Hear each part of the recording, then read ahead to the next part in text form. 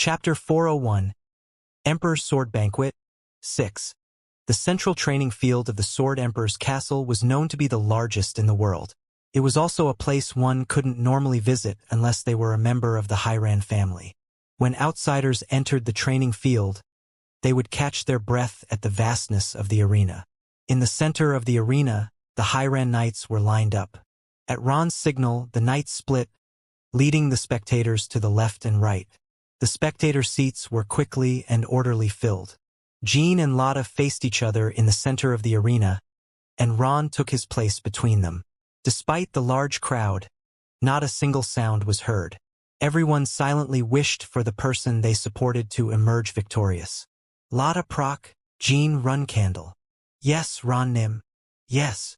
I don't know what dispute there is between you two, but as a senior warrior and the owner of the Sword Emperor's castle, I feel I must offer you some advice. Please go ahead. Refrain from incapacitating or killing your opponent. Anyone who violates this rule will face my sword. In reality, Ron was warning Lotta. Even those who didn't know the circumstances between them could tell that Lotta held a unilateral grudge against Jean. Murder during the banquet was strictly prohibited, even at run candle banquets. I'll keep that in mind. Victory brings honor, and defeat brings wisdom.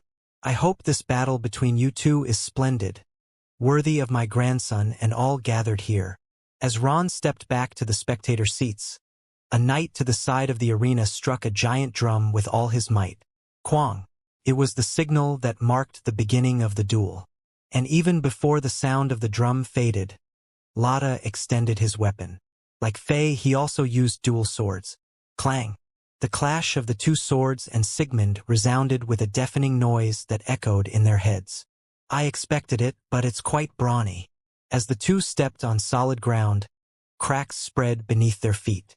Those among the spectators who hadn't anticipated such a powerful exchange from the start were quite amazed. I thought you'd show some moderation, especially considering you're my superior and have a great reputation, Jean commented. Well, I'm not the kind of man who likes to show that kind of courtesy to you. True, Jean replied with a smirk on his face. If we look at it purely from a martial skill perspective, regardless of age or fame, this seems to be the right match. Hearing this, Lotta couldn't help but feel a surge of anger. He had felt it the moment their swords clashed. The rumors about how you went wild in the Garden of Swords, they don't seem to be false. The blades of the twin swords, the phantoms, trembled in response to the formidable energy emanating from Jean. The shiver that ran down Lotta's spine from the sword's tremor was unsettling. He's strong. At first, Lotta had thought that Jean had just been lucky or that his own direct subordinates of the Phantom Legion had made some mistake, allowing Jean to survive. Even though his younger sister had secretly participated in the mission, Lotta had thought that as long as Grimmel was by his side, they couldn't fail. But that wasn't the case. In the first place, it should have been me or my direct subordinates in charge of this mission. Or maybe we should have gathered a team of mercenaries like Grimmel. Lotta had underestimated the weight of the title 12th flag bearer. Though not well known, Lotta had defeated other run-candle flag bearers in the past. Clang! The clash of the three swords continued to create explosive sounds. While Jin's strength was undeniable, that didn't mean Lotta's anger had subsided. He still believed it was impossible to lose to Jean. Throughout his life, Lotta had faced numerous formidable opponents and had never failed to overcome them. Enemies who seemed impossible to defeat had ended up kneeling before him. The future of the 12th flag bearer of Run Candle in front of him would be no different. On the other hand, Jean didn't feel as enthusiastic about facing Lotta. Even considering Ron's strict rule against killing opponents, Lotta's sword didn't seem particularly threatening, despite the constant approaches of Lotta's twin swords that grazed or came dangerously close. Have I been recently fighting only formidable opponents? Jean wondered. A little over a month ago, he had fought with all his might against the entire Run Candle clan. In that battle, Jean had narrowly escaped death several times, which meant he had broken through his own limits. In other words, Jin's sword had become more refined than before. He now possessed knowledge he wouldn't have attained. At his age, and even those who had reached the peak of their martial art would struggle to grasp its depth. It was as if he could predict the trajectory of Lada's sword movements in advance. It seems like the 12th flag-bearer of Runcandle has fallen behind, someone in the audience commented. It's still too early to say he'll surpass the leader of the Phantom Legion, another replied. Those who had little knowledge of martial arts guessed the outcome like this. However, the warriors who accurately discerned the course of the battle barely concealed their astonishment. While they exchanged divergent opinions, Ron remained confident. Is this really the level of the 12th flag-bearer? At this rate, the leader of the Phantom Legion will undoubtedly be defeated. In his eyes, Jean and Lada already lived in different worlds.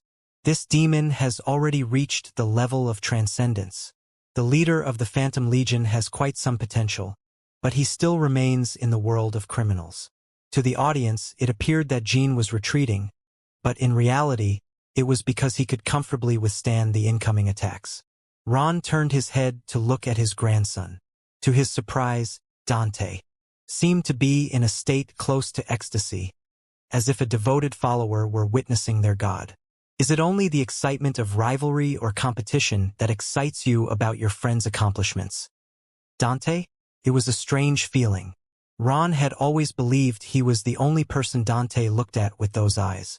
Indeed, during his childhood, Dante had always looked at Ron that way. He had considered Ron as the ultimate goal he had to reach. But at that moment, Ron suddenly realized the most significant difference between Dante and Jean. Jean Runcandle, unlike my beloved grandson, this demon, he doesn't have a final goal. He must have seen his father and the world's strongest knight, Siren Runcandle, merely as a wall. He probably believed that the extreme pinnacle he had to reach was somewhere beyond that. Realizing this, Ron felt chills run through his body. It had been a long time since he had felt such emotions while watching someone else's fight. Swish!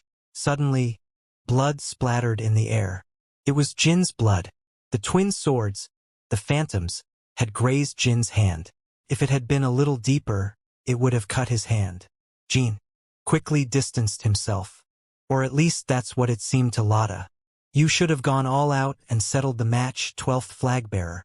The twin swords came down diagonally. Jean, already in a disheveled state, seemed unable to avoid the attack. Slash, or rather, he should have been cut. The moment the twin swords, the phantoms, grazed the empty space, Lada felt as if the world's time had stopped. Impossible. The distance was perfect. In the next instant, Lada saw a single point in his vision. It was the tip of Jin's sword. He couldn't comprehend when he had executed such a devastating thrust. It was beyond his understanding. Drops of blood splattered on Lada's cheek. He had turned his head at the last moment to avoid Sigmund's blow. That evasion alone was an astonishing feat for someone like Lada. But Lada knew. He aimed at my face on purpose, to avoid giving me a fatal wound.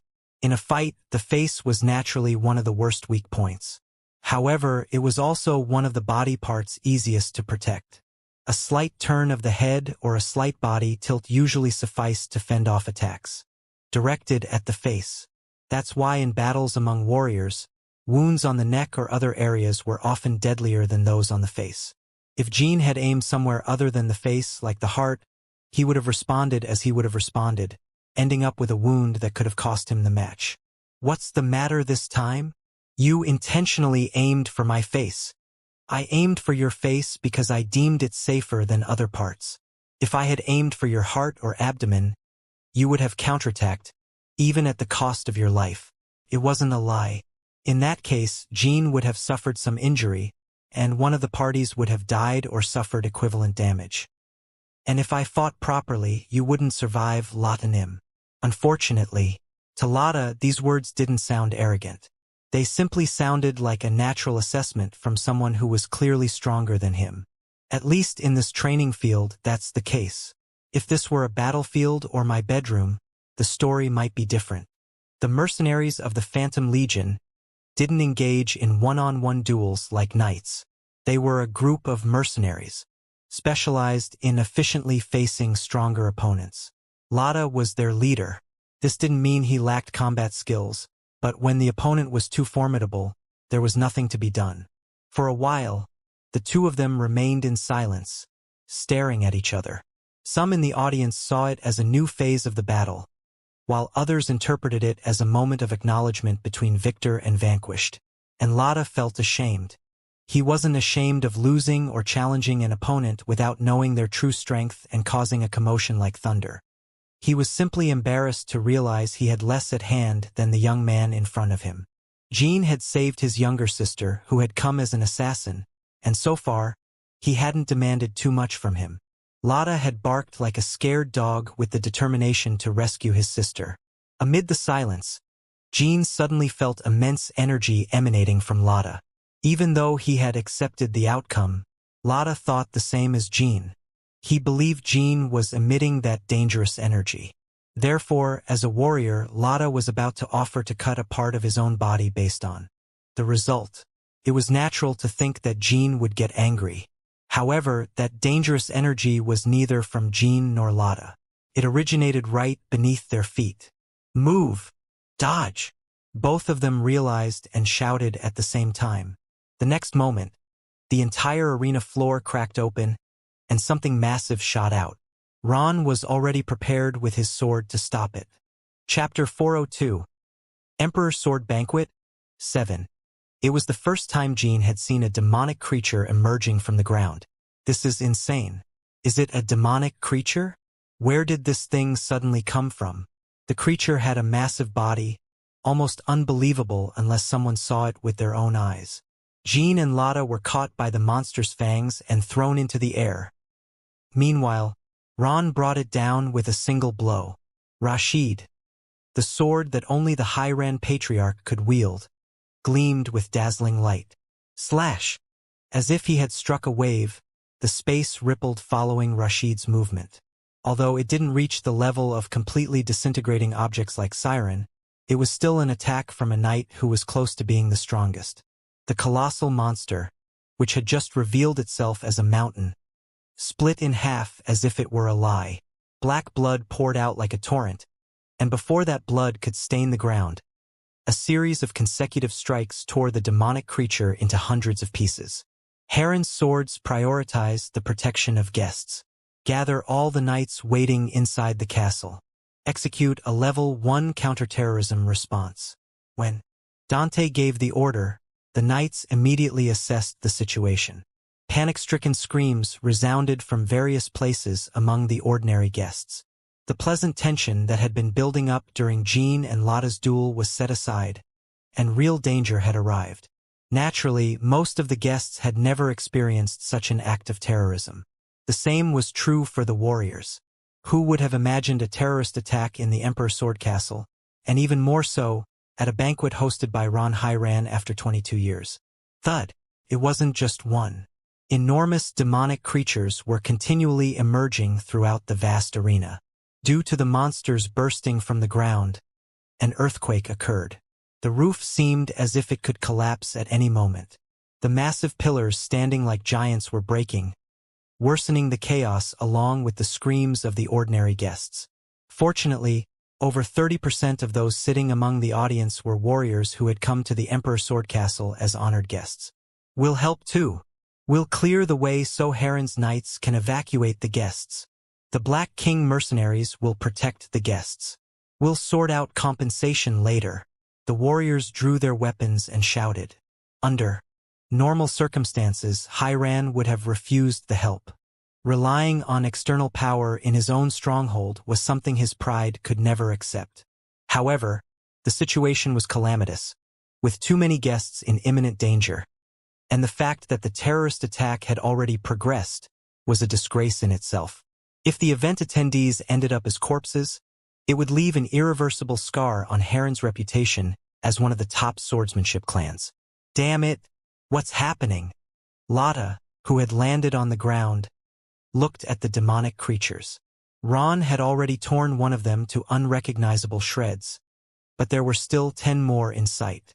And it didn't end there. A continuous and intense vibration could be felt from the ground. It meant that more creatures of that magnitude were relentlessly attacking High-Ran one after another. Dante, while breaking a second demonic creature to pieces, Ron called his grandson. Yes, grandfather. The knights can't gather in one place. These bastards have already spread outside as well. Exclamation point. As the future lord of the Emperor's Sword Castle, take responsibility and evacuate the guests. Among those present in the arena, only Ron was aware that demonic creatures were also spreading outside Emperor's Sword Castle. Just as Jean and Lotta were like beings from different worlds, he was an entity entirely different from all the warriors here. Dante nodded heavily. Is the outside being attacked too? The moment Ron mentioned the outside, everyone present in the arena thought of one thing: war. Someone had declared war on Hiran, or perhaps on Vermont, with this surprise attack. It was a scale that no one could simply dismiss as a terrorist attack. And the force capable of deploying such demonic creatures did not exist. As far as they knew, no one among those present knew of any current faction capable of using demonic creatures. In the first place, humans were incapable of controlling demonic creatures. If there was any possibility, it might have been Zippel. However, they had never used demonic creatures in war, and there was no apparent reason for them to suddenly attack Hiran. It looks somewhat like a demonic dragon. Could it be demons? Quicantel said, raising her protective shield. Both she and the dragons present in the arena, including Murakan, remembered the demons. Unlike the warriors, the dragons had memories of witnessing demons controlling demonic creatures at least once. Quicantel, don't you think these monsters are too crude? Although they possess an aura more powerful than even most high-level monsters, do you find them crude? It's not a matter of strong or weak, but the flow of energy feels strangely unnatural, as if someone forcibly created them. It's also the first time I've seen demonic creatures like these.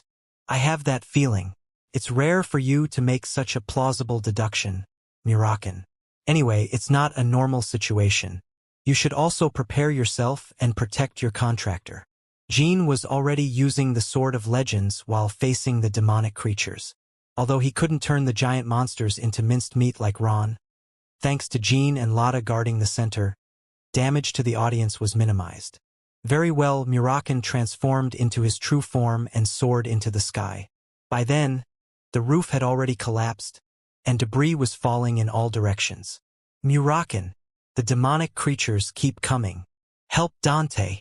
I am Murakan, Jean Runcandle's guardian dragon. I will protect you as per my contractor's will, so do not fear. Murakan's deep and ominous voice echoed as the sky darkened. The protective shield of shadowy energy, extended behind his two wings, covered the entire sky. From the banquet held in Vermont, numerous contracted mages of the Empire attended. Their guardian dragons also soared into the sky following Murakan. Murakan naturally became the center of the dragons. The dragons of other contractors were in awe of the awakening of this black dragon after 1,000 years and dared not display their majesty. Roar! The giant monsters extended their jaws toward the dragons. Mana accumulated in those jaws. It looked like a mana cannon, but the orbs gathered in the monster's jaws had the same effect. However, the problem was that the power contained in those orbs was different from typical mana cannons. It wasn't comparable to Kozek's mana cannons, but it possessed firepower that could be considered a calamity. A dozen giant demonic creatures were gathering mana in this way.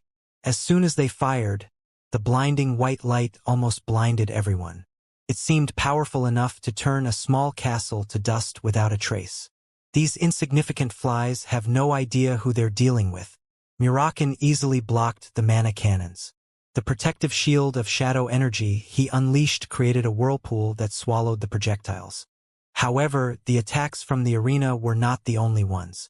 The demonic creatures outside were also firing mana cannons at the outer walls of Emperor Sword Castle. The shock waves from the crumbling walls spread inside, and from that moment, it became truly inevitable. Unless one was an omnipotent being who could control everything, there was no way to avoid casualties.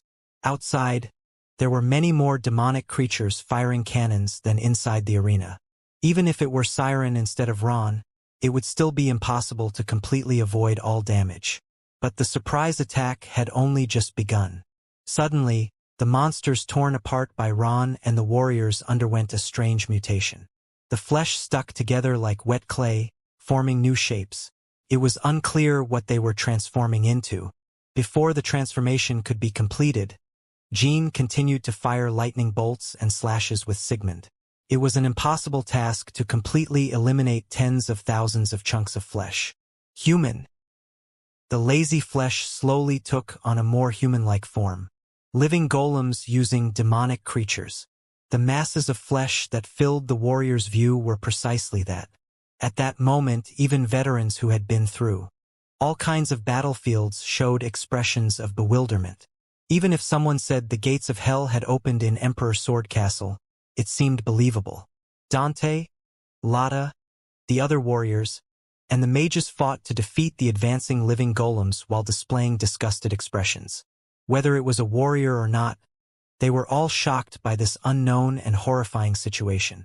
Among them, Jean had the calmest expression. This was not his first encounter with these detestable living golems. He even had a sense of déjà vu. Kinslow, Zippel, Vermont. These gigantic factions are creating living golems. Jean had personally confirmed the development of living golems by these three factions. At this moment, it was impossible to know which faction was behind this or what the reason was for attacking Hiran. One thing was certain. Regardless of which of the three factions was responsible, Hiran would suffer a severe blow. Jean felt as if he had been struck by lightning. Of all times, the attack had to happen while he was sparring with Lotta. The once beautiful and pristine central arena of Hiran was no longer recognizable. It was now filled with twisted living golems and gigantic demonic creatures. Crunch! Finally, the entire wall on the other side collapsed, revealing the outside. What lay beyond was a battlefield even more chaotic than the arena. Knights and dragons stood firm, but human corpses were scattered everywhere. They were the corpses of servants and regular soldiers. The casualties were also increasing within the training field. On reflex, Jean turned his head and scanned the area to locate Baradin. Jean had not yet seen Baradin's magic. It worried him. He couldn't help but wonder if Baradin, whose mind might have been manipulated, was orchestrating this attack. If it was the Baradin he knew, then he should be tirelessly working to save people in a situation like this. But it wasn't a situation where Jean could confirm Baradin's whereabouts calmly. The number of living golems continued to increase, and Jean had been continuously breaking through their encirclement. Every time Sigmund released lightning, the living golems were swept away in piles. Jean continued to slash and cut them, but there was a moment when he came to a sudden stop. Among the remains of living golems and the bodies of demonic creatures, he spotted some familiar figures dressed in plain gray robes. A group of people wearing gray robes without a faction. As soon as he saw them, Jean felt a chill down his spine because those gray robes belonged to the Spectre Corps. Chapter 403, Emperor's Sword Banquet, 8. Very few people knew what the gray mantle symbolized. The Spectre Corps was not like the Black Knights of Runcandle, a group of warriors that openly revealed themselves to the world. The gray-robed figures remained amidst the monsters, watching as the Emperor's Sword Castle crumbled. It seemed as if they were waiting for the central training field's walls to collapse. Slowly, they approached the central training field. Are they waiting near the Emperor's Sword Castle and came to escort Baradin? It was possible. However, Jean couldn't help but feel a strange unease after seeing them. Somehow, it seemed like they were in control of demonic creatures and living golems. It was more than just a feeling of unease. He quickly realized that the living golems were moving away from the direction they were walking. Ron had an indifferent expression even as he saw this. It didn't come from indifference but rather from the composure of a warrior who had reached the peak. Woong dash. Red-colored mana accumulated in the staff of the gray-robed figure. Jean had personally experienced that magic in Baradin's village, near the end of his days as a provisional flag-bearer. Those who call themselves conquerors seem willing to unleash even the red abyss just to capture a simple brat. The old Spectre Corps would roll in their ugly graves. At that time, Misha had told him that the name of that magic was the red abyss. Large red spots began to spread across the aura-saturated sky. The Red Abyss, a great chain magical spell that could be called the final movements of the Spectre Core, had also faced off against the shadow energy of the Black Dragons at that time. That day had been one of the most dangerous moments in Jin's life. That's why he remembered it all vividly. The blood-red swords and chains raining down from the red-tinted sky, the feeling of his palms tearing as he deflected them. And there was one thing Jin remembered clearly. It's strange. Each of them is supplementing the mana to complete the magical spell. Jin had felt it while reading the flow of the Red Abyss used by the 15 members of the Spectre Core. Based on this fact, Jin had an intuition that the Red Abyss required a larger number of participants. But the mana flow of these guys is too clean. The gray-robed figures who had come to Emperor Sword Castle were only 6. Even 15 struggled and clumsily cast the spell, but these 6 executed it perfectly. According to Jin's knowledge of magic, this was undeniably impossible. At first, Jin thought they had used the Red Abyss of the Spectre Core, but upon closer examination, it seemed similar but clearly different. It's not the Spectre Core. These 6 are incredibly skilled at imitating the Spectre Core and their magic sight spell. Jin was the only one who saw it clearly. First of all, there were very few warriors who knew about the existence of the Spectre Core. Moreover, none of them had first-hand experience with the Red Abyss. There was a possibility that Zippel might attack Hyran, but using a combination of the Spectre Core and demonic creatures was out of place.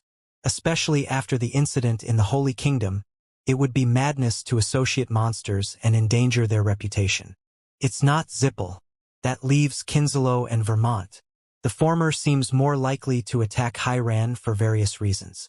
It's strange to think that the Emperor would orchestrate something like this just to undermine Ron Nim's authority. Kinslow. Jin felt irritated by what these people might be plotting this time. There had to be a reason for them to stage such a clumsy act, pretending to be Zippel's secret mage unit. The magical spell of the gray-robed figures resonated in the surroundings. Red swords and chains made of mana rained from the red spots in the sky. It may not have matched the Red Abyss of the genuine Spectre Core, but this spell, also a great chain spell in the hands of mages of equal caliber, contained terrifying destructive power. Murakin and the dragons couldn't stop it all.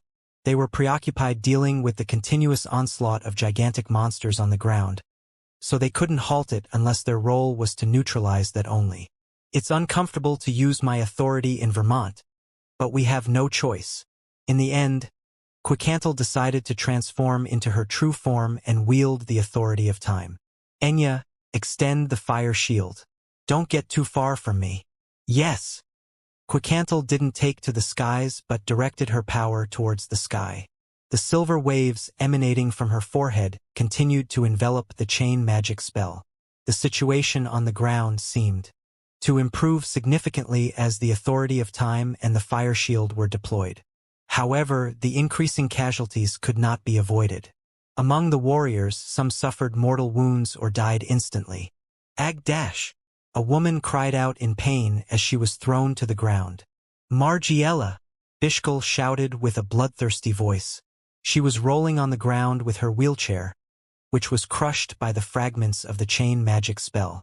Bishkal had been fiercely attacking anything that threatened her sister since before, whether it was the flesh and bones of the monsters, mana cannons, or the chain magic spell, showing no mercy to anyone who posed a threat. Bishkal didn't harm everyone, but for those who indiscriminately attacked her sister to the point of being a threat, she showed no mercy.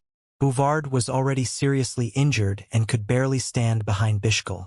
In the midst of the chaos of slashing monsters, Jean happened to see that scene. Strangely, seeing Margiela in such a precarious state turned his doubts into certainties. But it seemed that Margiela didn't care if she got caught. In fact, she was confident that Jean had already identified the culprit. When their gazes met, Margiela said through lip-reading, "You'll benefit a lot from this, Jean Nim." Jean could read it clearly. Margiela's confident look indicated that Kinslow had already achieved his goal. I see. Kinslow doesn't care if we discover that those who imitate the Spectre Core are not Zippel's people. Jean looked around as he thought about this. Discomfort sent shivers down Jin's spine, but he couldn't confront the situation right there. The number of colossal monsters emerging from the underground showed no signs of decreasing. Crack! With a roar, the ominous sound of the ground collapsing resonated all around, creating pits in all directions. People fell into these newly formed pits, leaving behind long screams. However, the brave efforts of the knights of the Emperor's Sword Castle and the warriors had not been in vain. More than half of those who had been in the central training field had managed to escape.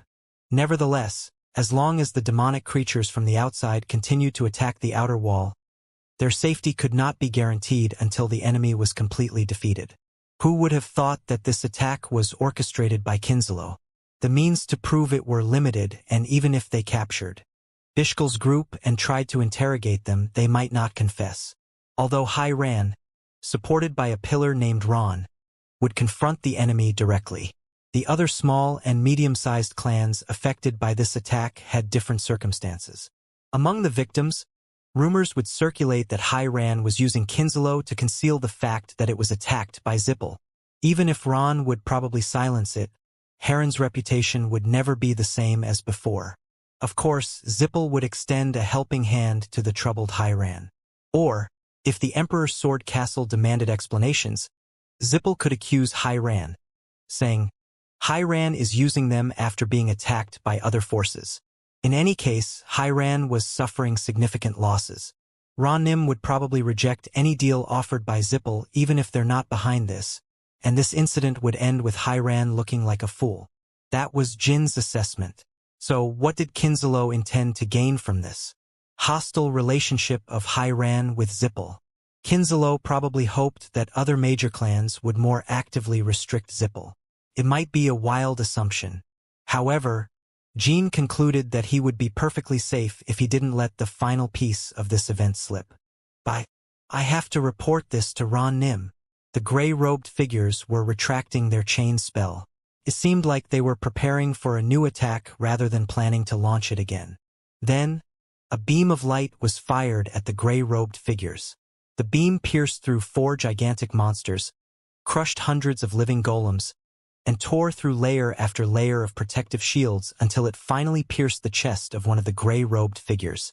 The gray-robed figures, now reduced to 5, dispersed and began to re-establish their protective shields. Do you think you could deceive me by wearing those gray robes? I've heard that those guys are Octavia Zippel's subordinates. Despite having already killed more than 100 gigantic monsters and thousands of living golems, Ron's energy continued to grow. To Ron, the number of demonic creatures and living golems made no sense, like grains of sand in a storm. However, there was a reason he couldn't just end the situation. The guests who had arrived at the Emperor's Sword Castle were being held hostage. Ron felt his insides boiling for the first time in a long while. The anger surging within him was even more intense than when he recognized his defeat in the competition against Siren. Ran, you're mistaken. Deceiving you was never part of our plan from the beginning. Whatever your plan is, I'll make you spit it out bit by bit as I crush your mouth.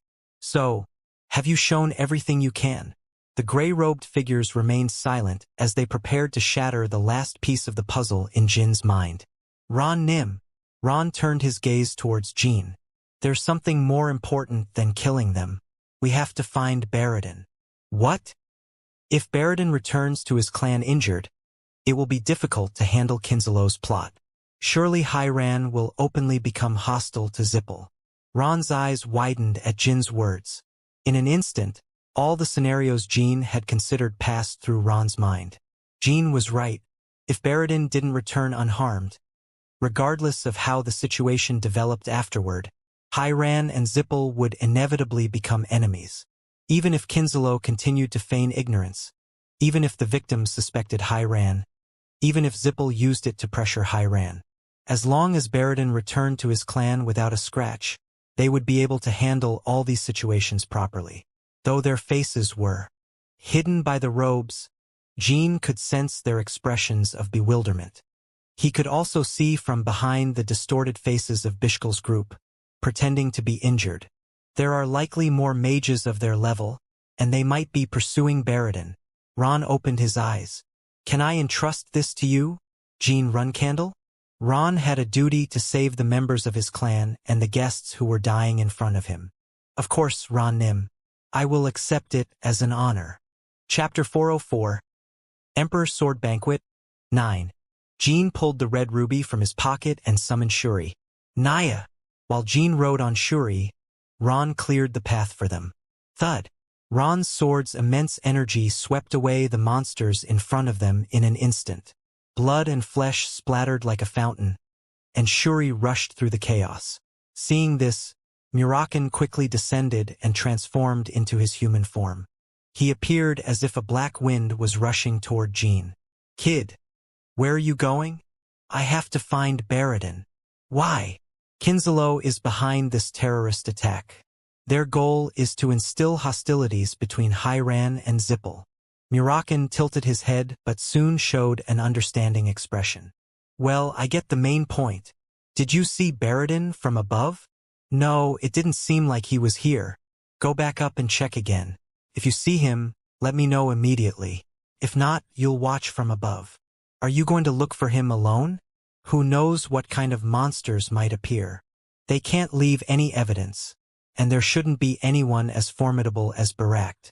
If I find myself in a situation I can't handle alone, I'll send a signal. Understood. Muraken returned to his true form and ascended into the sky. After observing for a while, Muraken was unable to find anything. It meant that Baradin had already left the battlefield. There were also terrorist forces mixed among the audience. Baradin must be avoiding them. Who were the ones sitting near Baradin? The masked royalty was the closest.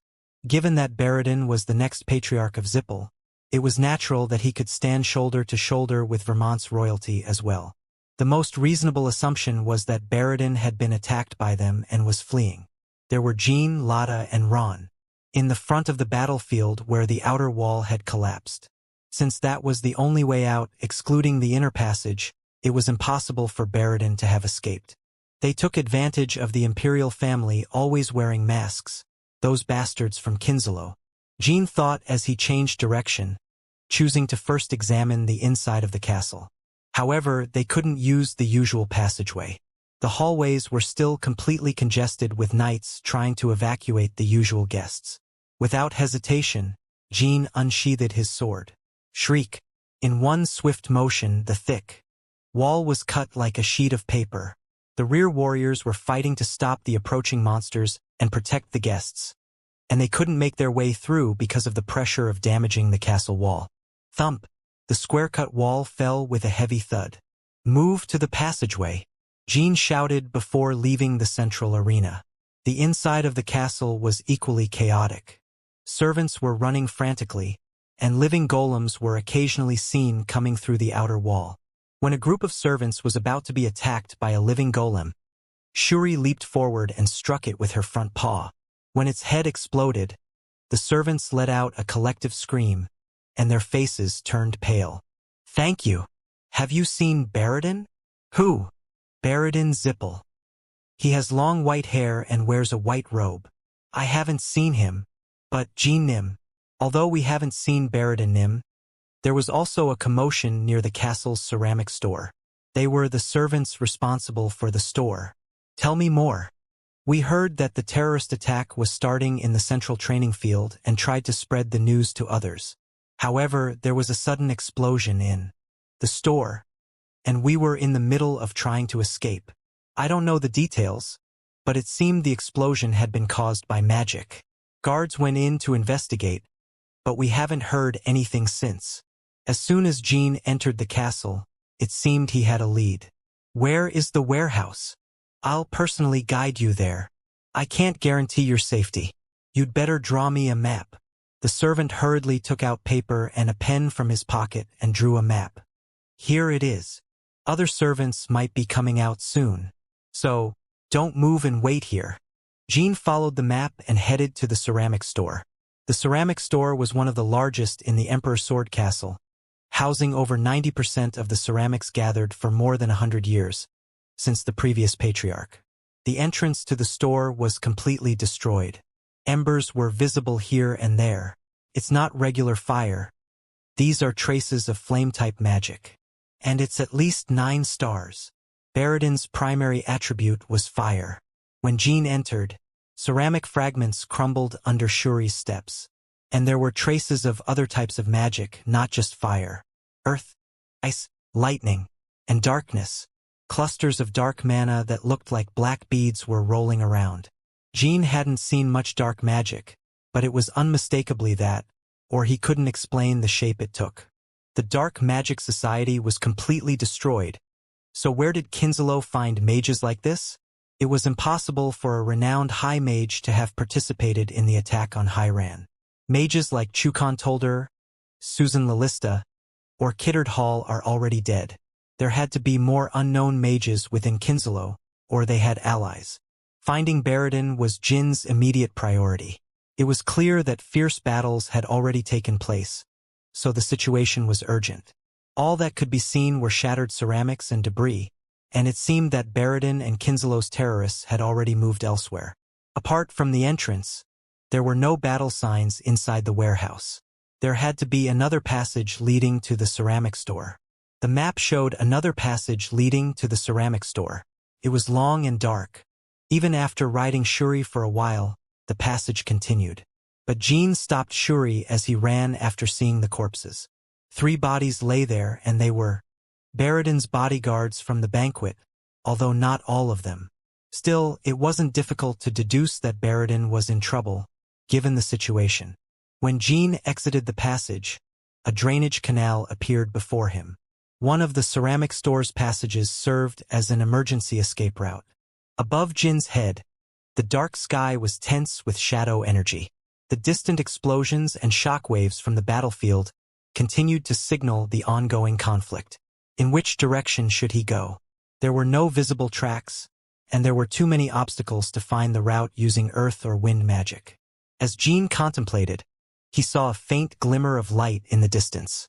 It was a familiar light that appeared when the flame orb erupted, and it was unmistakably Baradin's magic. And as soon as he saw that magic, Jean was certain that Baradin was already injured.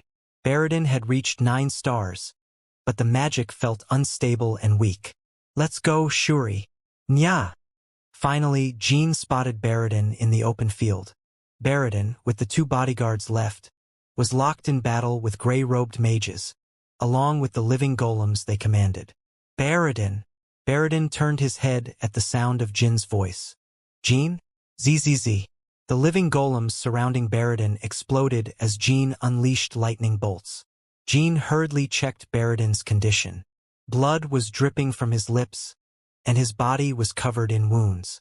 Fortunately, there were no fatal injuries, but the bleeding was severe.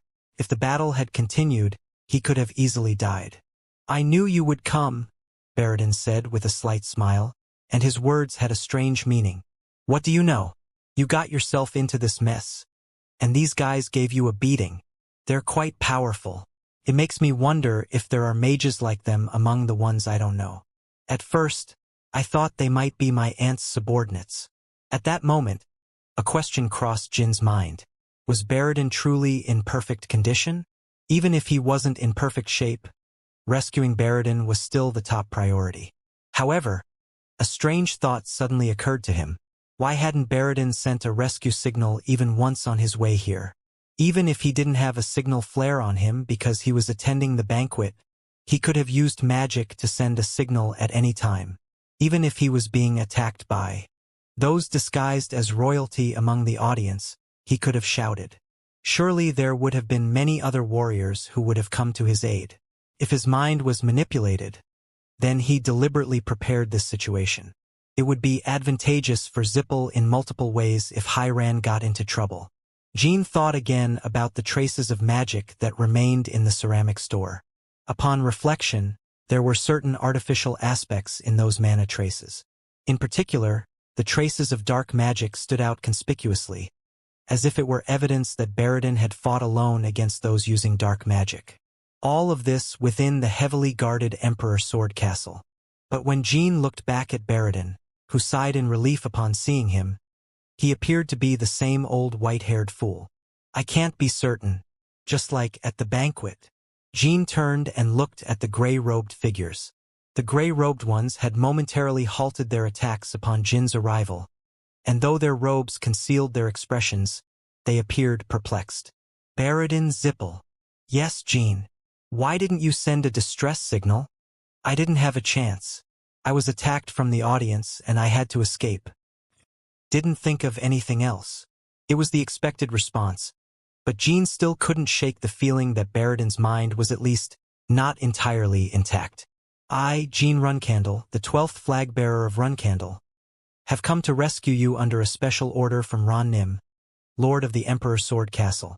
Make sure to remember this fact. Understood. I understand. I am in debt to Ron Nim. Your escort guards are recovering. I will take care of these bastards. As Jin increased his energy, small stones from the field began to float in the air. The gray robes also began to release their mana once more. They definitely weren't at the Spectre Core level. Although they didn't reach the Spectre Core's level, they were still skilled mages. If their true intent were to kill Baradin, they would have attacked him within the Emperor Sword Castle. They intentionally sent just enough for Baradin to barely escape. If they sent 4 mages because they believed Baradin could handle himself in a fight, it means they are too insignificant to pose a threat to Jin. Jin only needed to be cautious of the dark magic. Don't even think about coming out of this alive. As Sigmund started to shine, mana swirled and accumulated in Jin's palm. It was the legacy of the Archmage Kittard Hall Reverse Sky. Chapter 405. Emperor's Sword Banquet. 10. Ding! The mana accumulated in Jin's palm swirled into a sphere and emitted a sharp sound. The figures in gray robes immediately recognized the magic and hastily deployed a protective shield. The reverse sky sphere shone like a moon under the dark night sky. Bolts of lightning also rained down around the sphere. The lightning relentlessly struck the protective shield of the gray-robed figures. Normally, the power of the lightning from the sword of the reign of the King of Legends wouldn't have been able to penetrate the shield of the gray robes. After all, they were also great mages. However, the problem was the power of reverse sky. The strongly held shield seemed as though it could crumble at any moment. Moreover, the lightning was not meant to break the shield but rather to disrupt their vision. Crack! The lightning against the protective shield dispersed and disrupted the gray robe's vision. Therefore, they couldn't easily follow Jin's movements. Kea! The living golems charged at Jin. Each possessed considerable strength, but it was pointless if they couldn't reach him. The charging golems lost their balance due to the suppression lightning. Jin didn't waste the opportunity and quickly spread his sword energy in all directions, instantly killing them. Jin's close combat abilities were on par with those of superhumans, and his magical capabilities were so advanced that it wouldn't be an exaggeration to refer to him as a great mage. Such crude living golems couldn't pose a threat to Jin. Is this also Joe's doing? Jin asked as he focused the reverse sky mana towards the gray golems. Cole Joe is Ralt Joe's older brother and the leader of the Dark Magic Society. He had created living golems called Legend Type, imitating the Legend Tribe. These were much less sophisticated than living golems of the Legend Tribe type. They probably wanted to hide that Kinzalo was behind the terrorist attack, and they must have deliberately sent these golems. The gray robes didn't respond but concentrated their mana. There was something else that Jin was truly curious about. How were so many living golems created, and for what purpose? Especially because they seemed like mere disposable items. The living golems in this plane numbered around 300, and those he had seen in the Emperor Sword Castle undoubtedly exceeded 10,000. At least 10,000 humans had served as material for these living golems. And there was a high chance that this wasn't even all of it. Someone is helping Kinzalo gather humans. Gathering such a number of humans on their own would be difficult for Kinzalo. It meant that there were sponsors at least at the level of a high-ranking feudal state or even a kingdom. In those days, Kinzalo could barely gather thousands of humans with the support of the Holy Kingdom when the headquarters of the Dark Magic Society was in Oterium. If possible, I'd like to capture them alive and find out, but I don't think they'll give information due to torture. They probably have means of committing suicide. Whoosh! In the blink of an eye, Jin had broken through the shields of the gray robes. The gray robes couldn't perceive Jin's attack because the lightning had obscured their vision. The sword rebounded, but the shield also shattered. Fragments scattered, and Jin adjusted his posture and thrust Sigmund forward. He felt the familiar sensation of flesh and bone being sliced by the sword. Jin had pierced the shoulder of the forwardmost mage, but other mages were casting attack spells behind him. There were two types, a mana bolt and an ice sword. Jin dodged the mana bolt and extended the energy of his sword to block the ice sword. Shattered ice fragments scratched Jin's cheek and splattered drops of blood. But at that moment, the gray robe whose shoulder had been pierced found death. The sword energy that had deflected the ice sword had torn through his entire body. 3 left. The hood of the fallen gray robe was torn off as he hit the ground. Jin would undoubtedly recognize his face as that of a mage of this level, but it was the first time he had seen them. He couldn't say if they were disguised by Bouvard or by a mage who had been active in the shadows. The reverse sky sphere was spinning faster and faster. The mage who had cast the ice sword was spitting blood, and the other two started restoring their protective shield. They were about to fall into mana backlash. Seemed like the fight could easily end. Although the gray robes were great mages, they weren't familiar with fighting against magic swordsmen like most people in the world. Even the best martial artists found it impossible to control the distance in close combat with Jin. Furthermore, the mages had few options to face Jin. Without the reverse sky, they might have been able to create distance using a different type of magic, but they couldn't find the opportunity to cast different spells while maintaining their protective shields. The living golems continued to obstruct Jin, but each time they got close, they were swept away like fallen leaves. Damn it! The remaining 2 gray robes were also succumbing to mana backlash. When mana backlash began, even Jin's combat ability decreased drastically, not to mention the gray robes. Why are you in such a panic? Did you think you could attack the Emperor Sword Castle with just this? I thought you had come prepared to face death. The reason why the Emperor Sword Castle fell into chaos after this attack was mainly because it was a terrorist attack. The gray robes, the gigantic monsters, and the living golems were not weak and could deliver a catastrophic blow to a small or medium-sized country with just them. However, facing the Emperor Sword Castle in a formal battle, especially one with Ron Hyran, was an impossible task. If it weren't for the fact that it was a terrorist attack, not a frontal assault, they would have been killed by Ron's sword before even getting close to the Emperor Sword Castle. They would have become corpses at the hands of Heron's knights without Ron even having to appear. Even without considering Vermont as their sponsor, Hyran is one of the most powerful clans in the world. While Sigmund traced its path, the right arm of another gray robe was severed. The blade didn't reach his head only because of the protective shield, but the fact that he was going to die was unchangeable. Jin was getting more and more relaxed, while the mages were continuously caught in a desperate situation. Furthermore, the mana of the reverse sky had reached its peak. The wrinkles forming on the mages' hands were visible through their gray robes. It was a common occurrence when someone tried to forcibly stop the backlash, and if it continued for a while, their bodies would wrinkle and blood would flow from all the holes in their bodies. The faces of Baradin's guards paled as they watched this from behind. In a way, they felt distant from their lord. Having to compete against someone like this. Although there seemed to be some sort of friendship between their lord and Jin, both were ultimately archenemies. Jin could face the mages, but in this situation, he might change his mind suddenly and drive his sword into their lord's neck without hesitation. In fact, from the guards' perspective, it would be more beneficial for Jin to kill Baradin and themselves. Although they had received special orders from Ron to save Baradin, Jin didn't have to follow them. After all, there were no witnesses. If it had been another run candle, there would have been no one to save Baradin. As if he were reading those thoughts, Baradin made eye contact with his guards. Jin is not that kind of man. Relax and wait. Crack dash. Now, the gray robes screamed each time lightning struck. They couldn't withstand the shock even if the lightning hit their protective shields. There was no need to use the sword of legends or the techniques of the battle god. Jin was leading them to their death with just his sword and magic. Their breaths became ragged, and it seemed like they might collapse at any moment. Jin coldly stared, at their shattered protective shields. It was time to end this.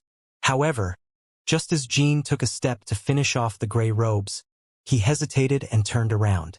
Suddenly, a powerful and familiar aura spread from behind. Whoosh! In an instant, the area was illuminated by a bright light. When Jean turned to look, he saw the Emperor's sword castle covered in thousands of lightning bolts. It wasn't like the lightning tsunami Jean had caused in Run-Candle, but it was on a scale that couldn't be explained even by 10-star lightning-type magic. What was even more astonishing was that this thunderstorm wasn't produced by a magical spell. My brother's power? The power of the legends, the most powerful warrior race in history. The electric storm ravaging the Emperor's sword castle clearly resembled that power. Slightly different but so similar that even Jean could have been mistaken. Jean suddenly recalled the living legends-type golems. Does this mean that Cole Joe has completed the living legends golems? Even if it's complete, I thought they had sent other failed living golems to hide the fact that Kinslow is behind all of this. GG. Amidst the sudden change in situation, Jean heard an unpleasant laugh. It was the laughter of the dying gray robes. Monsters like you have always made what we've dedicated our lives to seem insignificant. That's why we decided to become monsters ourselves. You, who were born a monster, will never understand the desperate choices we've made until you die.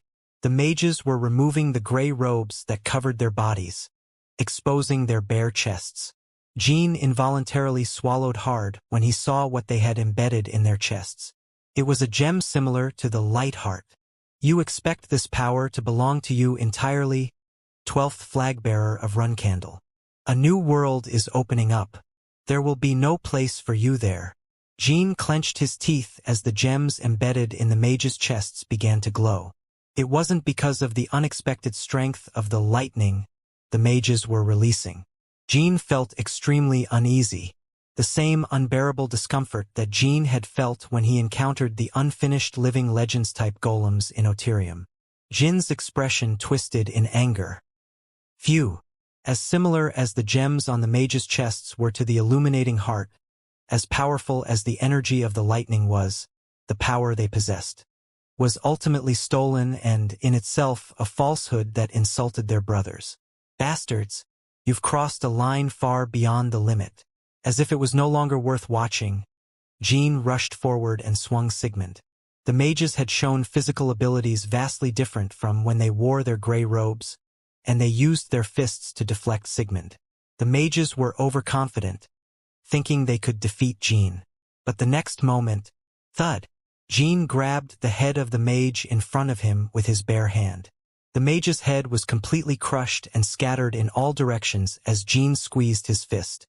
Chapter 406. Emperor's Sword Banquet, 11. Even with its head destroyed, the Legends Golem remained standing. It even swung its lightning-wrapped fist at Jean. Jean spun Sigmund and struck the Legends Golem's fist with the hilt of his sword. The Legends Golem was vulnerable when its fist sank down, and Jean thrust his sword into the opening. Slash!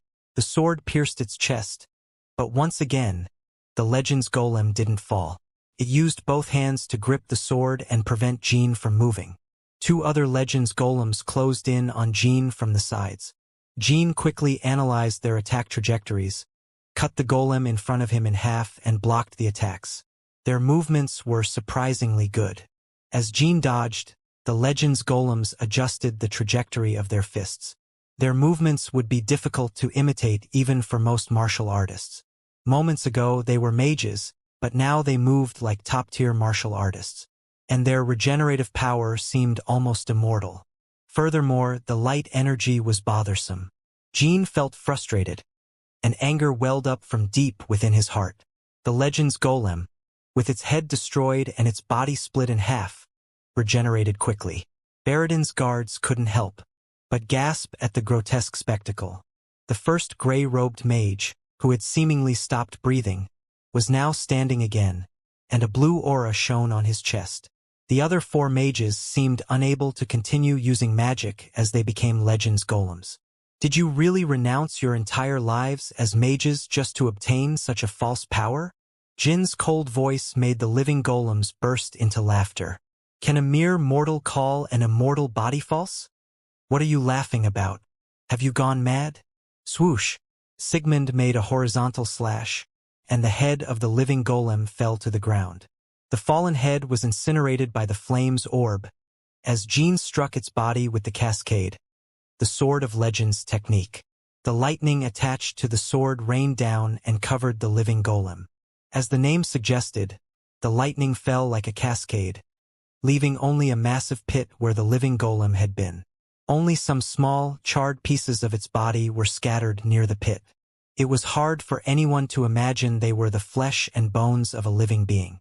However, Jean had a hunch that this was not the end, and the Legends golems did not seem to lose confidence.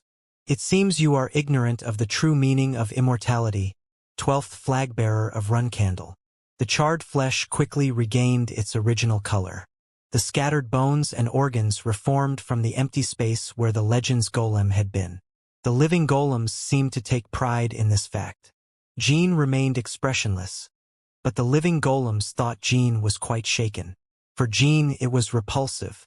It sent shivers down his spine, as if a cockroach had suddenly appeared on his bed, and he had instinctively crushed it under his feet. He struck the regenerating body with lightning again. Without any other Legends golem defending, the body once again scattered in all directions. And once more it regenerated. By then, the Legends golems were more than proud, and their expressions were intoxicated with victory.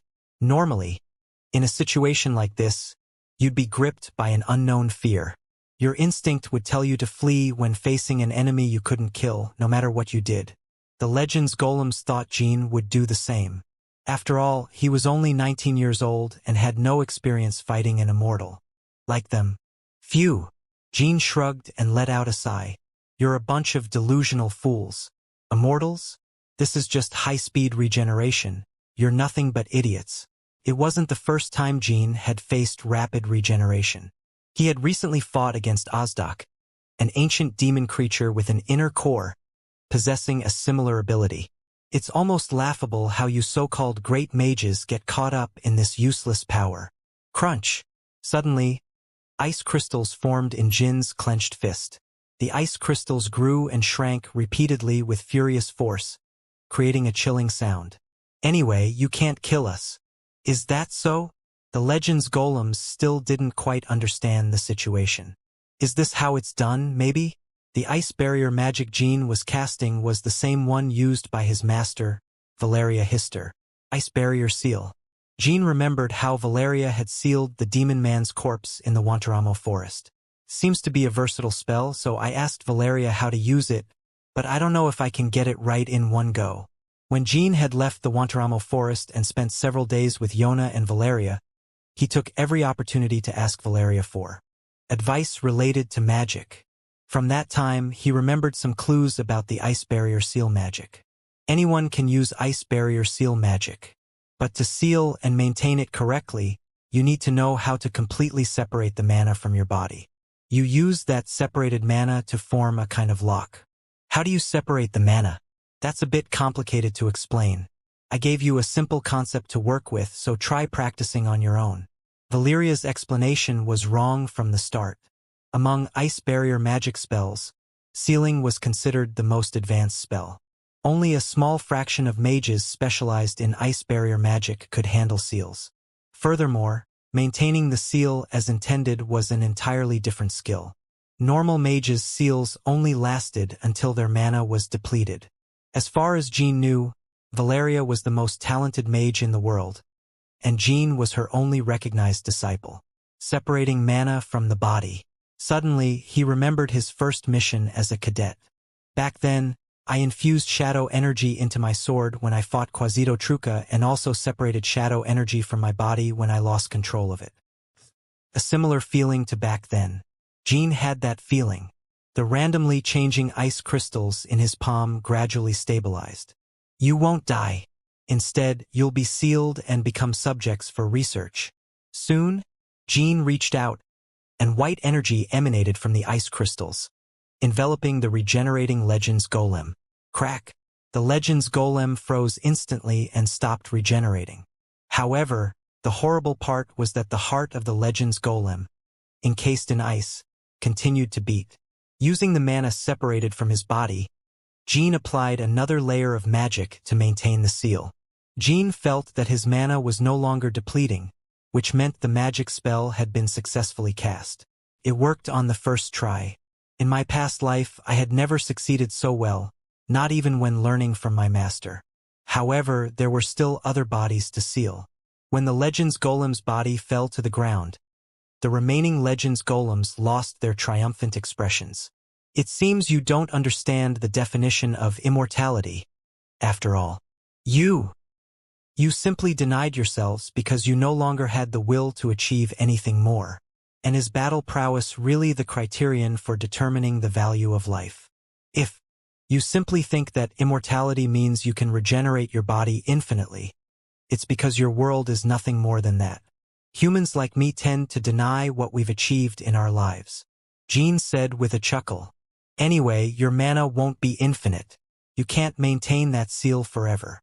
You're still mistaken. It can be maintained. I don't need to do anything. I'll cut it into pieces and seal it. Then I'll hand it over to the mage researchers. From then on, they will maintain the new seals. In an instant, the legend's golems felt their immortality slipping away. Just as Jean explained, once placed in the mage research laboratories, the inability to die as they desired became a bitter curse. One of the legend's golems who especially feared this reality was the first to turn around and start running. They were trying to escape. Where do you think you're going? A burst of energy from Jin's sword pierced through its two legs. Though their regeneration was swift, they couldn't recover their fear-filled hearts along with their bodies. Their regenerated legs refused to move due to fear. Meanwhile, the random lightning attacks posed a threat not only to Jean, but also to the other golems. Tisk! While the other golems dodged the lightning bolts, Jean skillfully positioned himself between them and swung Sigmund. It didn't take long to cut them into suitable pieces for sealing. It's even more bothersome when it's a mage. As he watched the random lightning rain falling indiscriminately, he couldn't help but feel bitter. The fact that so many powerful figures in the world had fallen for Kinslow and Zippel's empty promises. Cracklu! Soon, all the legend's golems lay on the ground, sealed within Jin's ice barrier seal. Hey! Jean turned around and called Baradin's guards. Guards, return to the Sword Emperor's castle on your own. I'll take Baradin with me. Shuri, pick them up. Naya. Shuri swallowed the entire seals, and Jean reached out to Baradin.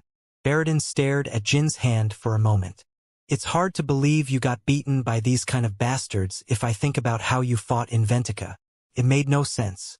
From the beginning, he didn't ask for help, and the fact that Baradin had been brought to the brink of death by these guys.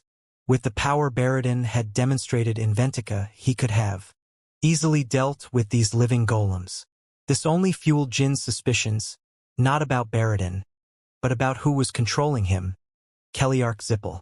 At that time, I wasn't myself, Jean. You can still do it. The proposition I made to you back then still stands. I want to make you a proposition. What is it? Leave Zippel. Jean made this proposition to Baradin when he visited his mansion during his days as a provisional flag-bearer.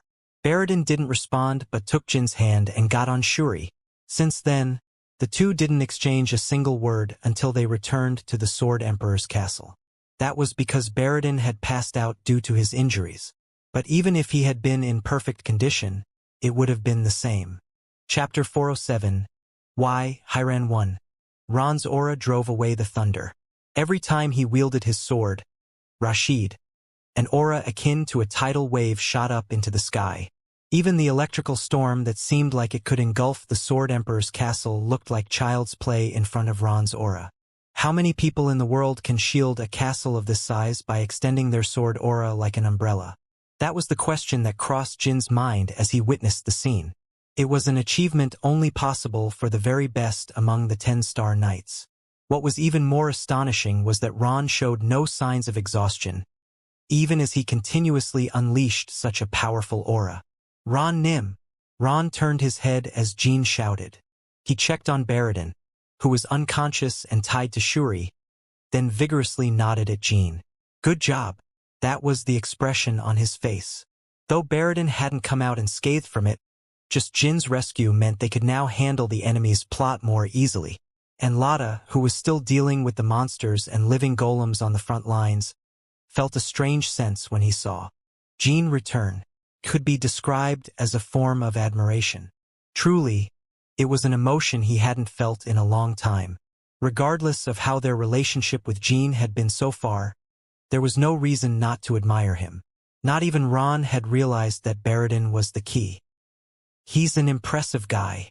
I never thought the day would come when Lotta Proc, humanly, fell in love with a man. Shuri jumped after stepping on the giant monsters and landed beside Ron. I don't know why I had forgotten about this guy. Is he severely injured? His life isn't in danger. All right, I'll give him a proper compensation when all this is over. Those pieces of ice.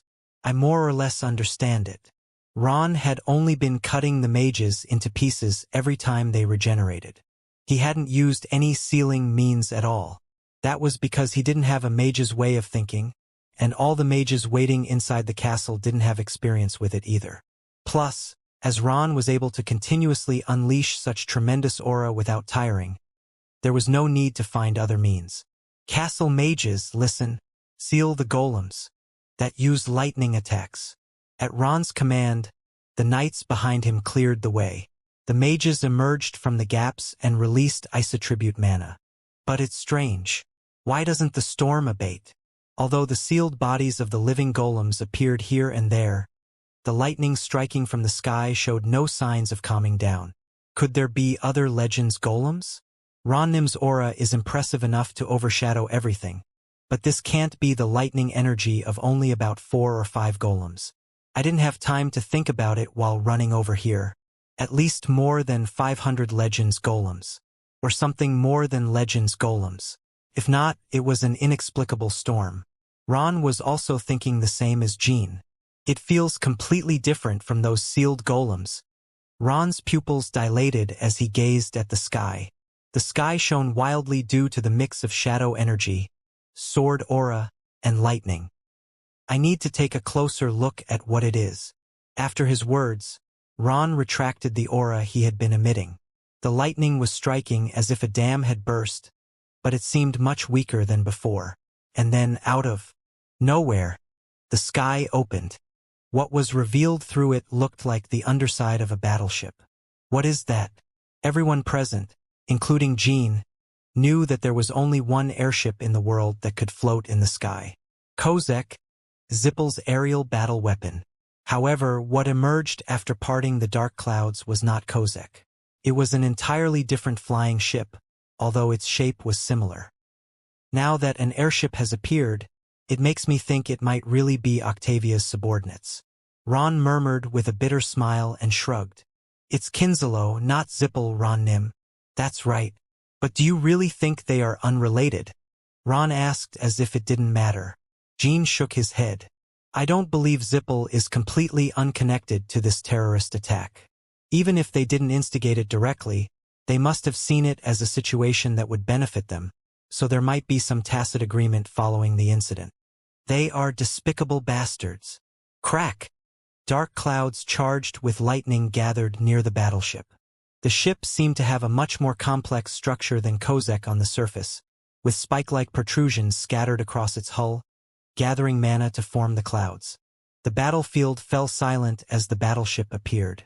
Rampaging monsters came to an abrupt halt, and martial artists stared at the ship with vacant eyes. Most of them felt instinctively overwhelmed. It was a natural reaction, considering the giant monsters and living golems emerging from the ground, followed by Legends golems and now a flying battleship. Jean turned his head and exchanged glances with Mirakan and Quicantel. Their reactions suggested they had never seen a ship like this before. Ron was the only one who remained undisturbed. State your name, intruder. It was a voice full of profound energy. Though spoken calmly, Ron's voice resonated and reached the ship. Finally, familiar faces appeared at the front of the ship. He is Barak Sidricker, the great warrior of the White Wolf tribe, the chief of the Sidricker tribe, the master of the Roskilde Great Plains, the absolute ruler of the Antimac Mountains, and the man introducing Pact was indeed Cold Joe. Cut the crap, Joe. Well, in that case, let me skip some details. He is the commander-in-chief of our Kinslow. This time, deciphering the plans of these people proved more challenging for Jean. Not only did they carry out the terrorist attack, but they openly admitted to being responsible, which was unexpected. However, in the next moment, the most surprising statement came from Joe. The reason we brought the Grineal battleship to the Sword Emperor's castle is to rescue our vice leader and his little sister. Crazy bastards. Jean couldn't help but think the expletive. Did they carry out the terrorist attack and now claim they came to rescue Bishkal and Margiela? Jean couldn't easily grasp the motives of these people this time. It was excessively audacious and simplistic, to the point that one might wonder if they were even doing calculations before taking action. Did they orchestrate the terrorist attack, deliberately causing harm to Bishkal and Margiela, and then use it as a pretext to claim they weren't involved in terrorism? Naturally, it was incredible. But, on the other hand, it was plausible. It was well known that Bishkal cared for his sister more than anyone in the world. No one would have thought that Bishkal would orchestrate a terrorist attack using the security of his sister as leverage. Above all, there was no evidence. Although the Grineal battleship could use lightning attacks through mana, except for conviction, there wasn't a single perfect piece of evidence to prove that the Legends golems, living golems, and monsters belonged to Kinslow. Or maybe Ron Nim decided to label them as criminals based solely on conviction.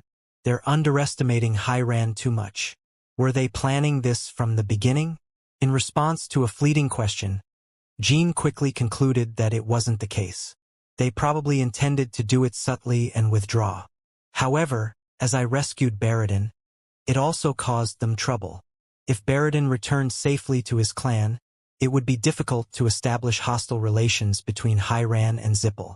Ironically, as Jean rescued Baradin by Ron's order, it didn't give them a reason for hostility. Although their plan failed, there was only one reason for them to show up without even thinking about it. Kinslow was determined to deal a significant blow to Hyran in one way or another. Since they lost the pretext for creating hostile relations with Zippel due to my actions, they might as well trample over Hyran themselves. Otherwise, Pact and Joe wouldn't have appeared and provoked Ron like this. The actions Pact and Joe were demonstrating weren't any different from saying, "Let's have a fight." Ha ha ha. Ron burst into laughter. Even the Emperor uses his own voice when he wants to speak with me. Besides, I didn't expect someone to belittle me in the Sword Emperor's castle. Descend, Beastman. Hearing that, Pact chuckled. What will you do if I refuse, human swordsman? I will make you descend. Ron didn't demand explanations from Pact and Joe about the current situation. Why they had attacked the Sword Emperor's castle, what this whole plot was about. Those were questions to be asked when there was room for conversation. Ron had also made a decision. He was going to wage war against Kinslow. They believed they could toy with Hyran at will. It's impossible for Ron Nim not to know this. Despite that, there was no way to withdraw from this situation. If Ron were to retreat now when Kinslow had come out like this, Ron's prestige in Hyran would never recover. From the moment the Grineal battleship appeared, everyone present began to have the same suspicions about Kinslow. Although they hadn't discussed it, they all seemed to be in agreement. Rashid's sword gleamed. I will give you a warning only once. Descend immediately and show some respect. I clearly stated my purpose. To deliver Kinslow's vice leader and his younger sister. Isn't your life precious to you? The raised sword aimed at the battleship emanated its aura. Ron's sword aura instantly bathed the entire area in blinding light. The Grineal battleship seemed to be completely submerged in the light, as if it had fallen into the sea. Everyone held their breath, waiting for the light to dissipate. Although Grineal was a battleship on the same level as Kozek, it didn't seem like it could withstand such an attack. It was a blow delivered with the utmost sincerity. It was the sword wielded by the 10-star knight, Ron Heron's sword aura striking the battleship, and surprisingly, the Grineal battleship remained unscathed. Ron Heron's pupils trembled slightly. Grineal still floated in the sky just as before. If you truly want to fight me, how about both of us find a more suitable place, human swordsman Reincarnation? If you and I fight here, not a single member of your family will survive. Chapter 408. Why, Hiran 2. All the warriors who witnessed this scene couldn't help but be surprised. Many of them were so astounded to see Granil without even a scratch that they fell momentarily silent.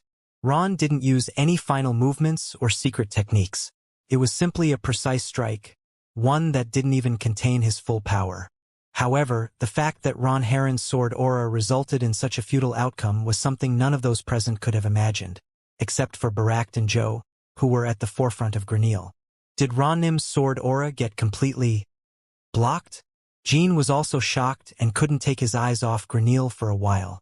They used a protective shield, surrounding the entire helmet and seems transparent.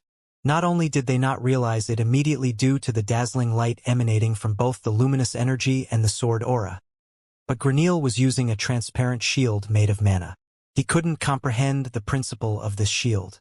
All he could speculate was that some kind of authority had been added to the mana. A great silence enveloped the warriors, and the massive demonic creatures and living golems roared and wreaked havoc in the castle again.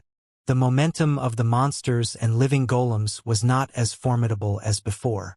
They also seemed somewhat intimidated, as if they were afraid of Granil floating in the sky. Ron and Pact's gazes met in the midst of this chaos. Ron was momentarily puzzled by the fact that his sword aura had been blocked, but his eyes regained the demeanor of the absolute ruler of the Emperor Sword Castle. Pact recognized the desire flickering in those deep eyes. They were the bloodthirsty eyes of a wild beast facing its adversary. It had been a long time since Pact had encountered someone with such eyes. Crack! Crack! Ha ha ha! Ron touched his forehead and suddenly burst into laughter. Tears welled up in his eyes as if it were a joke heard once in a lifetime. The ground shook every time Ron laughed. The monsters stopped moving as they were overwhelmed by the energy contained in that laughter, and the living golems writhed on the ground. Those who were nearby even had to put up shields as a precaution. Ron spoke again after a minute of laughter. It seems like your siren run candle, Pact Sidricker, or are you just too confident in that thing? Ron shook his head and wiped his tears. On the other hand, Pact's subtle smile disappeared. He was not offended by the insult, nor was he uncomfortable with Ron's arrogance. He felt something entirely different. He was noticing the change in the explosive aura that Ron had been emitting. The fierce and volcanic aura that had suddenly surged began to refine. Like light converging at a single point, the aura gathered around Rashid at an incredibly fast and silent pace. Those who hadn't reached the pinnacle of power were completely unaware of this change. However, most of those who had reached that level also did not notice the fact that Ron had wielded his sword once right after the aura had refined. Something just happened, cut through the air. Even Jean, who was standing next to him, realized an instant later that Rashid had left a trace in the air. However, he recognized it only with his mind's eye and did not confirm it with the naked eye because it had happened so quickly. Crack! A crack appeared in the shield surrounding Granil, the aura of the intangible sword that pierced. The shield was formless, colorless, soundless, and intangible, possessing only Ron Heron's light, the unmatched warrior. It was the pinnacle of a sword that only Ron Hiran, among the current generation of warriors, had reached. A Hiran could truly become the rightful owner of the title Sword Emperor when they reached the sword known as the Intangible Sword. Using the title of Sword Emperor and being the master of the Emperor Sword Castle were completely different matters. The men of the White Wolf tribe, a beastman. Shock! The intangible sword's energy pierced Granil's protective shield once more. Joe didn't understand why the shield was being destroyed and hid behind Pact. Just as the warriors had never imagined that Ron's sword energy would fail to strike Granil, Joe had never thought that Granil's shield would be broken by an invisible and inexplicable force. In a way, you are a beast. Among beasts, there are some that are loyal and unique like loyal dogs, but most are ignorant and bark without understanding their place. Every time the transparent shield was torn by the intangible sword's energy, the space around Granil distorted. Especially vicious beasts like you, who recklessly threaten people without fear, must be eliminated as soon as they appear. Considering that among humans, they call you the Sword Emperor, I tried to show some respect. But you used a cheap wordplay. I wonder who the true beast is. Barakt Sidricker, a wicked beast. You keep looking at me from your ship. As Ron finished speaking, Barakt unsheathed the large sword hanging from his back. Clank! Finally, the energy of the intangible sword completely pierced Granil's protective shield and clashed with Barakt's sword. Dozens of invisible sword energies were slashing Granil's body. The bulge forming the thundercloud was cut, and the ship continued to shake with fragments flying. Whoosh! Granil was shaking unstably, and it wouldn't be strange for it to crash at any moment. It was incredible that a battleship that had just been struck by such massive sword energy had not a single visible scratch. A blow fueled by pure power and a blow containing enlightenment represent completely different dimensions. In fact, Ron was using much less aura than when he first directed the sword energy at Granil. However, something like mental strength or willpower was being consumed to compensate for it. Is this the true level of the warrior? Who has competed with my father for the longest time? Gene felt a chill as he looked at Ron's sword. It seemed that what Gene had known about the sword so far was crumbling and opening up a new realm. Despite the pressing and dizzying situation, Ron's intangible sword was so enticing that it sent shivers down his spine. Barakt Nim, something is wrong. What the hell is Granil breaking? Could that damned brat be up to something? Cole Joe had never been able to shake off his fear of Gene since the destruction of the Dark Magic Society. Not for nothing did Chukan Toddlerer fear him. Moreover, with his limited power and senses, Joe couldn't even comprehend the fact that Ron was using this sword, let alone recognize that the intangible sword was a level of unique and transcendent mastery. He mistakenly believed that the power breaking Granil was from Gene. Seeing Joe like that, Barakt felt so frustrated that he couldn't find the words. Joe, you piece of sh*t. Bastard. Bang. He was briefly interrupted as he blocked the intangible sword. This intangible sword energy is the power of Ron Hyran, not that brat. Get yourself under control and find the Vice Leader's group immediately before he kills and devours you. Understood. An intangible sword energy. Yes, that's right. It's impossible for that brat to possess such tremendous power. I must have lost my mind for a moment. Shut up and find the Vice Leader and his group. The Vice Leader and his group. Ron knew he was referring to Bishkal and Margiela, as well as their subordinates. Therefore, his curiosity was piqued. Before Kinzelo's identity was revealed, Bishkal was known as the hope to revive the fallen Ivlianos. Although it wasn't to the extent that Siren and Ron were deeply interested, it could be assessed that he had the potential to shake the world in the future. However, now the great warrior of the White Wolf tribe, who has the power to shake the world, and a mysterious ship had arrived at Hyran, saying they would rescue Bishkal and his group. Is it because they are trying to cover their tracks of terrorism? Or is it that Bishkal has some extraordinary ability? First of all, it was strange that Bishkal Ivlianos was the vice leader of those ragtag guys. He needed to capture them. Emperor Sword Castle. Secure Bishkal Ivlianos and his subordinates. Yes, sir. If they resist too fiercely, you can kill them. Make sure to capture or kill them, without exceptions. As you command, sir. The giant monsters and living golems were nearly annihilated. But the problem was the Granil ship, operated by Joe and Barakt. Barakt's roar startled the knights, leaving them motionless. Those with exceptional reflexes instinctively activated their shields to protect themselves, but others were not so fortunate, and blood poured from their ears and noses. Their internal organs were damaged, and their eardrums ruptured. Seeing the knights hesitate, Jean had to make a decision. Should he go after Baradin as he had done before or search for Bishkal? This time, it's better to protect the personnel inside the castle. He didn't think much and quickly came to a conclusion. The real battle between Ron and Barakt had just begun. If they engaged in a large-scale battle, the shockwaves alone could kill people within seconds. Barak's claim that every Hiran member would die was not an empty word. Ron was aware of it and didn't give Jean any specific orders to find Bishkal. Jean and the other elite members present at the Emperor Sword Castle had a duty to protect people from the fight between the two and safeguard them from the Granil ship. The intangible sword energy was becoming more aggressive against Granil. Barak could only fend it off with his senses, and now it seemed that he was reaching his limits. Even Barak couldn't fight while protecting Granil from the intangible sword energy. Since he couldn't afford to lose Granil in vain, Barak had no choice but to come to the ground. If Granil was destroyed, it would cause significant delays in returning with the vice leader's group. Thud! Barak landed on the ground and squinted his eyes. Ron pointed his sword at Barak and smiled. Now that you've come down, Beastman. Ron Hiran, you will regret making me come down. But you're quite the beast, aren't you? It seems the level of your eyes is still higher than mine. Barak's right thigh was suddenly cut, and blood splattered.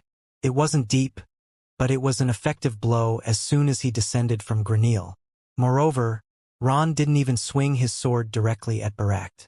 It was the intangible sword energy that wandered through the air and struck him. If you kneel, you'll be at just the right height, don't you think? Ron smiled, satisfied as he said this. Chapter 409. Why, Hiran 3. The energies of the intangible sword roamed around Ron and Barak, emitting eerie sounds. Barak let out a mocking chuckle. You're very arrogant. The blood flowing from his thigh quickly stopped. It didn't seem like a regenerative ability but rather Barak's own method of controlling his physical body. Jean sensed a strange sense of discomfort in Barak's smile. No, it was more a feeling of impending danger than discomfort. Why am I feeling such an ominous sense of crisis even with Ron Nim by my side? Murakan had assessed the great warrior of the White Wolf tribe as indomitable when he first saw him. A warrior against whom not even Luna could guarantee victory. Barak didn't show the slightest surprise even though his thigh had been slashed by Ron's intangible sword. Instead, there was a strange sense of pride in his eyes. Pride in encountering even stronger beings and defeating them all. The power of the Granil battleship has not been fully revealed yet. So far, it had only shown the transparent shield and the storm clouds, but there was probably something more. Not only Jean came to the conclusion that a crisis had come to Hiran, but everyone present thought the same. Although Ron still seemed calm, he also shared the same feeling. Barak adjusted his posture and began to walk. Human lives won't be spared in this fight, and they will all die because of you, Ron Hiran. Thud! Thud! Barak's steps were getting heavier and heavier. He was only walking, but it felt like the ground was splitting, and a deep, resonant tremor emanated from the depths of the earth. It was as if the ground was screaming as it was trampled by Barak. In a matter of seconds, his steps were causing an earthquake. It would have been better if you had listened to me when I told you to leave with me in peace. Ron's intangible sword energies gathered toward Barak but couldn't easily reach him. This was because Barak emitted an aura that distorted the surrounding space. Vortexes the size of a fist spread through the distorted space, and piles of rocks were lifted under the influence of the aura and turned into fine dust after being sucked into these vortexes.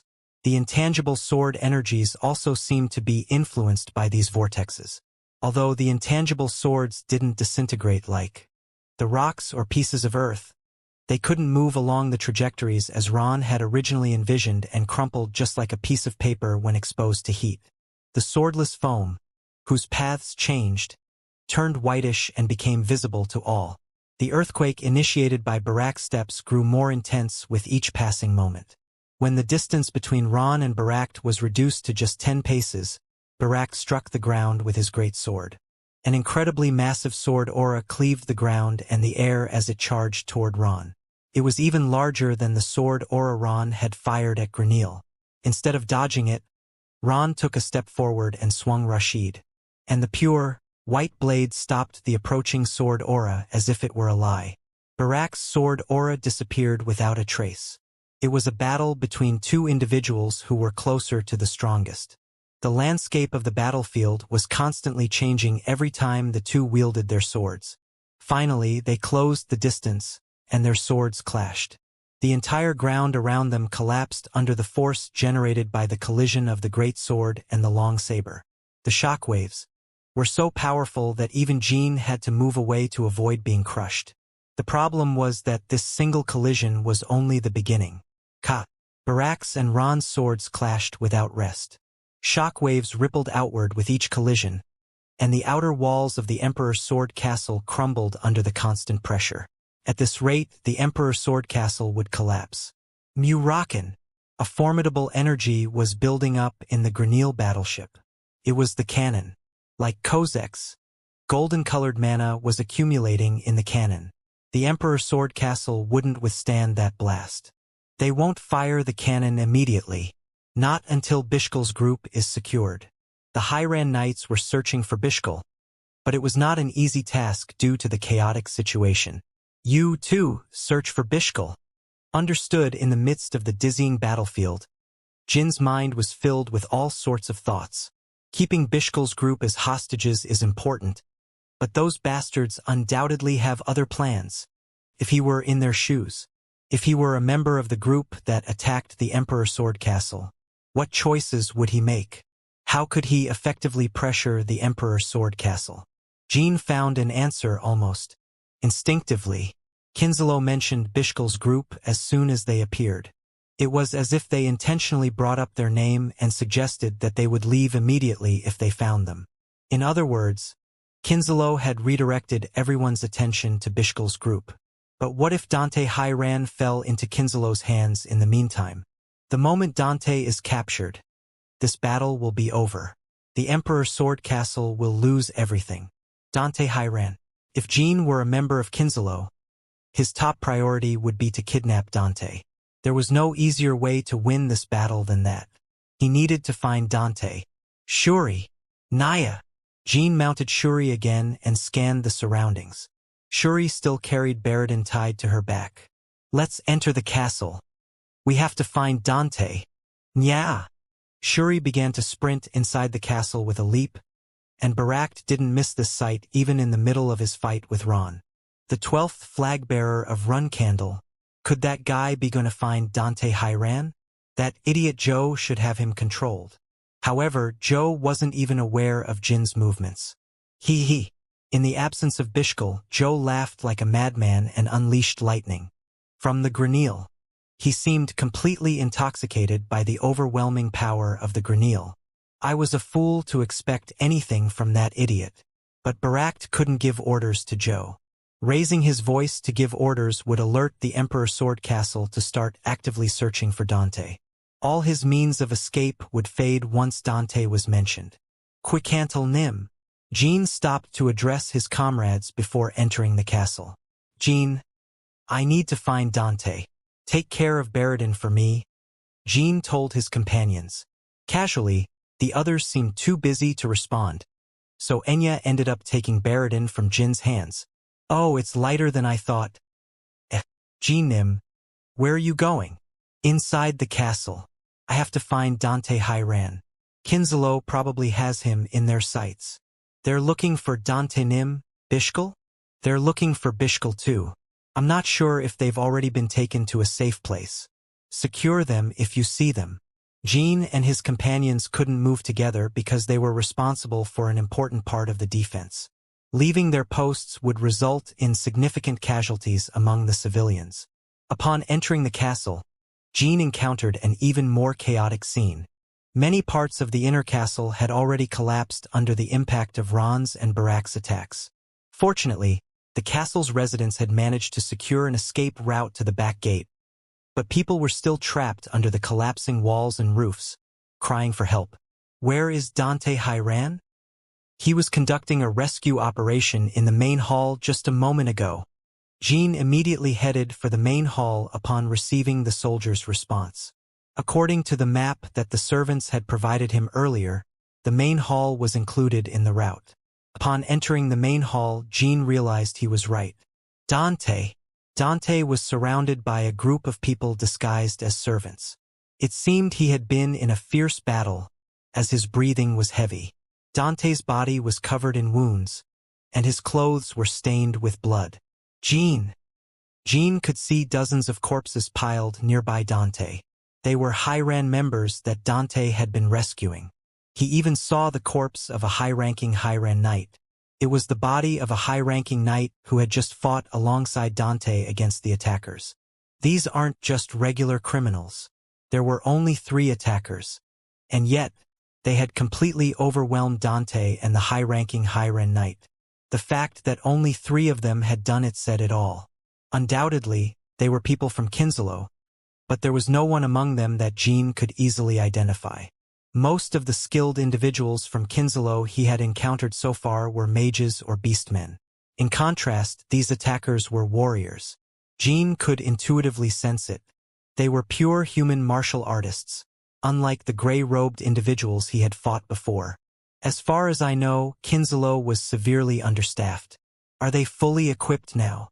They're no ordinary folks, Jean, Dante responded with a bitter smile. As Jean approached, 2 of the attackers stepped forward to block his path. Swish! Jean unsheathed Bradamante. What are you lunatics doing in someone else's banquet hall? The 2 attackers were the first to brandish their swords. 2 of them simultaneously extended their swords towards Jean, and it was powerful. They possessed at least an 8-star or higher battle skill. Still, these 2 shouldn't be a problem. What concerned him the most was the one pressuring Dante. That attacker emitted a much more dangerous aura than the other 2. Jean had the feeling that even if Dante and he fought together, he would have to unleash final movements and the secret magic sword technique to have any chance against him. And there weren't many who possessed such transcendent martial skill among famous warriors. It mainly applied to those who had reached the last stage of the 9 or 10-star aura. However, it was unlikely that a famous warrior would suddenly join Kinslow. Heron's other swordsmen would eventually come to fight if the battle prolonged in the main hall. Therefore, even a 10-star warrior couldn't hide under a mask for long. Once their true identity was revealed, it was inevitable that they would have a hostile relationship with High-Ran in the future. So Jean had to quickly deal with the 2 and help Dante. The swords of the 2 attackers cut through the air. And in the next instant, Jean ended the life of one of them with a single strike. This was because the attackers had fought out of habit, as if facing a common knight. The decapitated attacker had clearly struck Bradamante, but it was a black sword that beheaded him. It was the second shadow blade technique, scissors, that severed his head. Perhaps the attackers hadn't anticipated that one of them would die in the first exchange against a run-candle flag-bearer, which made the other one hesitate and step back. He still didn't know what had severed his comrade's head. He simply sensed that Jean had used some kind of trick. You must have been prepared to die as well when you attacked High-Ran, so there's no need to feel remorse. Once again, the scissors rushed towards the attacker. The attacker might have been able to block the scissors blade a couple of times if given another chance to observe it. Only now did he realize that the blade was forming behind him, and death seemed inevitable. However, the attacker who had faced Dante lunged forward and blocked the black blade. The impact pushed Jean back, and he struggled to breathe. The sword that had deflected the scissors seemed oddly familiar to Jean, and at that moment it reminded him of a certain group of warriors. The Black Knights? Jean tightly gripped his sword and made eye contact with the masked attacker. Chapter 410 Why High-Ran for? Of course it could have been a coincidence. After all, they had only exchanged a few blows. There was no concrete evidence that he was a Black Knight. But it's too similar to the unique sense of danger I always felt when facing the Black Knights. Jean pushed his sword forward once more to confirm. Bradamante's black blade came between the 2 enemies' swords. Dante took advantage of that opening to strike at the other enemy from behind. The one who looked like a Black Knight swung his sword in a complete circle and simultaneously blocked both attacks, while the remaining enemy turned around and aimed at Dante's neck. Since Dante was already exhausted and focused on his original target, he intended to deal with Dante first. Coup! Dante took a step back as he dispersed his sword aura. Dante's aura shone brightly despite appearing to bleed heavily. Although they hadn't fought together often, Jean and Dante moved as if they had practiced together for a long time and fluidly read each other's swordplay. It was natural for the tide of battle to change, and the enemies had to acknowledge that their plan was falling. Part. Clank. Jean pierced the enemy's swords and positioned himself next to Dante. Looking down, Jean noticed that Dante's sword was trembling. It wasn't out of fear. It was out of rage. The numerous corpses lying around were people Dante had tried to save or who had tried to save him. Dante. Yes, grandfather. It's impossible to gather all the knights in one place. These bastards have already spread outside. Outside too. As the future lord of the Emperor Sword Castle, take responsibility and evacuate the guests.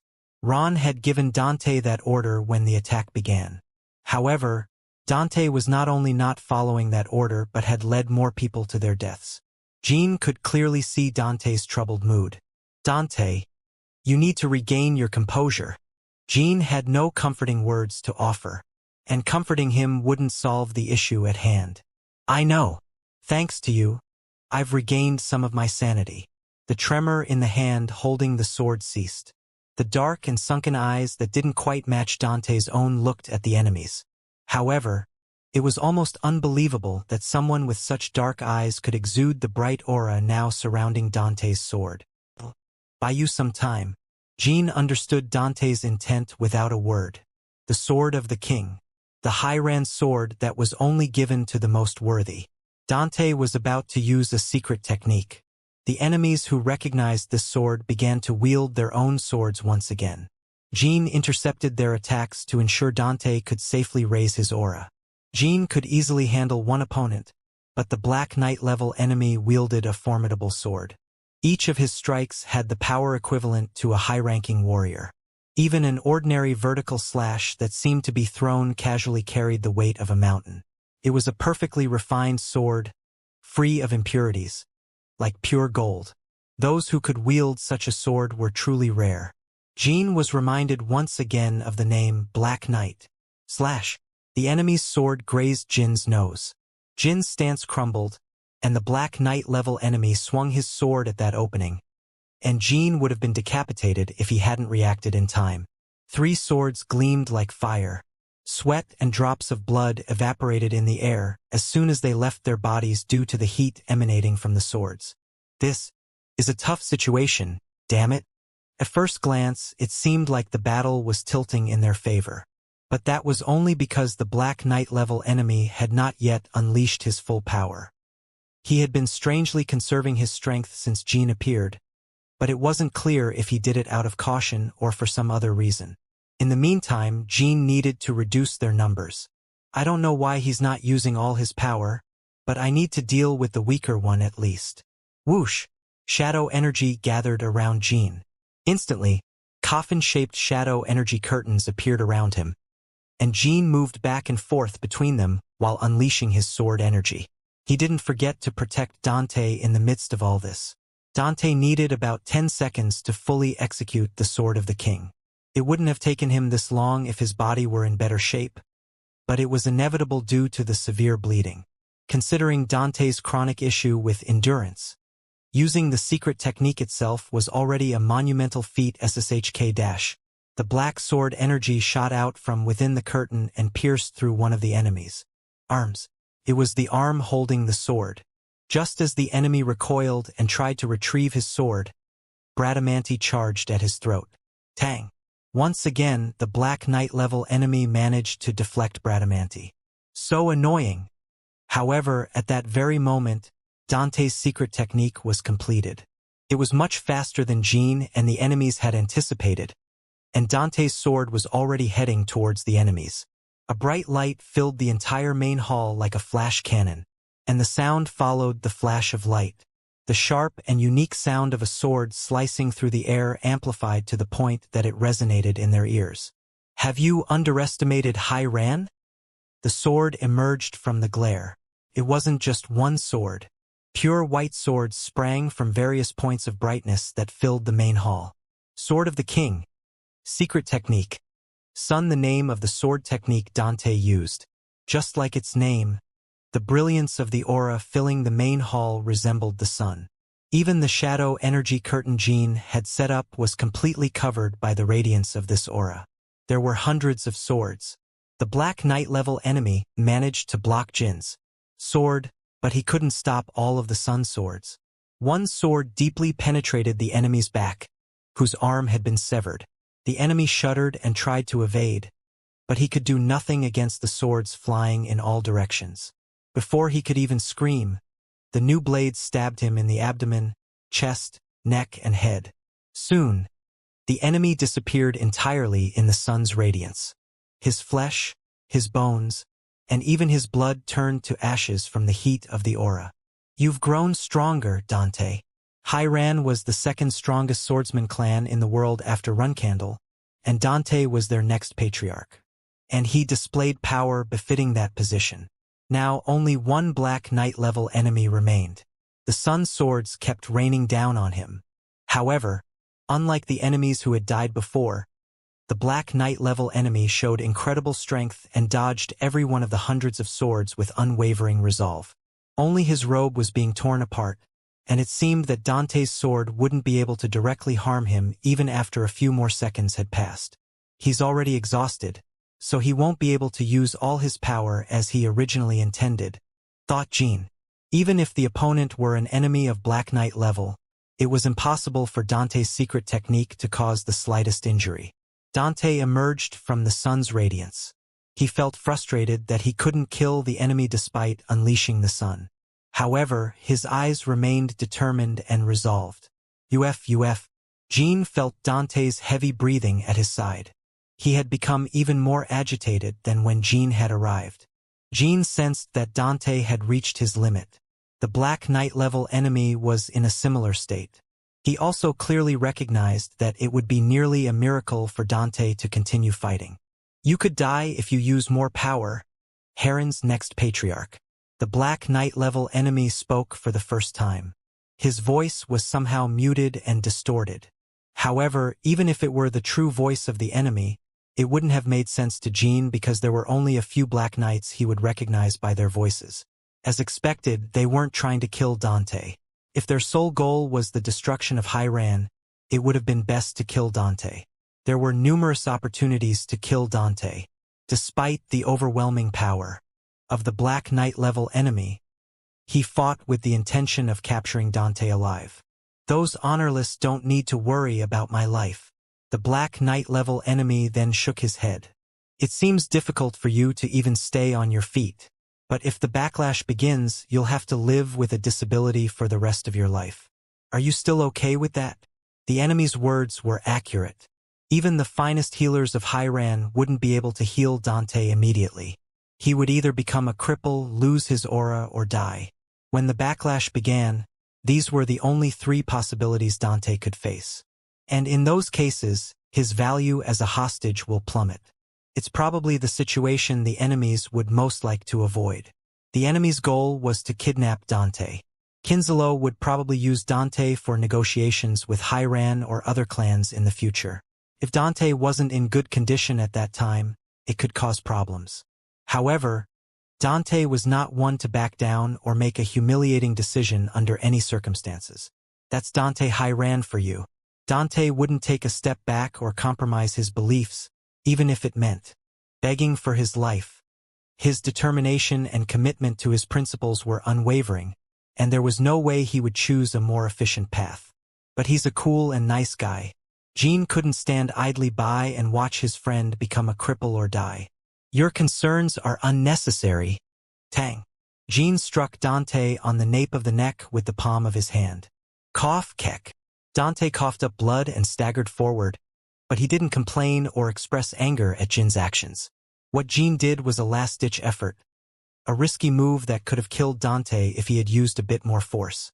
But there was no other way to stop his stubborn friend. Both Baradin and Dante were the same in that regard. Jean often resorted to this method to knock them out. Dante, who had fallen to the ground, stopped moving. Jean immediately checked his pulse and watched for any signs of a backlash and fortunately found that Dante had simply lost consciousness. Phew! Jean heaved a sigh of relief. The blow he had just delivered could have triggered a backlash if it had been a bit less precise. It was a gamble. On Jin's part, the radiance of the sun that had filled the main hall began to fade.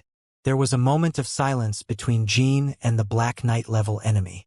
However you look at it, you seem to be a Black Knight of Runcandle. Jean said, pointing Bradamanti at the enemy. If you're a Black Knight, I recommend you withdraw. Trying to take down the Hyran clan and losing the favor of the next patriarch of your own family doesn't seem like a smart decision. Does it? Whoosh! Bradamanti blazed with Tessa's blue flames as Jean unleashed his shadow energy. Chapter 411. Why? Hyran 5. The enemy remained silent. It was hard to anticipate their expression hidden behind the mask. I wondered if you'd finally make the right decision and attack Dante Hyran. You're complicating things, Jean Runcandle. The reason the enemy expressed that kidnapping Dante was the right decision was because it benefited Runcandle. Hyran wasn't just a key figure in Vermont, one of the 4 major factions, but also the second-best swordsman clan after Runcandle. Therefore, the fall of Hyran would be a significant blow to Vermont. Runcandle and Zippel were clearly at odds among the 4 major factions. The enmity between Vermont and Kinslow was not clear yet. But Vermont had maintained significant interactions with Zippel for a long time, making it more likely that they would choose Zippel as an ally if they had to choose one. It's you who's complicating things. I've been trying to make Hyran my ally, and here you are, casting ashes on the cooked rice. Swish! A black sword swung toward the enemy's face. The enemy raised their sword to parry, but they didn't engage in a direct clash of forces. It seemed the pressure from the flames bothered them. Judging by their words, it's clear they're a Black Knight. He decided to be sure. It didn't matter much whether they were a Black Knight or another warrior. In any case, the enemy was acting in a way that would benefit Runcandle, and it was evident they possessed the skills of a Black Knight. If you've understood, get lost, Joshua's lapdog. Whenever he swung Bradamanti, a sharp path was left behind as shadow energy and blue flames merged. Unlike when the enemy initially blocked the attack, they didn't directly confront the sword but effortlessly evaded it. There weren't many warriors in the world who could so cleanly dodge Jin's planned attack. However, few warriors could keep dodging so casually. At first glance, it might seem like the enemy was relaxed, but that wasn't the case. As Jin's attacks continued, the evasion radius decreased. Now I understand. Jean smiled to himself as he watched the enemy's sword. An ordinary steel sword, that was why the enemy avoided receiving the attacks with their swords. It wasn't to peacefully evade Jin's attacks and wait for the right moment to strike. If they had brought their original sword or a famous blade, it would have been a test in itself and they wouldn't have been able to handle it. The sword was ordinary by Jin's standards, but if it were shown to any blacksmith, it would undoubtedly be considered an excellent sword. However, this plain steel sword was facing Bradamanti, one of the masterpieces completed by the legendary blacksmith Picon Minche, who became a god. People often tend to think that famous swords are irrelevant to enlightened warriors, essentially believing that the quality of a weapon doesn't matter to them. However, this is a misconception of those who haven't wielded a sword. When 2 warriors with exactly the same strength fight, the one with the better weapon naturally has the upper hand. That's why Siren used Barasata, known as the unrivaled sword, Ron wielded Rashid, and Talaris used full ice. All other warriors were the same. Even an ordinary steel sword, no matter how well made, can break when its user possesses transcendental strength. The sword's durability has already hit rock bottom due to deflecting my sword and Dante's techniques, in addition to dealing with Heron's knights. If the fight continues in such a situation and their weapon breaks, no matter how skilled a Black Knight was, they couldn't face Jean with their bare hands. A stroke of luck for Jean, but a grim situation for Dante. Thanks to the previous King's Sword, Soul, the swords of the fallen knights lined on the ground were all damaged. Even if the sword were to break now, the enemy wouldn't be able to get another weapon. Jean smiled. What should I do if you're so openly worried about your weapon? Black Knight. Jean increased the speed of his attacks. Once again, Jean deployed the curtains of shadow energy and relentlessly shot sword energy amidst them. The pressure from the flames in his sword energy pressed heavily on the enemy. The enemy couldn't keep dodging forever and finally blocked part of the sword energy. The enemy had to block the attack, but they couldn't exert their full strength. On the other hand, Jean kept releasing sword energy effortlessly. The only weapon they could grab is Dante's sword. Jean positioned himself as he thought of the fallen Dante. If, by chance, the Black Knight got Dante's sword, the situation would take a turn. Did you bring any spare weapons just in case? Bam! There was a deafening metallic clang as the enemy abruptly closed the distance and parried Jin's strike. Amid that clang, Jean could feel the distinct vibration traveling through the metal. It was a fact that couldn't be hidden even if he were shrouded in an aura. Oh! Were you originally planning to use other knight swords as reinforcements? The scissor blade of the shadow sword extended behind the enemy. They managed to evade it by bending their body, but they couldn't completely dodge the vertical slash that immediately followed. Drops of blood splattered. Bradamanti's blade barely grazed the enemy's shoulder and couldn't inflict a deep wound, but it landed a successful blow. Go back. Your mission has failed. I can't understand it. The enemy shrugged. Do you really think Dante Hyran would side with Runcandle just because you have a friendship with him? Is there any reason for him not to? I didn't know you had such a naive side. That naivety will result in an alliance between Hyran and my Runcandle. Your master or the rotten current Runcandle couldn't achieve such results. It seems like talking won't get us anywhere.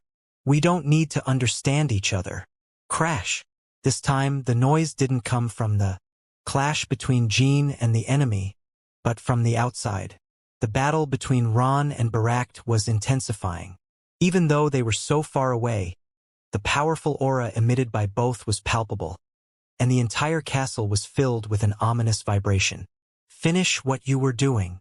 Shadow Blade First Technique. Soul Cut. A long sword blade silently advanced like a shadow, and the elongated blade scraped the enemy's face. This shadow blade was Jin's very will, a manifestation of his determination to cut through anything. Finally, the enemy's sword fell to the ground. However, the enemy didn't seem surprised or nervous, as if they had foreseen it. Suddenly, something sharp came out of their sleeve. A claw? It was a weapon not used by many. It symbolized the McRollan clan, Gilly's original clan. Was the enemy a Black Knight of McRollan? Such questions crossed Jin's mind in an instant.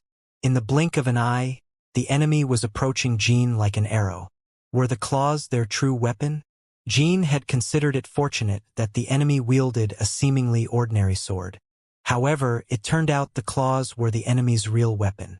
It was undoubtedly a weapon, made of ancient cold iron, and Jean could no longer have an advantage in terms of weapons. You have a talent for surprising people. Clanging. The claws in Jin's sword clashed, producing an unpleasant friction.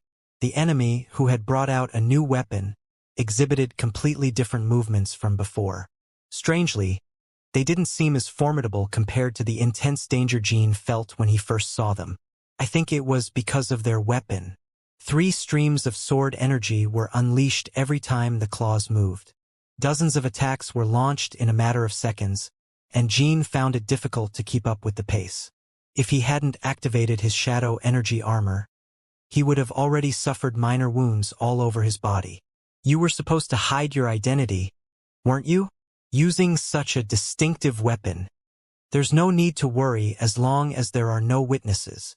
But I'm the only witness here. Exactly.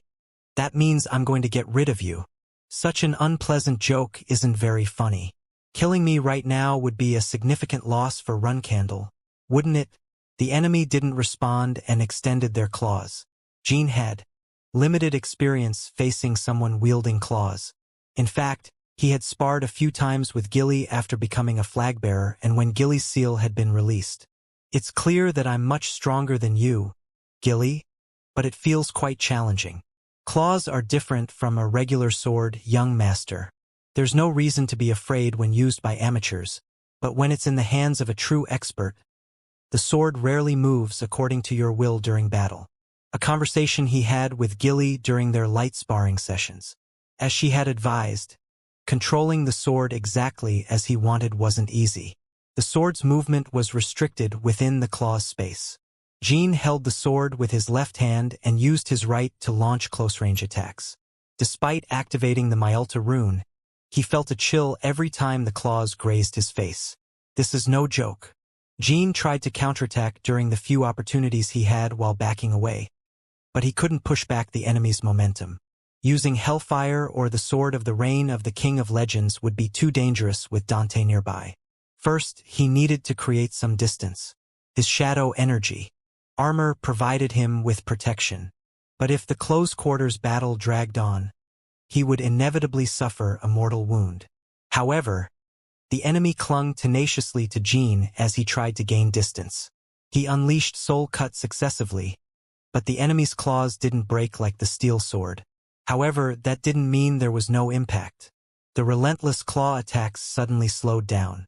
This gave Jean the opportunity to create a distance of about 10 paces, and he planned to maintain that distance while continuing the fight. There was very little Jean could do in close combat unless he possessed superior sword skills to the enemy. Whoosh! At that moment, the enemy turned around and changed targets. Dante. From the beginning, the enemy's primary target had been Dante. He had intentionally lured Jean to create an opportunity to capture Dante before proceeding with his original plan. Jean and the enemy rushed toward Dante simultaneously. Due to the 10-step difference, the enemy reached Dante first. The enemy's gleaming claws were aimed at Dante's exposed neck, as if he could kill him without taking him as a hostage. In an instant, as the claws were about to pierce Dante's throat, Jean threw Bradamanti to block the claw's path and drew Sigmund at the same time. However, Jin's stance was inevitably altered when he forcefully threw his sword. Meanwhile, the enemy redirected the claws toward Jean. Clank! The claws managed to pierce Jin's shadow energy armor, causing him to cough up a bit of blood. Chapter 412. Why, Hiran 6? Cool. The claws had struck Jean in the neck. Although the shadow energy armor had no joints and therefore perfectly protected the neck, it was impossible to completely block the blow of a Black Knight-level enemy without suffering any shock. Blood spilled into the helmet formed by the Myelta rune. The pain was so intense that Jean felt as if his throat had been ripped open, sending chills throughout his body. Zaz! Zaz! The claws struck Jin's neck once again. Jean managed to move Sigmund even amid the excruciating, hair-raising pain. You talked about being the next patriarch, and yet you risk your life so easily. What value does that friendship hold? If you didn't have this armor, you would already be dead. It was because of the armor that I could withstand the blow. You knew it, and that's why you aimed at my neck. Although Jean wanted to give that response, his voice didn't come out immediately. Kook, all he could hear was the blood gurgling in his throat. I've taken a direct hit. It hurts like hell. The enemy's intention wasn't to kill Dante but to kidnap him. Jean had forgotten this, due to the enemy's sudden actions. If Jean had stayed still, the claws would have stopped before piercing Dante's neck. But Jean wasn't going to just take the hits. Suddenly, a peculiar shadow energy sphere began to form behind the enemy, who was frantically moving his claws. It was a sphere stemming from Bradamanti, stuck in the ground. The enemy was unaware of this energy. Shadow energy was an energy that couldn't be sensed, unlike mana and aura. Zaz! Sigmund emitted bright lightning, and the enemy had no chance to focus on what was happening behind him. However, Jean couldn't help but silently marvel at how the enemy remained steadfast, unfazed. Even when the lightning energy surged through his body with each clash between the claws and the sword. I can finally talk. You keep saying that I'm risking my life for Dante. And shouldn't you risk it too? As Jean muttered behind him, he unleashed the Sword of Legends technique. Cascade. Countless rays emanating from his sword disrupted the enemy's vision. The claws managed to deflect the lightning energy, leaving behind residual images, and Jean intentionally slowed his pace as if catching his breath. Jean eagerly awaited the enemy's relentless approach with the patience of a fisherman who had cast his fishing rod. Because the enemy was still unaware of what was happening behind him. He bit the bait. The enemy received part of the cascade lightning with his body and closed the distance to Jean. His bright eyes behind the mask sent shivers down Jin's spine. Jean threw Sigmund with all his might. It was a blow full of tremendous power, and the enemy couldn't block it with a single hand. Instead, the enemy overlapped his claws to block Sigmund, then turned the sword downward and aimed for Jin's neck again. No matter how formidable the armor was, if it continued to receive blows in the same spot, it would eventually break. He's too confident. Did he think I would yield if he attacked with all his strength? However, it was at that moment that the shadow energy sphere formed behind the enemy began to move. The enemy's reaction was so sudden and abrupt that it could only be explained by the unique instincts of those who had experienced countless life-or-death battles. What's this out of nowhere? A dangerous sensation, as if a blade were touching his neck. Certainly, he had blocked the 12th flagbearer's attack from the front, so he should have tried a counterattack. But for some reason, Jin seemed to be smiling beneath his helmet.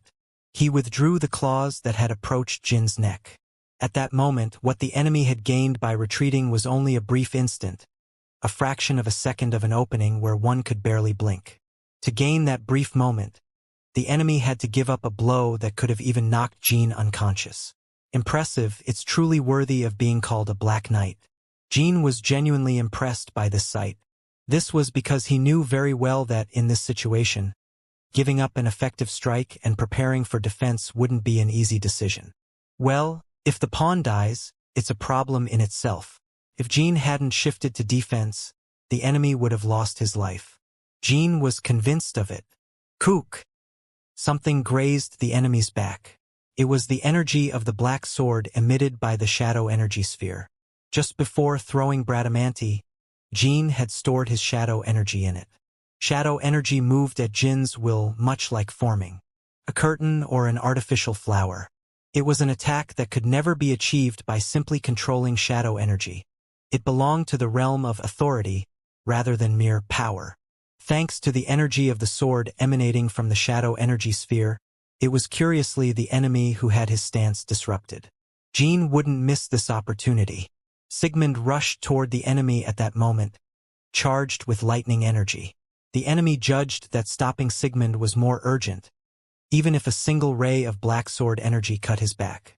But even that wasn't a real attack. I can't let this hard-won opportunity end with a single move. Quack! Suddenly, a mass of mana with a luminous attribute burst from Jin's palm. It was the lightning cannon, an ancient spell, a legacy from the great magician Chenmi. It was a rarely useful magic against high-level martial artists, but in the current situation, things were different. No matter how skilled the Black Knight was, when an unexpected light suddenly shone in his eyes, there was nothing he could do. Unless there was a significant difference in skill, even closing his eyes wouldn't make much difference. Blood splattered. Sigmund had cut the enemy's chest. This time, it wasn't a superficial wound. Jin clearly felt the heavy sensation of the blade cutting through flesh and bone. The enemy quickly used the claws as a shield. But that wasn't all. Recovering vision affected by the lightning cannon wouldn't be easy, even for a highly trained knight like him. The initiative was entirely in Jin's hands until the enemy regained vision. What do you think? It must be the first time you've fought against a magic swordsman, right? Bam! This time, the sword pierced through the shield and struck the enemy's thigh. Despite reacting quickly to each attack, it seemed that regaining the advantage wouldn't be easy for the enemy, even when he regained his vision. For the enemy, it felt like an eternity, like hell, but for Jin it was like a refreshing oasis in the desert. It had been almost 5 seconds since the enemy lost his vision. Gradually, the enemy regained his sight. Unlike the calm he had shown throughout the battle, the enemy's breathing was now ragged as he adjusted his posture. Jin made eye contact with the enemy with a smile and said, "It seems you haven't understood what I told you before, so let me explain it to you again. Retreat. This mission is a failure. Tell your master that I'll take care of Hiran my way." The Black Knight had heard rumors about how formidable the 12th flagbearer was. He hadn't witnessed the scene where the Garden of Swords was turned upside down himself, but even those who had tried to thwart the 12th flagbearer still praised his immense power, so he wanted to cross swords with him. He wanted to see for himself what kind of person the 12th flagbearer was. At first, he felt disappointed. It seemed like a waste to miss the opportunity to bring down Hiran for something as trivial as friendship. All those rumors about him being an incredible fighter seemed like lies. Next, he felt a sense of frustration when Jean used a crude sword.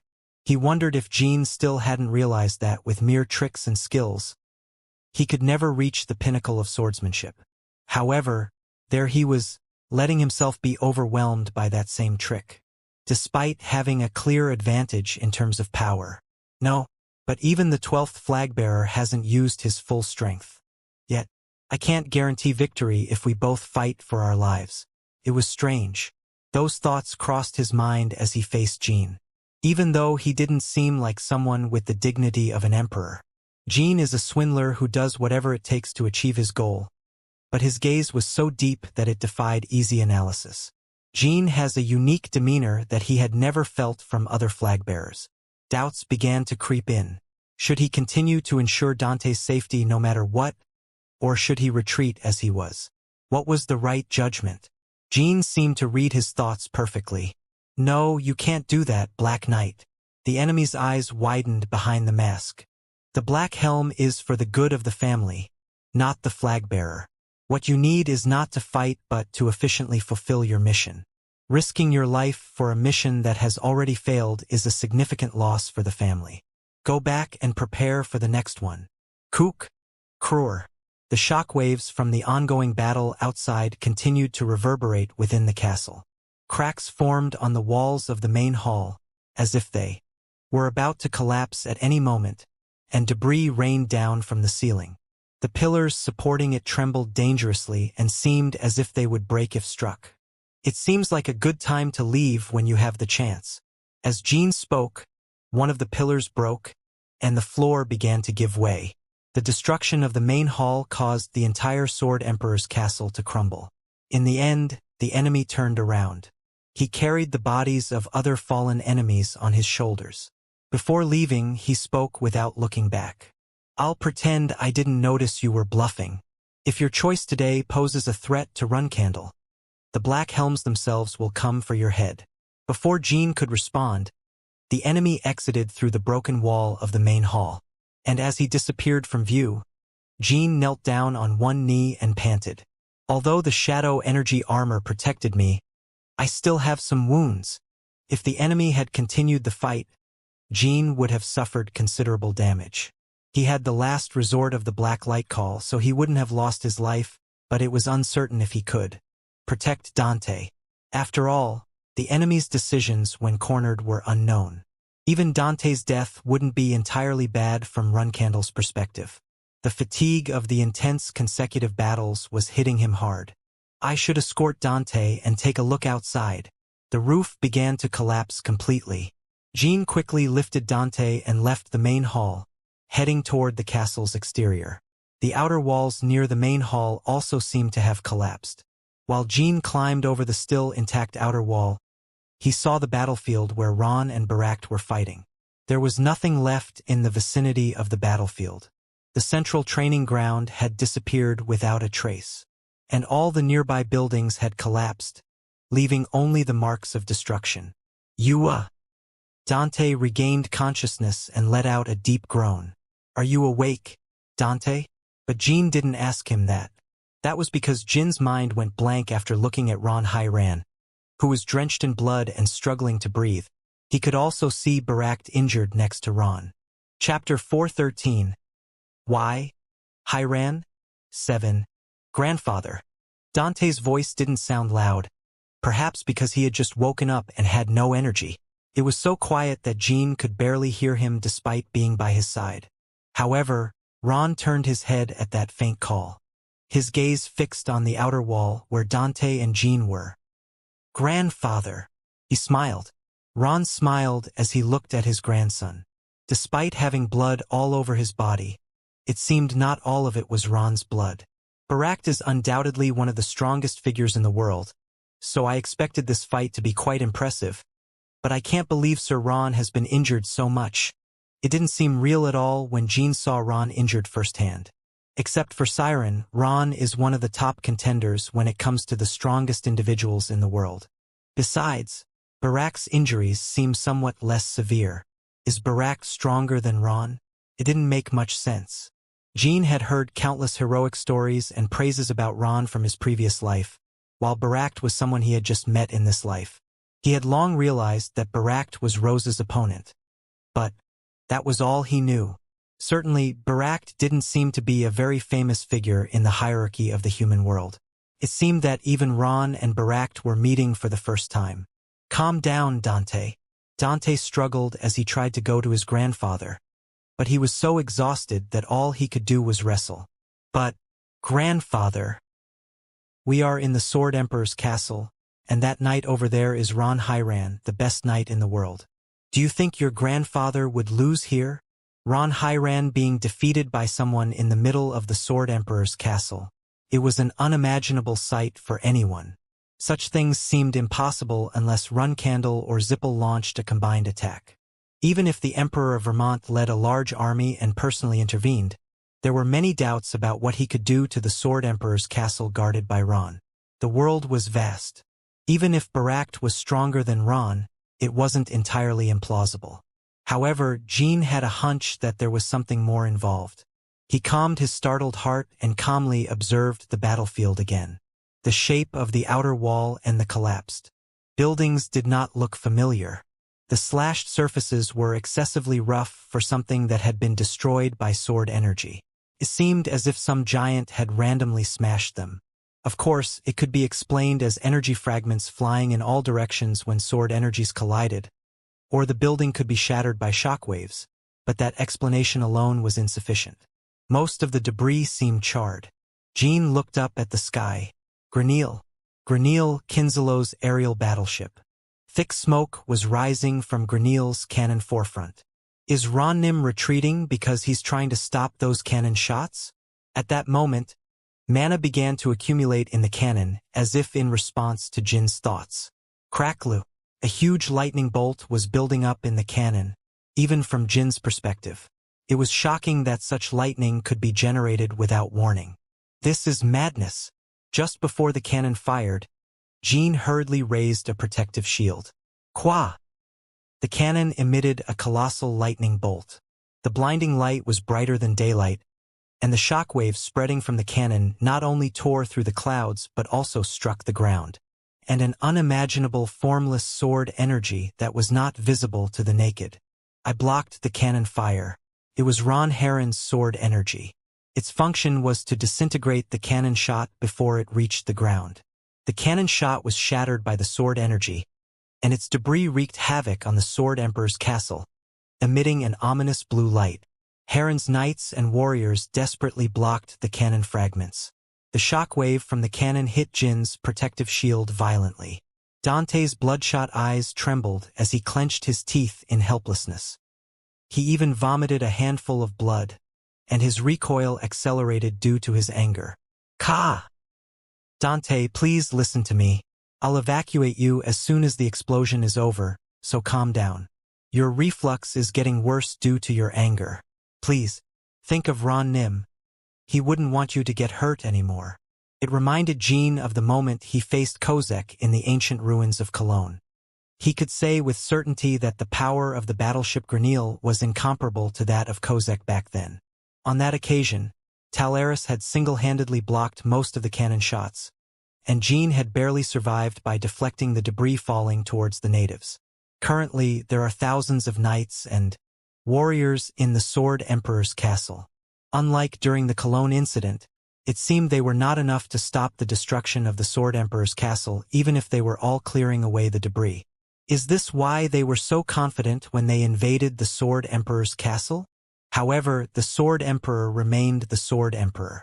Originally, only one or at most two cannon shots would suffice for the entire Sword Emperor's castle to collapse, and it was not an exaggeration. But Ron Hiran was preventing the castle from falling. Like the cannon shots, his formless sword energy split into small pieces and intercepted the falling debris before it reached the ground. In other words, Ron was not only facing Pact, he was fighting while protecting the entire Allied camp. Describing such a large battle skill with just the adjective strong was not easy. That's why Jean didn't see the Sword Emperor's castle ending today despite the unfavorable situation. I don't think those Kinzelo bastards planned to destroy Hiran. If they did, They wouldn't have created a situation where the Bishkal group is isolated in the Sword Emperor's castle from the beginning. Moreover, the fact that they were firing the cannons meant they had already secured the Bishkal group, and there was a high probability that they would withdraw. The shock waves hitting the protective shield were decreasing. Shuri, take Dante to the healers. It seems the infirmary has collapsed too. So take him to the healers who seem most capable in the rear of the battlefield. Meow, Jean said as he tied Dante to Shuri's back. Dante had almost no strength left. Just before Shuri took a step, Jean firmly grabbed Dante's shoulder. My fight is your fight, and your fight is mine. Today, I will fight on your behalf. I will never let those bastards go. So control yourself. Dante responded by blinking his bloodshot eyes. Jin's gaze turned cold as Shuri started moving to jump off the outer wall. Ron and Barak's swords clashed again as the aftermath of the explosion ended. It would have been better if you had followed my suggestion and moved to the outside. Ron ran. The mountain of corpses has formed today because of you. Ron brandished his sword, Rashid, without saying a word. However, it wasn't because of overwhelming strength that he couldn't respond. He had nothing to say to a beast that knew nothing of honor. Their battle progressed where both seemed evenly matched. But Ron might have had the advantage if Granil hadn't been there.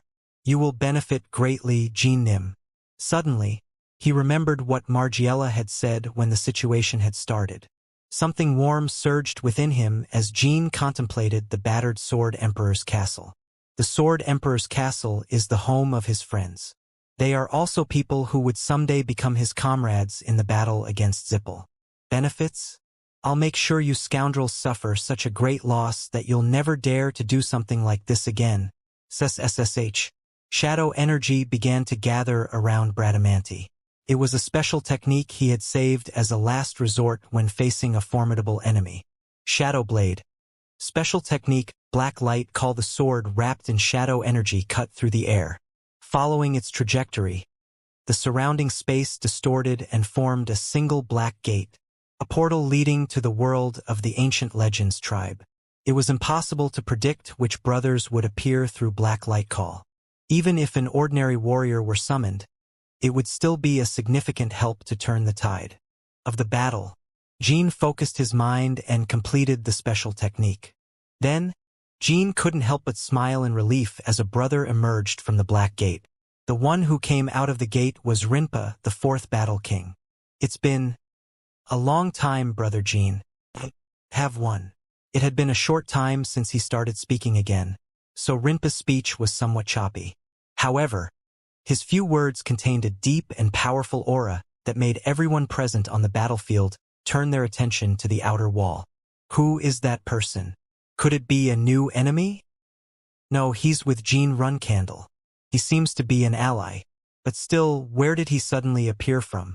As the warriors exchanged glances and opinions, Rinpa drew an enormous sword from his back. Whish! Even though he had just unsheathed his sword, a strong sword wind spread in all directions. I apologize for summoning you, Sister Rinpa. No, I'm fine. Are they enemies? Rinpa pointed his enormous sword at the battleship Granil and Barak. What do you want, Brother Jean? To completely annihilate my enemies. Rinpa nodded in response to the firm answer. I understand. The battleship Granil was reloading its cannons. Ron exerted his strength to block the cannon shots, and Barak couldn't take his eyes off Rinpa. That's the legends tribe the leader talked about, Barak thought to himself. It was the first time he felt such a strange emotion. He had never seen a legend before, let alone fought one. He had only heard of their tremendous power and had not experienced it personally. Even so, it was enough for him to feel a wave of nausea and his body hair standing on end. He was completely sure that if it had been other White Wolf tribe warriors instead of him, their legs would have given in. A terrible sense of crisis weighed on his body. He hadn't felt a hint of fear even when facing Ron Hyran. But now, even Barak experienced terror. Damn it! I am Barak Sidricker, the great warrior of the White Wolf tribe. I shouldn't be so afraid of someone like this. Ha! Barak roared with determination and shook off the fear. His heart was now filled with anger towards Rinpa, not fear. I am Rinpa, the fourth battle king of the illustrious Legends tribe. The cannon was aiming and ready, and everyone on the battlefield braced for the imminent explosion. However, Rinpa continued calmly, as if nothing unusual was happening. I answered my brother's call, and came here. My duty is to be his sword. As for my enemies, leave your final words. Bam! When Rinpa finished speaking, the battleship's cannon unleashed its devastating beam and painted the ground blue. Chapter 414. Why? Hiran 8. This time, a sword energy that shone with an even more dazzling blue than the battleship's cannon shots blocked its path even before Ron's formless sword energy could. It was a breathtaking moment for everyone on the battlefield. It seemed like the convergence of two enormous beams of light. It was the clash between Rinpa's sword energy and Grenil's cannon shot. Boom! The cannon shot shattered, and blue fragments rained down like hail. However, this time the other warriors didn't have to deal with those fragments. It was because Ron's formless sword energy swept the fragments in the air. The energy fragments disappeared without a trace, like dust carried away by a strong gust of wind. Joe couldn't help but exclaim when witnessing this. My God! What the hell is going on? Swoosh! The battleship Grenil tilted to the side. It was Rinpa's sword energy that had pierced through the cannon shots and even the transparent protective shield, hitting the hull directly. Such a feat with a single strike was only possible because Ron had previously weakened the protective shield. Superhuman strength on another level. Rinpa had instilled fear in the warriors on the ground. With just one strike, it was the true power of the fourth battle king of the strongest fighting race that was destroyed in the past. As people in the world didn't know much about the existence of the Legends tribe, they simply thought of it as one of Jin's comrades. They found it incredible that such an amazing being would fight for Jin. Yuwa, Uncle Joe, didn't you say we would be safe when we got on the ship? Margiela shouted. She, along with Bishkal and Bouvard, had been receiving treatment inside the ship while Jean and the attackers were engaged in battle. That was the plan, but now there's an unexpected variable. Margiela, your wounds will reopen. Don't move, Bishkal cautioned. Ugh, my back. Mr. Bishkal, my back. Shut up, Bouvard. Joe leaned on his cane and carefully assessed the situation once again. At first, Joe couldn't see it clearly due to the surprise, but it was unmistakably the legend that attacked the ship's hull. It was the existence that served as the basis for the creation of the Legend's golem. Legend. Joe's eyes lit up and he smiled. They are from the Legend's tribe, Margiela. Once we secure a sample, I will undoubtedly be able to create a perfect living golem. Cough. Thud. Once again, a shockwave reverberated inside the ship. This time, it was the result of Ron's formless sword energy hitting the front.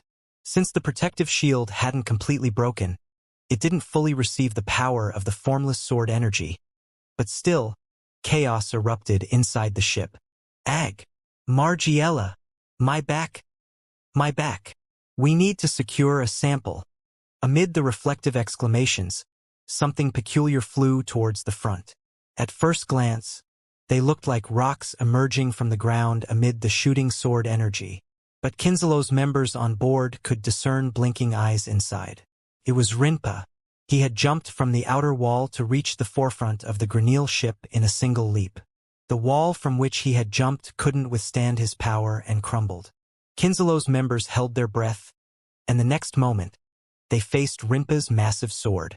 It was as if a colossal beast from mythology had wielded its claws. The trajectory of the enormous sword drawn in the air was larger than Grenil itself. Crash! The blue sword energy pierced through the ship's hull. In an instant, Grenil's demeanor decayed, and the intricate machinery adorning the ship's surface shattered, sending debris cascading like dust. Thud! Rinpa landed on the ground, and a deep semicircular pit formed. Before the vibrations could dissipate, she jumped again, aiming for the ship's underside. Even the Black Knight Barton used his sword energy to fly, but Sister Rinpa, She just jumps and soars, Jean marveled. Jean knew from his training in La Ferosa that Rinpa was one of the strongest battle kings. However, this was the first time he saw her fully unleash her power. Suddenly, he recalled how he had first mocked Rinpa's silent training.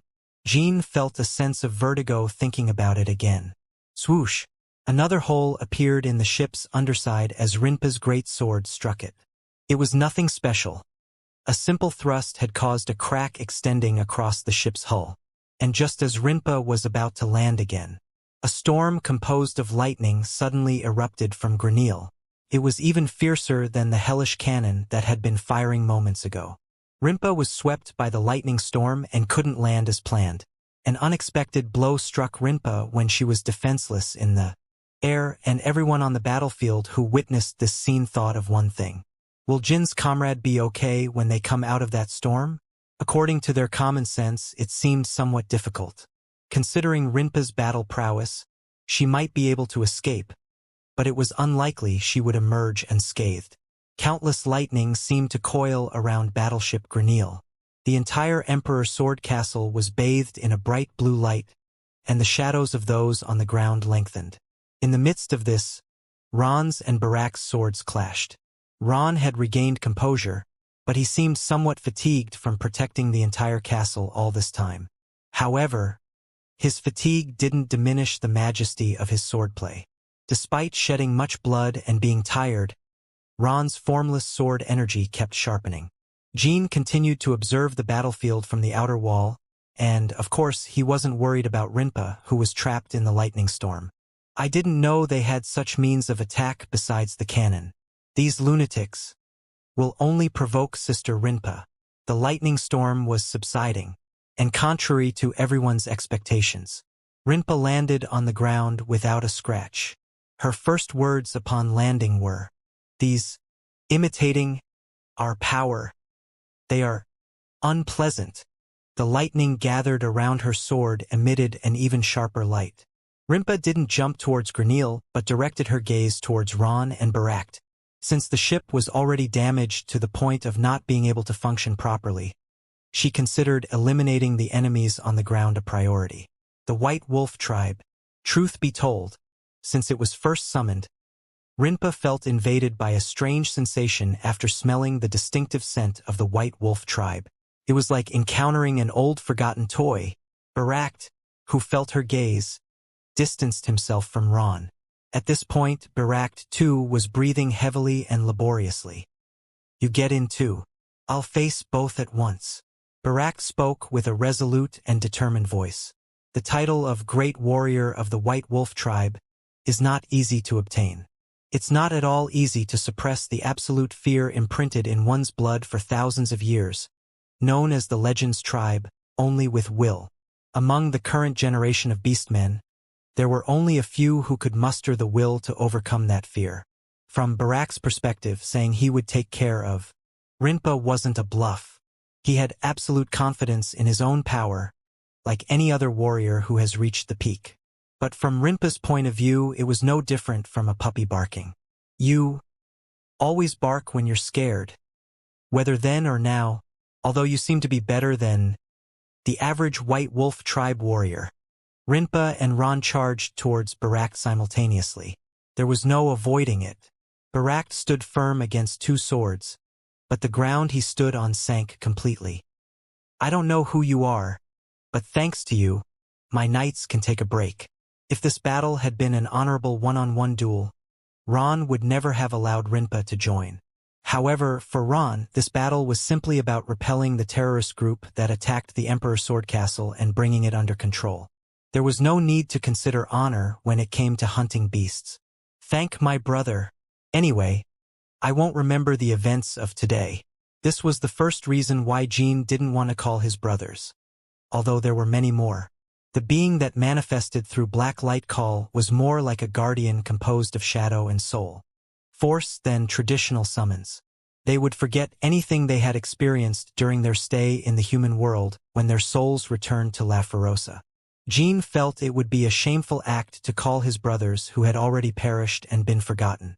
"Is Jean Runcandle your brother?" Ron hadn't personally witnessed Rinpa's exit from the Black Gate as he was busy dealing with Pact and defending the Emperor's Sword Castle alone. Yes, he is. I will express my gratitude when the battle is over.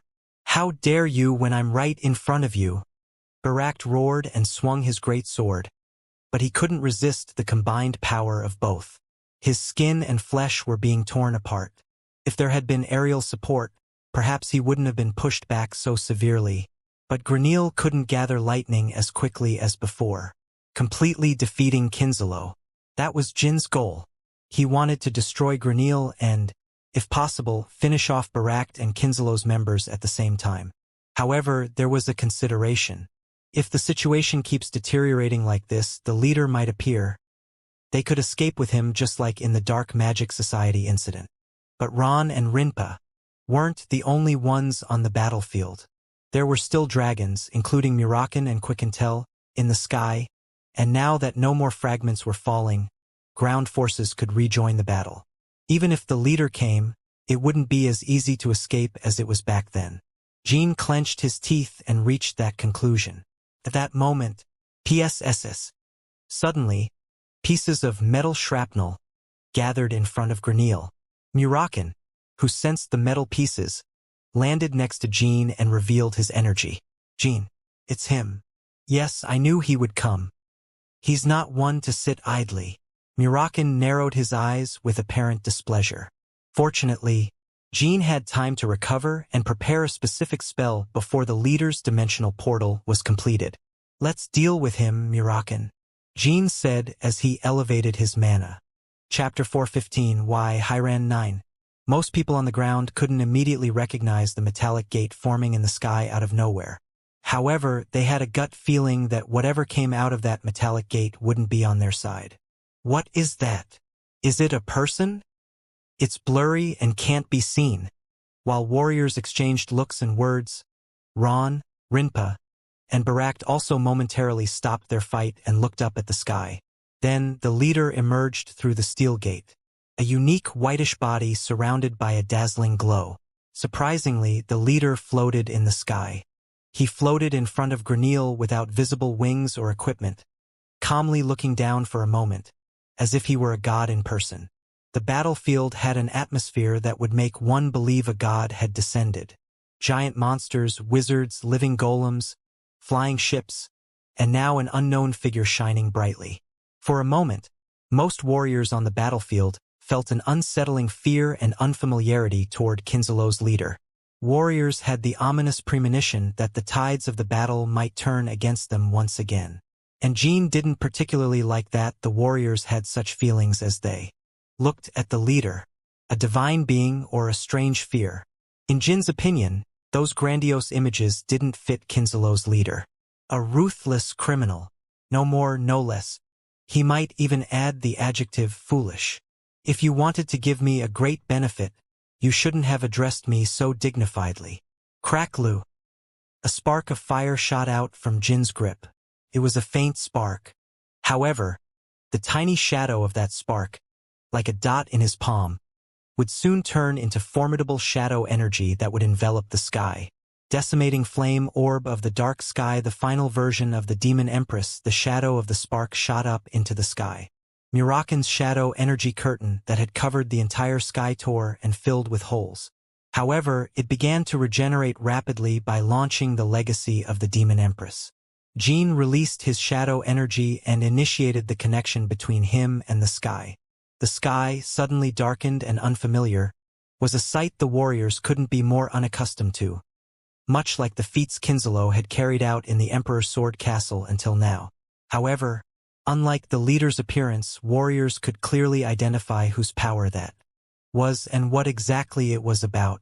Shadow energy. The contractor of Sodaret, the 12th flag-bearer of Runcandle.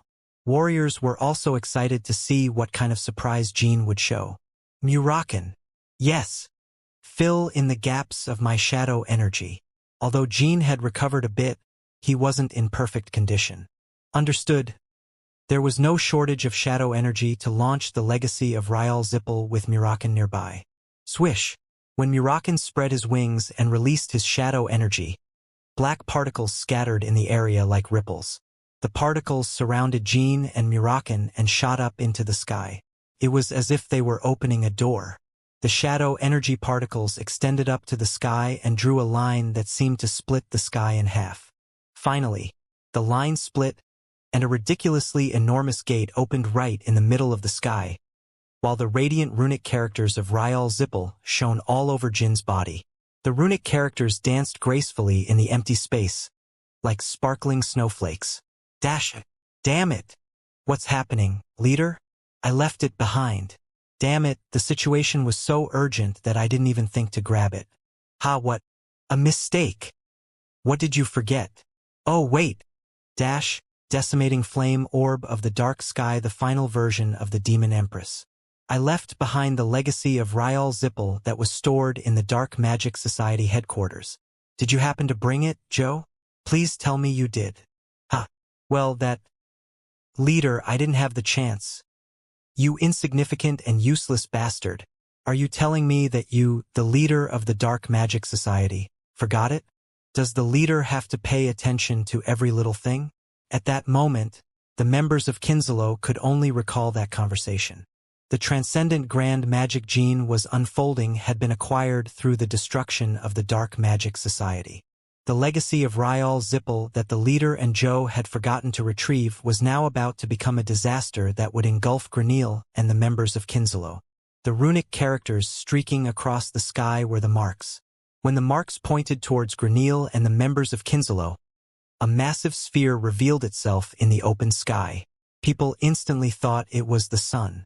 Otherwise, there was no way to comprehend the enormous ball of fire radiating intense heat toward the ground. Damn it, it's from Ryal Zippel. Joe, quick, deploy the shield. Granil hasn't been repaired yet. Whoosh, a rain of fireballs descended from the flame orb. The rain of fireballs converged towards the Granil ship and the leader instead of hitting the ground. Tens of thousands of fire tentacles coiled around the Granil ship. Granil was trapped like prey caught in a trap, and the leader's faint figure was completely obscured by flames. The sound of the Granil ship being destroyed echoed along with the fire under the black and reddened sky. Bam!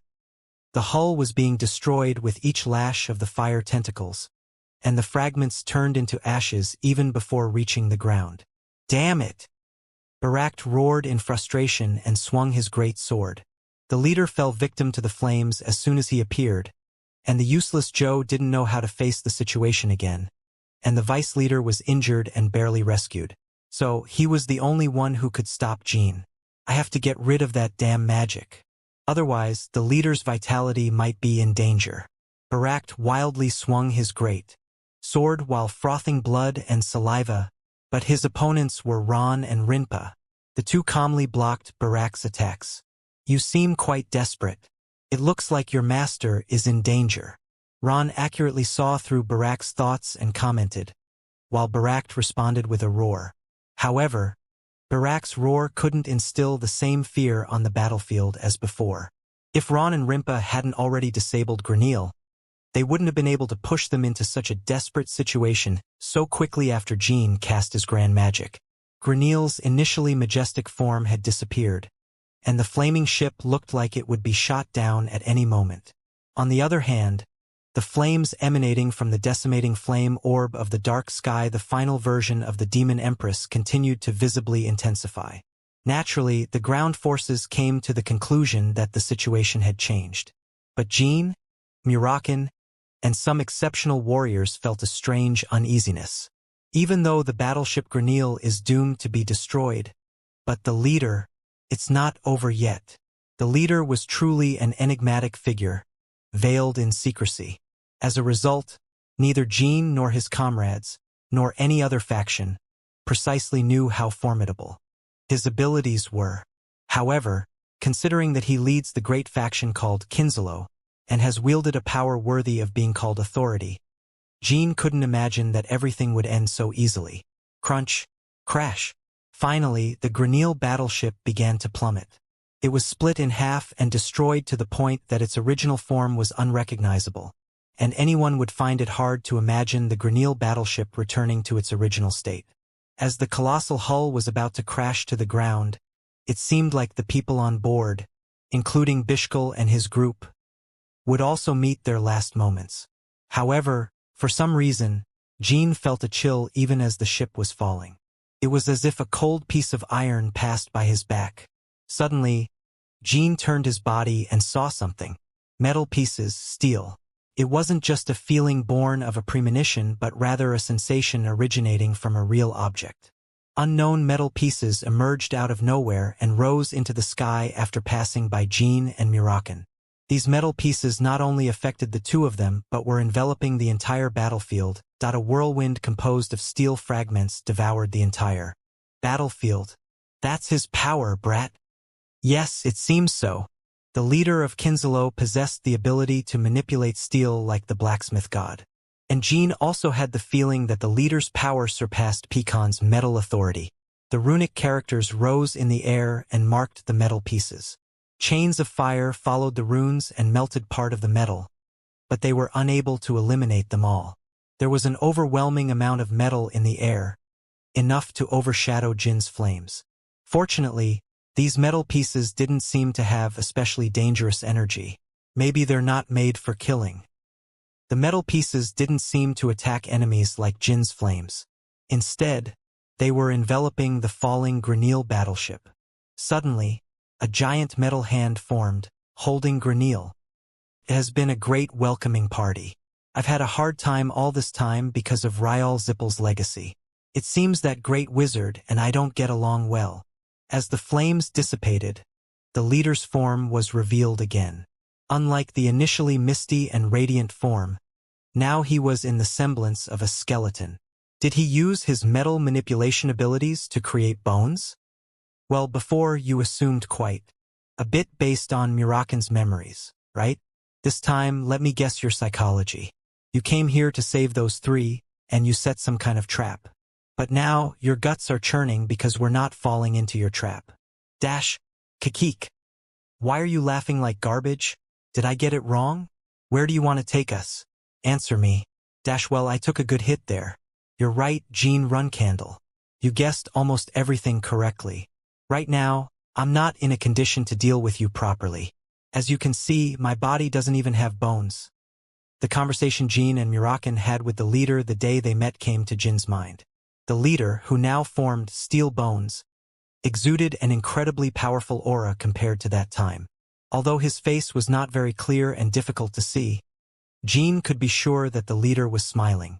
It's been a while, Jean Runcandle. How have you been all this time? We're not here for a friendly reunion. Jean averted his gaze behind the leader when he stopped talking. There, what had seemed to be the Granil battleship, completely destroyed and falling apart, emerged from the gigantic steel hand, fully restored to its original state. It looked exactly the same as at the beginning without a single scratch. Really? Jean said, and the leader shook his head. It's unfortunate that you think that way. In my case, I've missed seeing you. After all, I also need to recover the stolen legacy of that powerful great wizard. Chapter 416. Why, Hiran 10? It's amazing. Does this make any sense? Jean was left speechless as he gazed at the perfectly restored Granil. Not only Jean but also the other warriors were astonished by the fact that the fearsome battleship had returned to its original state. Even Zippel was dedicating a considerable amount of time to the maintenance of the Kozak battleship, which could take several months or even years depending on the extent of the damage. However, the time it took the leader to repair Granil was no more than a mere 10 seconds.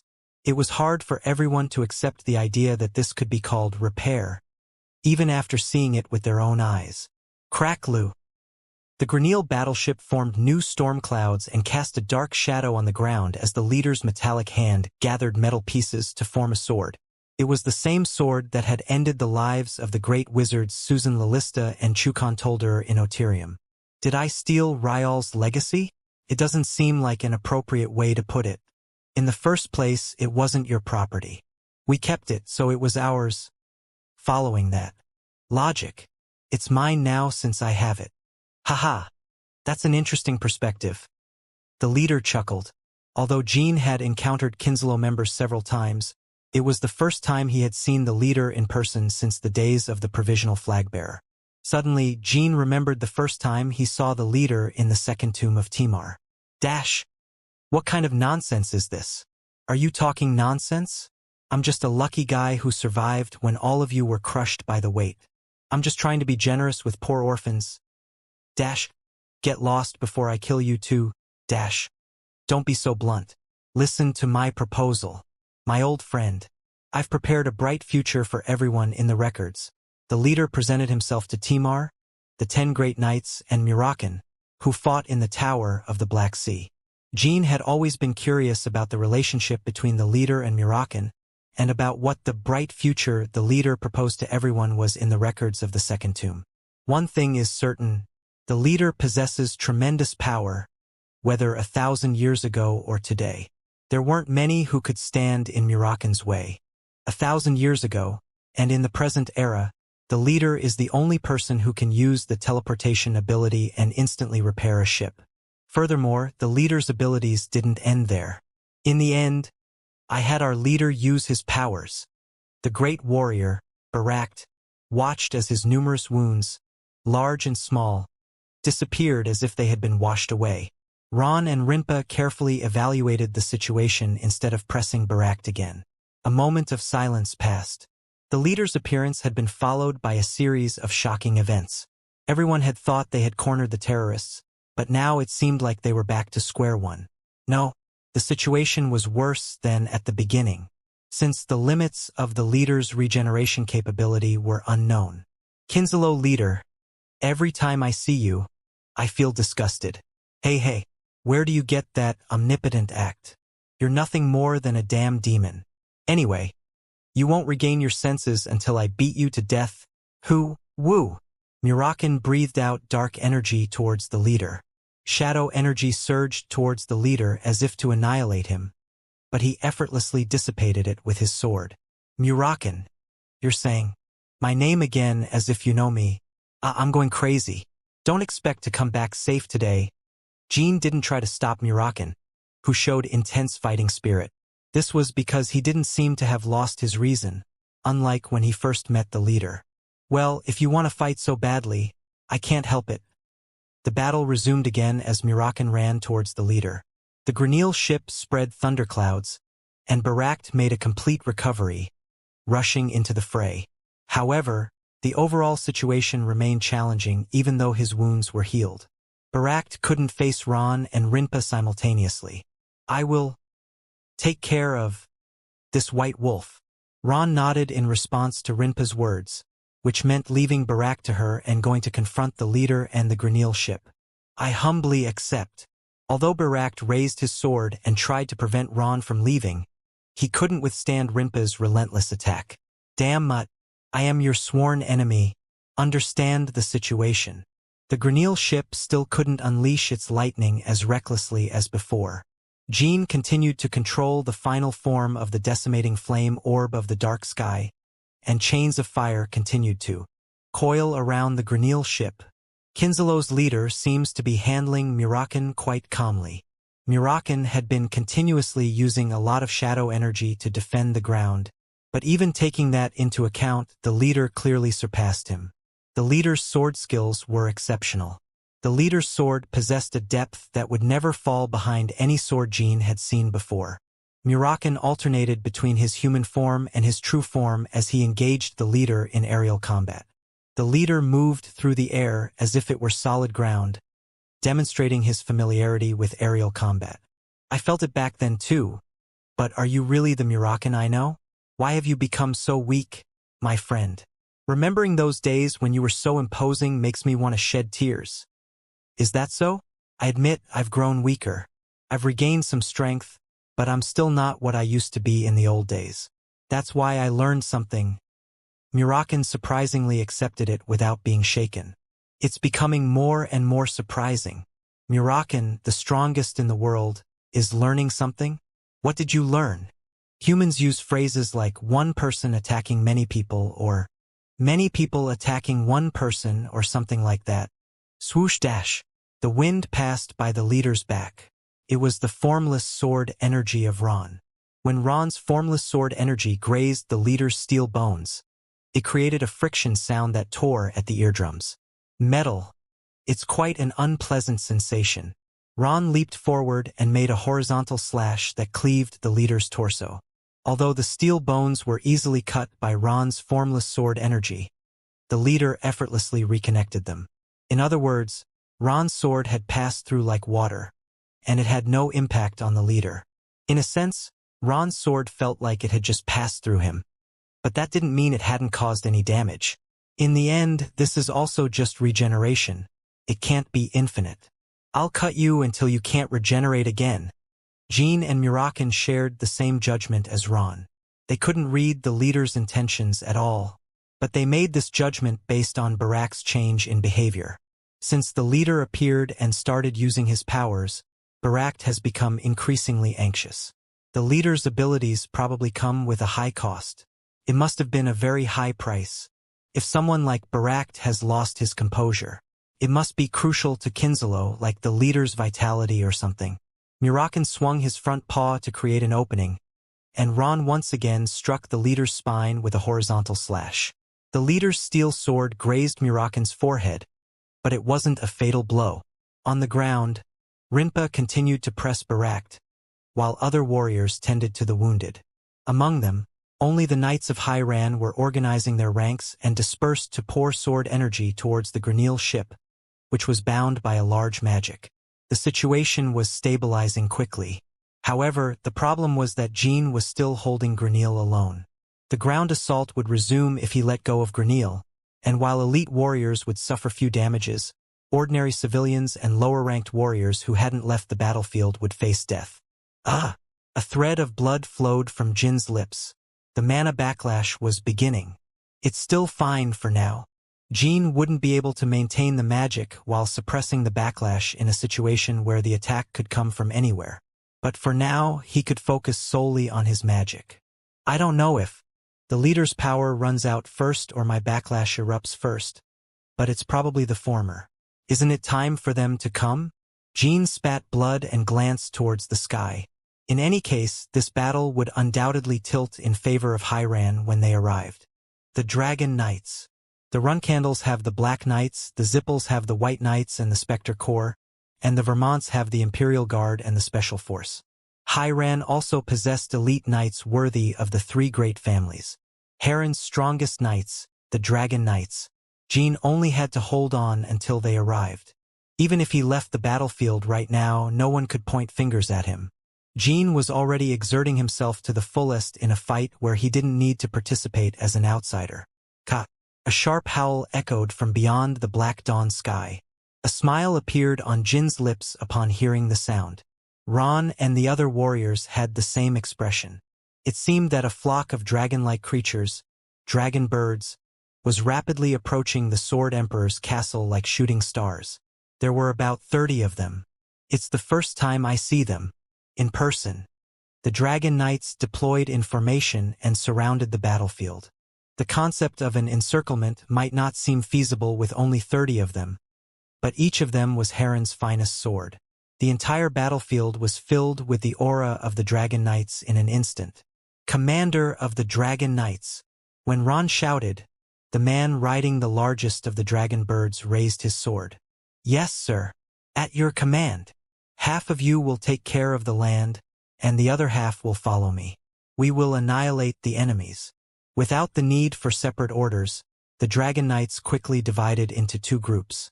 Half of them descended, while the other half ascended and gathered around Ron and Murakin. At that moment, Jean released his control over the Granil ship. The chains of fire that had swirled in the sky converged into a flame orb as the Dragon Knights approached. Jean pointed his finger at the Granil ship. Then, once again, the black sky opened its jaws wide and spat out a massive flame orb. Granil tried to increase its thrust to escape the flame orb, but the Dragon Knights blocked its path. Finally, Granil had to endure another round of destruction as the flame orb struck the hull. The leader was already enveloped in the sword energy of Ron, Murakin, and the Dragon Knights. Chapter 417. Why? Hyran 11. Granil's debris couldn't even fall to the ground. It was due to the sword energy filling the black sky. The debris was turned into dust by the sword energy and scattered like smoke, and the leader's form dissipated like dispersing smoke. It's over. Now that the Dragon Knights have arrived, it's impossible for the situation to change again. That's how Jean assessed the situation. There was no way to turn the situation around unless Zippel suddenly sent reinforcements to Kinslow, or the Vermont imperial family betrayed Hyran. The alliance between Zippel and Kinslow had long been broken, so the first was impossible, and the second the same. Originally, the Dragon Knights belonged to Hyran, but the command was held by the Emperor. It was the result of the imperial family's constant pressure on Hyran for generations. The Dragon Knights had come to defend their home under the Emperor's orders. Before they escape, we must inflict as much damage as possible. Even if the Dragon Knights joined the battle, it was impossible to completely annihilate Kinslow here today. There was no way they would have attacked Hyran without preparing an escape route. Quack! The furious flames of the flame orb that had been spinning fiercely suddenly stopped moving. A huge crescent-shaped mark appeared on Grenil's front, as if a giant had taken a bite out of it. In the end, Jean wiped the blood from his mouth as the flames disappeared completely. There was no need to worry about a backlash anymore. From now on, Jin's only task was to observe the battle. On the ground, Rinpa and the Dragon Knights continued to press Barak. His body, which had fully healed, was once again covered in wounds. However, Barak couldn't be easily defeated as he was also among the world's top warriors. The Dragon Knights were entrenched in the broken Vanguard battleship Grenil. It seemed they couldn't easily infiltrate due to Kinslow members' resistance inside and the battleship structure, but it was only a matter of time.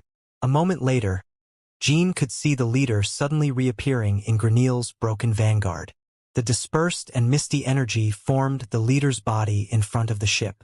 It was clearly an action to prevent the Dragon Knights from entering. Moreover, the process seemed to have taken quite some time, as the newly formed body of the leader trembled. Like a quaking aspen. I think he's overdoing it to protect Grenil. Jean thought so, and everyone witnessing the scene thought the same. More precisely, he's not doing it to protect Grenil but the passengers. Everyone aboard Grenil were key members of Kinslow. Bouvard, the Chaos Sculptor, Vice Leader Bishkal, Cole Joe for Living Golem Development, and Margiela. Although it wasn't clear exactly what abilities Margiela possessed, judging by how they treated her, she was more than just Bishkal's sister. She also had a connection to chaos. All Dragon Knights in the sky, attack the battleship.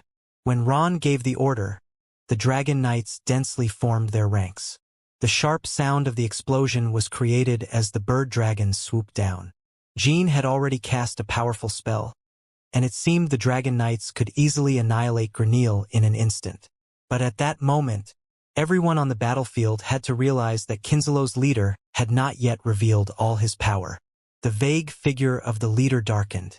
Blood-red pupils revealed a distinctive glow. It wasn't just a thirst for blood or special energy but an inexplicably ominous feeling. The leader's steel sword caused a shockwave in the empty space, and Jean couldn't help but gasp as he saw the sword emit a beam of energy. The elder sister Luna's sword, Mine's blade?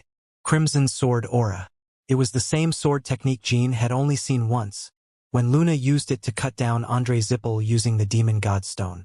Although it didn't have exactly the same form as the Mind's Blade Blood Moon Luna used back then, the Crimson Sword aura displayed by the leader unmistakably resembled Luna's sword.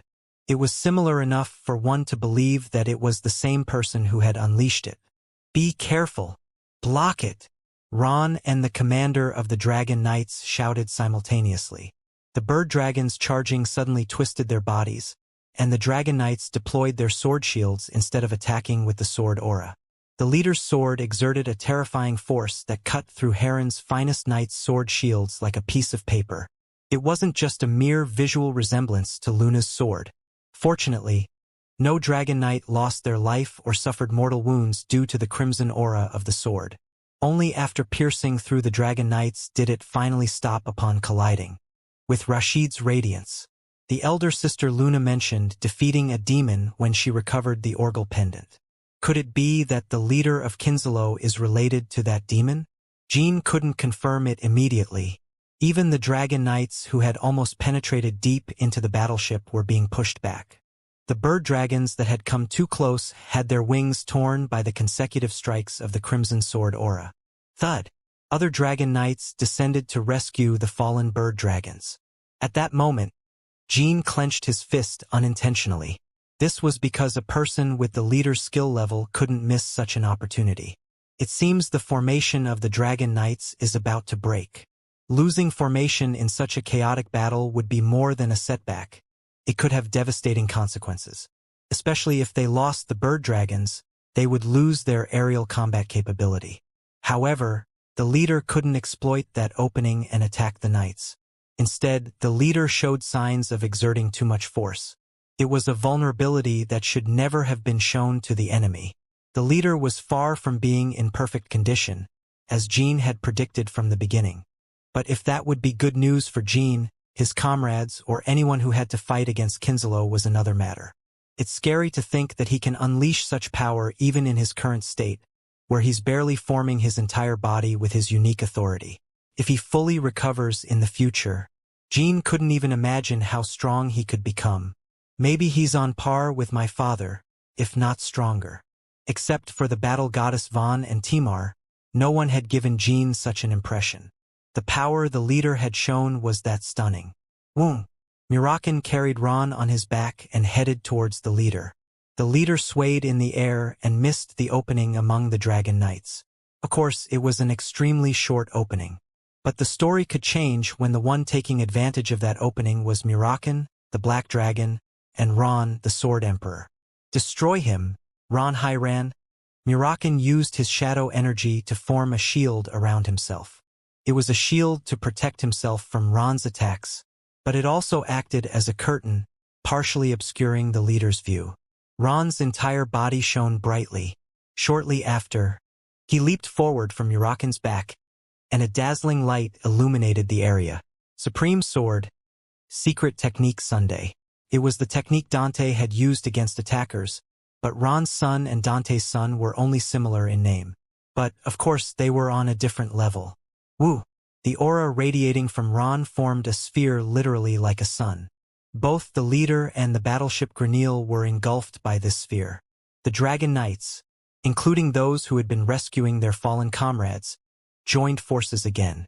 Their role was to prevent the sun's energy from reaching the allies on the ground. Despite their efforts, deep and massive craters had formed on the ground. Only shockwaves made the entire terrain vibrate, and the collapsing Sword Emperor's castle swayed dangerously as if it were about to collapse completely. The ear-splitting noise buzzed in the ears, and flashes of light pierced through the eyes like finely sharpened blades. It seemed impossible for any living being to emerge from Ron's Sunday. Countless blades were shot inside that sphere, slashing through the battleship Granil and the leader. Leader! Barak looked up at the sky with a worried expression. But before he could fully examine, Ron's son, Rinpa's enormous greatsword crashed. Barak's chest was cleaved by the greatsword, and he lost his ear in the subsequent attack. His two toes were severed just before the distance between them widened again. In contrast, Rinpa remained completely unharmed. Now, die! Just as Rinpa was about to cut Barak's life short. Ah! The roar of a person and a sharp sound of the sun being shattered echoed in the sky. It was the leader of Kinzalo who had released that roar. A crimson light spread through the cracks that had extended throughout the sun. It was the Crimson Sword aura. The sun had been destroyed. Ron's secret technique, which he had unleashed with all his might, was now being shattered by someone else's sword under the Sword Emperor's castle sky. The light of the sun and the Crimson Sword aura, which had filled the entire sky, faded away like receding waves. Not even Murakan's shadow energy, staining the entire sky black, could overcome the impact. The sky quickly regained its original color. And amidst it all, the half-destroyed Granil darkened the morning moon and the leader who stood in front of it. He no longer had a vague form as before. He was a demon very close to the human form. Ku! His entire body was torn and burst, far from being in a recognizable state. His body was torn to the point where it could be said to be half-shattered, and he spat out blood, wielded the steel sword. Then, a massive steel gate, even larger than Battleship Grenil, opened in the sky, and the Dragon Knights tried to fly toward it to prevent Grenil from reaching the gate. However, Ron stopped them with his gaze. They didn't know what might happen if the battle continued. The leader nodded as if Ron's judgment was correct and looked at Jean as Grenil passed through the steel gate. Then, a smile appeared on the leader's remaining half of the face as he calmly passed through the steel gate. Chapter 418 Treason 1. What the hell just happened? Everyone couldn't help but think it. No one could have predicted that the home of Vermont's finest knight clan, which seemed unbreakable as long as there was no world war, would be destroyed so ruthlessly and unexpectedly. And on top of that, the attackers who had destroyed the Sword Emperor's castle had already left using an unknown power. Even the Dragon Knights had joined at the end of the battle. But it wasn't as if the terrorists had suffered significant losses and retreated. It was a complete defeat. Only black smoke rose all over the Sword Emperor's castle, which had almost become a ruin. Brat. Brother Jean. Murakin and Rinpa approached Jean. Murakin seemed exhausted from the battle, and Rinpa seemed as calm as when she was first summoned. Murakin had desperately defended against cannon attacks and the leader alongside Ron, while Rinpa had not had the chance to use all her power. Rinpa held Jean as he staggered forward. Jean felt sorry for Rinpa, just like when he summoned Garmond in the past. He had a sense of guilt that came from the fact that she returned to La Perosa without remembering anything.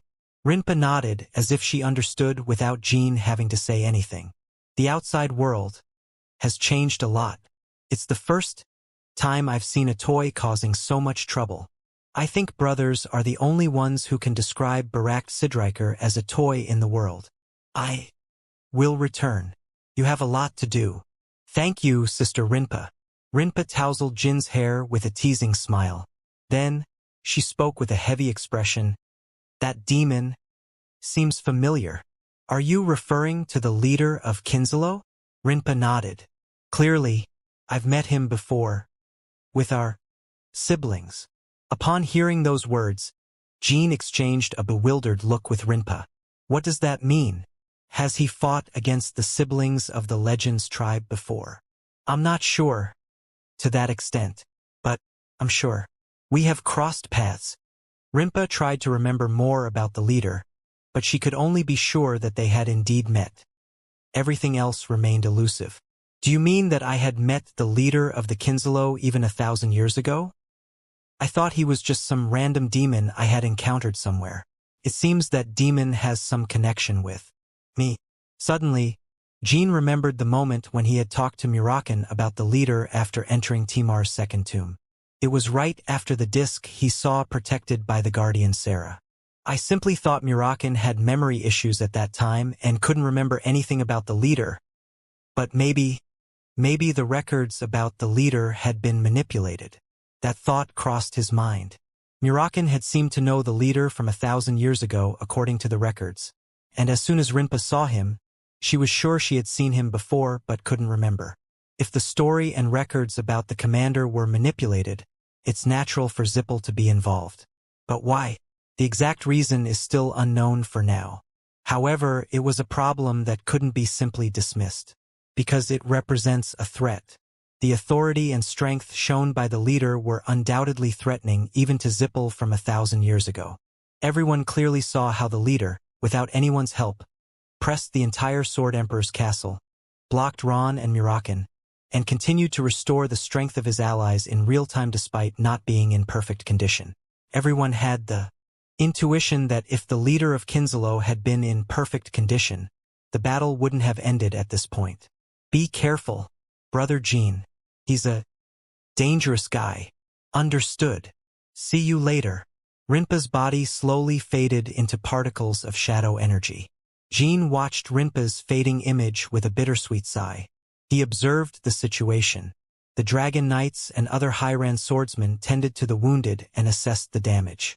The allied forces that had fought together were regrouping.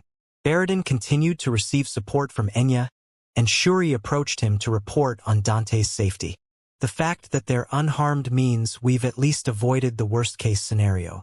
Jean was the first to move to rescue those two amid the chaos of battle. Now, what remained was the cleanup and counterattack, which was not Jin's responsibility. "Sir," the commander of the Dragon Knights descended alongside Ron. Blood dripped from Ron's lips, but he observed his surroundings while breathing heavily. Again, Jean thought that even that was unreal. Jean could feel Ron's heavy breathing despite there being quite a distance between them. Ron still exuded a majestic aura despite his disheveled hair and numerous wounds all over his body. Ron approached Jean. With steady steps, all the warriors who had been watching the scene blinked in surprise. It was because Ron was approaching the flag-bearer of Runcandle instead of the members of the Hyran clan right after the battle. All eyes followed the two. Ron wiped the blood from the corner of his lips and suddenly grabbed Jin's right arm. Bam! Ron raised Jin's right arm in the air as if paying tribute to the winner of a competition. It was as shocking as the recent terrorist attack for the warriors. Some unconsciously covered their mouths with their hands and swallowed saliva. The Sword Emperor, the Patriarch of Hyran, praised the 12th flag-bearer of Runcandle immediately after the terrorist attack. Jean was also inwardly surprised. No, actually, he was as stunned as the warriors who held their breath. However, he maintained a serene expression. Of course, in addition to the surprise, Jean quickly understood why Ron had positioned him in the forefront. This to stop Runcandle. After the terrorist attack and the severe injuries suffered by the Sword Emperor, Hyran was in a desperate situation. The optimal moment for one predator to attack another is when the prey is wounded.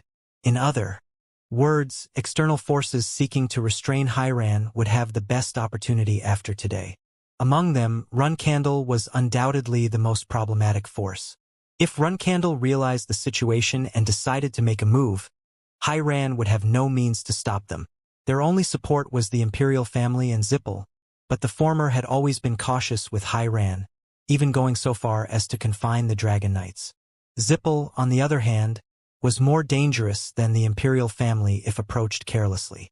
In such a situation, what if he attended first to Jean, who was actually attending the banquet as a representative of Runcandle? No matter how powerful and dominant Runcandle is, it would be challenging to attack Hyran immediately after the emotional atmosphere witnessed by all attending factions of the banquet. Well, Runcandle probably wouldn't attack Hyran even if Ron Nim didn't do this. But there wasn't a safer and more efficient option available to Hyran. In a way, Jean got goosebumps. The fact that Ron made such a keen judgment immediately after the chaotic incident had ended, that's what makes it even more remarkable. The world's best knight who, to begin with, has an arrogant attitude. Jean Runcandle, I, the Lord of the Sword Emperor's castle, will never forget your dedication and valor in this incident. However, there was one thing Jean hadn't considered. That statement was not like the empty words of a politician but was filled with genuine gratitude. Ron genuinely appreciated Jean for his role in this incident. Instead of responding, Jean simply nodded silently. I am also deeply grateful to those who fought alongside the Hyran clan against the terrorist attack. Too many have sacrificed their lives. I express my condolences. I promise to take responsibility in any form. As Ron lowered his head, the other warriors who had been observing the situation had no choice but to follow suit. When they raised their heads again, their gazes naturally turned towards Jean. It was burdensome to continue looking at Ron, and it was natural to feel awkward in front of the 12th flag-bearer of Runcandle, who had recently shaken the Garden of Swords and excelled in the Sword Emperor's castle. Jean shifted his gaze away from the especially bright eyes of Lotta Proc and looked at Zephyrin, who was receiving a scolding in a corner. Demon dragon. Of course, there was still no confirmation that Zephyrin was a demon dragon, but he thought it was time to meet with the leader of the Black King's mercenaries once the situation calmed down. For now, everyone here would stay in Hyran for the investigation anyway. November 10th, 1799. Approximately 2 weeks had passed since the incident of the terrorist attack on the Sword Emperor's castle. Not only Hyran but the entire Vermont Empire had not yet recovered from the shock of that day. Even people from distant lands who only received the news by word of mouth found themselves in a similar state. the Sword Emperor's castle remained in ruins. Restoration had not yet begun. Most officials had set up tents near the castle, giving the impression that only the Sword Emperor's castle was at war within Vermont's territory. In reality, the Sword Emperor's castle was waging a war against those who believed they were its allies. The imperial family of Vermont had not helped Hiran at all. Not helping would be one thing, but they had gone so far as to defend Kinslow. Despite clear evidence pointing to Kinslow and the tremendous damage they had inflicted on Hiran, the imperial family refrained from labeling Kinslow as a terrorist. They used vague expressions like an unfortunate accident. Furthermore, the imperial family had declared that they couldn't be sure if the giant monsters and living golems used in the attack were really from Kinslow. Not many expected the imperial family to handle the situation with such lukewarmness. However, everyone who observed the current attitude could deduce the same conclusion. After the incident, there must have been some kind of deal or understanding between the imperial family, Kinslow, and Zippel. Not only Kinslow but also Zippel denied any involvement in terrorism after taking Baradin, and the imperial family turned a blind eye to these actions. Initially, since there was evidence that Kinslow had attacked Baradin, Zippel should have had to pay some kind of price to Hiran. But the imperial family intended to tame or hunt Hiran. In a way, Hiran had been betrayed by the imperial family. Ha! Dante let out a tired sigh in the basement of the Sword Emperor's castle, and his face showed signs of fatigue. The basement of the Sword Emperor's castle was in relatively good condition compared to the surface. Jean placed his hand on Dante's shoulder. Dante, are you nervous about meeting him?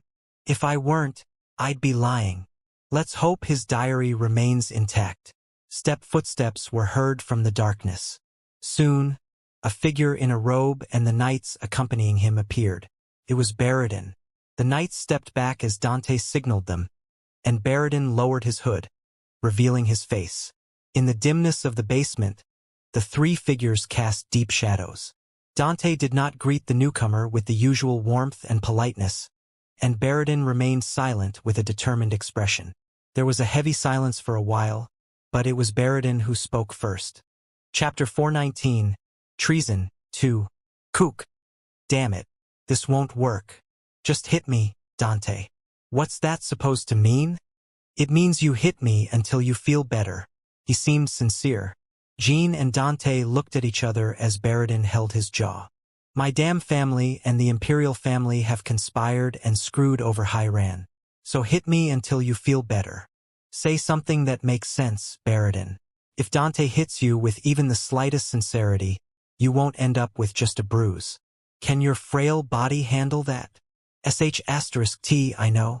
Why does someone who knows that say foolish things? Sorry, but I'm dying inside from frustration, and I'm going crazy, so I have to say something. I guess it's a way to make myself feel better in the end. The way you put it, it doesn't sound so bad to hit you. Baradin, it's not your fault. Baradin sighed in response to Jean and Dante's words. I was hoping you'd say that. Dante, if there's anything I can do to help, tell me. I'll take responsibility for my family and do whatever is necessary.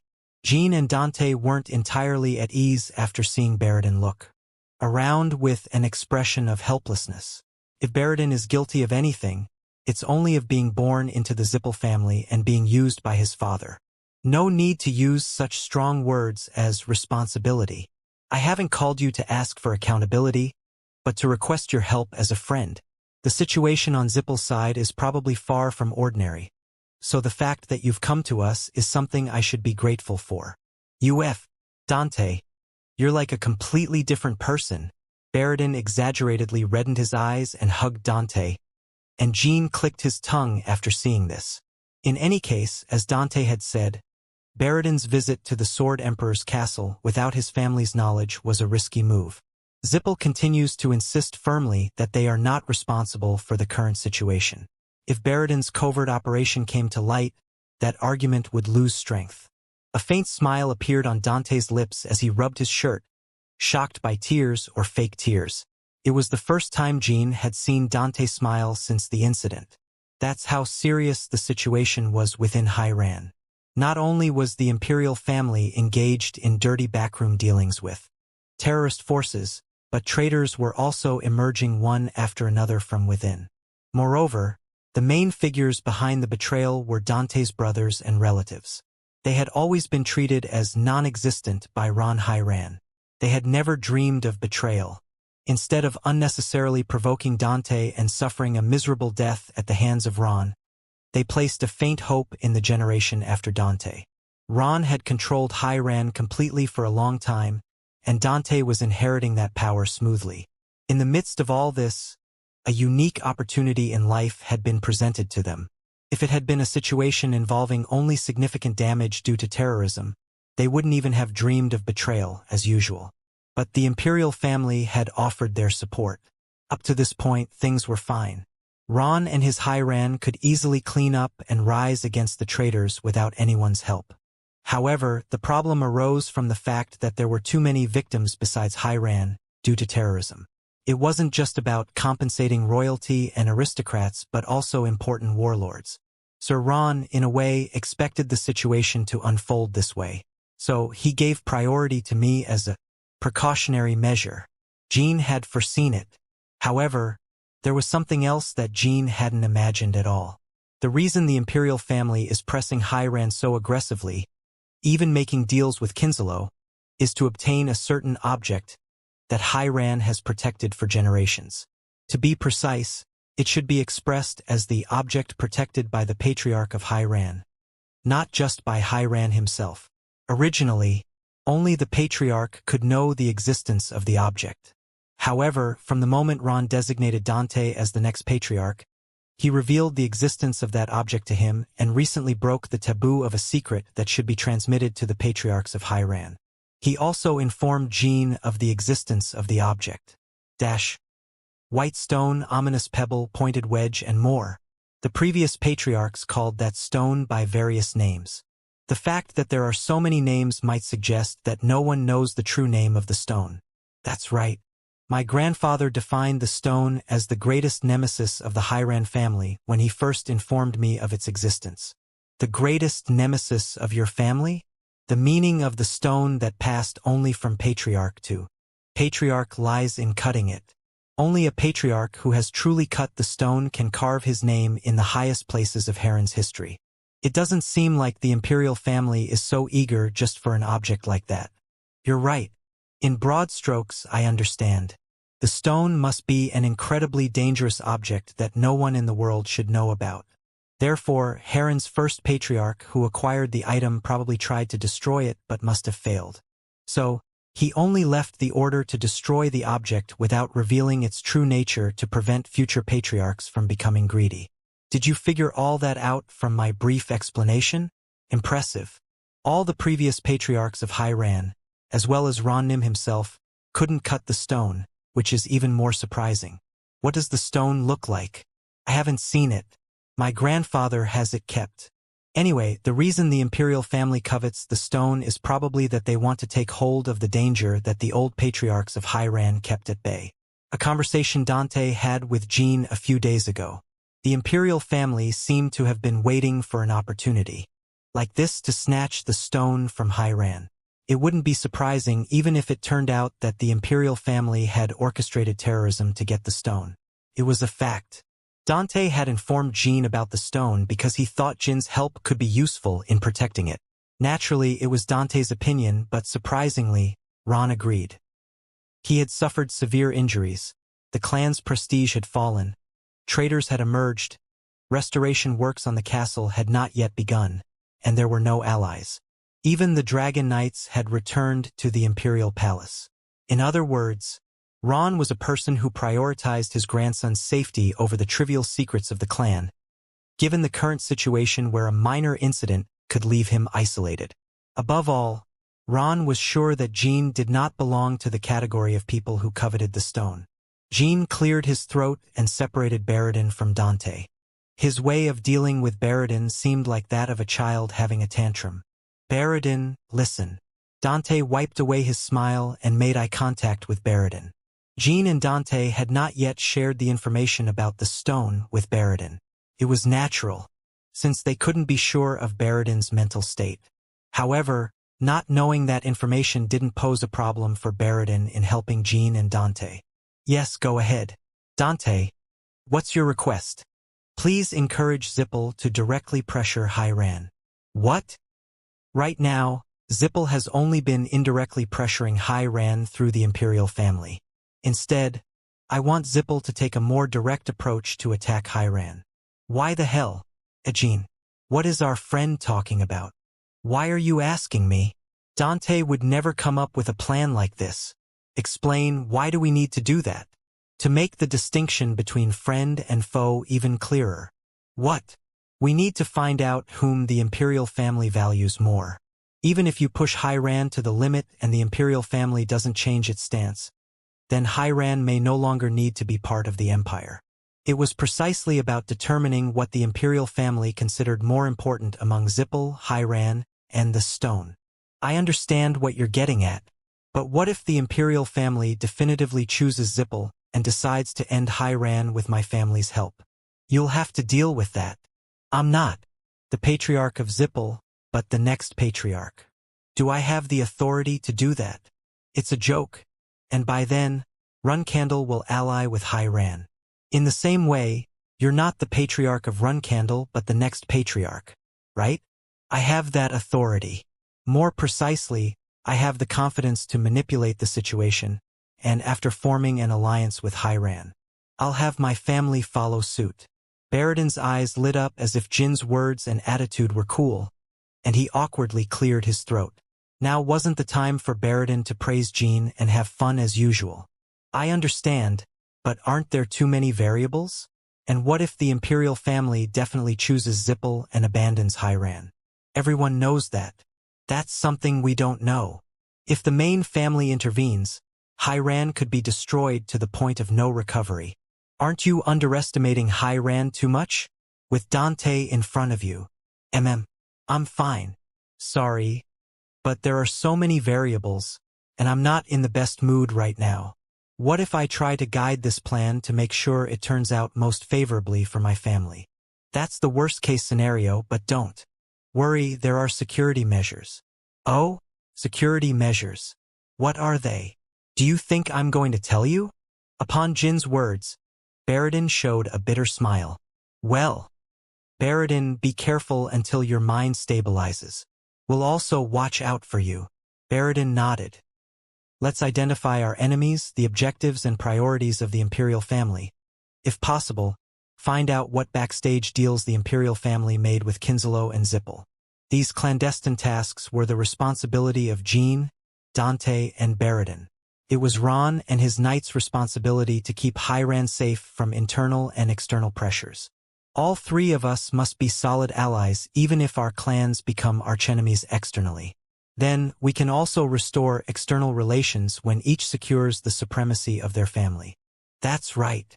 Oh yes. While the three were talking, a knight arrived at the basement chamber. He was one of the knights who had initially escorted Baradin here. Young Patriarch. What's going on?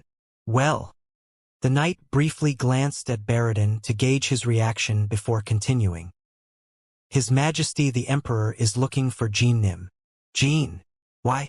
I can't be sure, but there are rumors among the eunuchs. It seems they want to reward him for this recent incident. Chapter 420. Treason. 3. Reward. A reward, you say? Dante and Baradin asked at the same time. Yes, young Patriarch. Hiran is also His Majesty's territory. So does he want to show gratitude to Jean for protecting it? I see. Dante's expression darkened. It was due to the Emperor's abominable deal. He was praising Jean in front and pressuring Hiran from behind. Dante couldn't openly express his displeasure due to his temperament and naturally gentle speech, but he felt quite upset inside. The knight delivering the news also seemed to be suppressing his devastated feelings. That bastard. Dante is such a good person, and he doesn't appreciate it. Dante and the knight shuddered, and their eyes widened in surprise when Baradin spoke in such a manner out of the blue. They had never heard anyone address the Emperor like that before. Not even Ron, who was famous for not using honorifics with the emperor, had ever uttered such disrespectful words. I think it's time to take a look at the palace the courtiers dare to call the Celestial Palace. How lucky. Jean added these words. Dante and the knight reflexively looked around. They knew there were no attentive ears. But it was a reflex act. Aside from this incident, Jean had never had favorable feelings towards the emperor. Jean had participated several times in the special forces and, not long ago, had even clashed with the Imperial Guard in the Guantanamo forest. Moreover, the emperor didn't respect the Tychon-free city, and the fact that he was secretly working on something called the Demon Man. Therefore, the emperor was up to no good. Ahem, friends. He's still the supreme ruler of the empire. Neither Jean nor I are citizens of Vermont, so it's fine. No problem. In the end, Dante smiled awkwardly. He felt relieved after hearing his friend's words. I'm glad you're here. Yes, I feel the same. Dante and Baradin looked at Jean simultaneously. They seemed to want to say the same with that expression on their faces. Jean ignored their small wishes, but it was clear that his words had warmed their hearts. I wonder what kind of gift the emperor will give me. Can I go right now? Yes, Jean. Jean stood up from his seat and stretched his body. It happens that other factions are also leaving the Sword Emperor's castle today, so I think I'll visit the palace before heading home. So suddenly? Baradin widened his eyes and asked. It's not sudden. You've just arrived, but I've been here for about 2 weeks. We've sorted things out regarding our conversation, so it's time for me to go home. The flag bearers of Runcandle are very busy, you know? Dante also felt disappointed like Baradin, but he couldn't hold Jean back. Jean could go home whenever he wanted from the beginning. If there had been another flag bearer at the site of the terrorist attack instead of Jean, Hiran wouldn't even have asked them to stay until the investigation was over. Jean had spent his time solely helping Dante as a friend. Now, it was time for him to go back and take care of his own responsibilities. But I've just arrived. Yes, now go back and make sure Zippel presses Hiran seriously. You're busy too. I'm sad. Jean turned to his friends once again, just before leaving the basement chamber with the knight. Baradin looked dejected, and Dante was consoling him. No matter what the situation, everything will be fine as long as the three of us don't betray each other. A small smile appeared on Jin's face as he saw his friends nodding vigorously. If he had been born as the eldest in a normal family instead of Runcandle, perhaps he would have had younger siblings like them. Suddenly, that thought crossed Jin's mind. Take care, Jean. We'll see each other soon. Then we'll grab a drink. Take care, my friend. Jean left with the knight. The bright sunlight stung his eyes as he exited. The Sword Emperor's castle, half destroyed and blackened, created an eerie atmosphere under the clear sky without a single cloud. I must bid farewell to Ron Nim. Where is he? I'll accompany you. Ron was sitting alone in the almost destroyed training ground. Strangely, the seat of the Sword Emperor in the training ground remained intact despite everything being in ruins. To Jean, it seemed to symbolize Heron's situation. No matter how much they attacked him from inside and out, in the end, the great knight Ron Hiran would protect that seat. Did the Emperor summon you? Ron spoke upon sensing Jin's presence, and the knight stepped aside. Yes, royalty has a talent for summoning busy people, don't they? You'll go there and probably hear the obvious. Ron's attitude toward Jean had changed. He no longer saw Jean as the demon possessing his grandson. Since the terrorist attack, Jean had shown not only his skills, but also his loyalty and affection for Dante. How's your health? Not very good.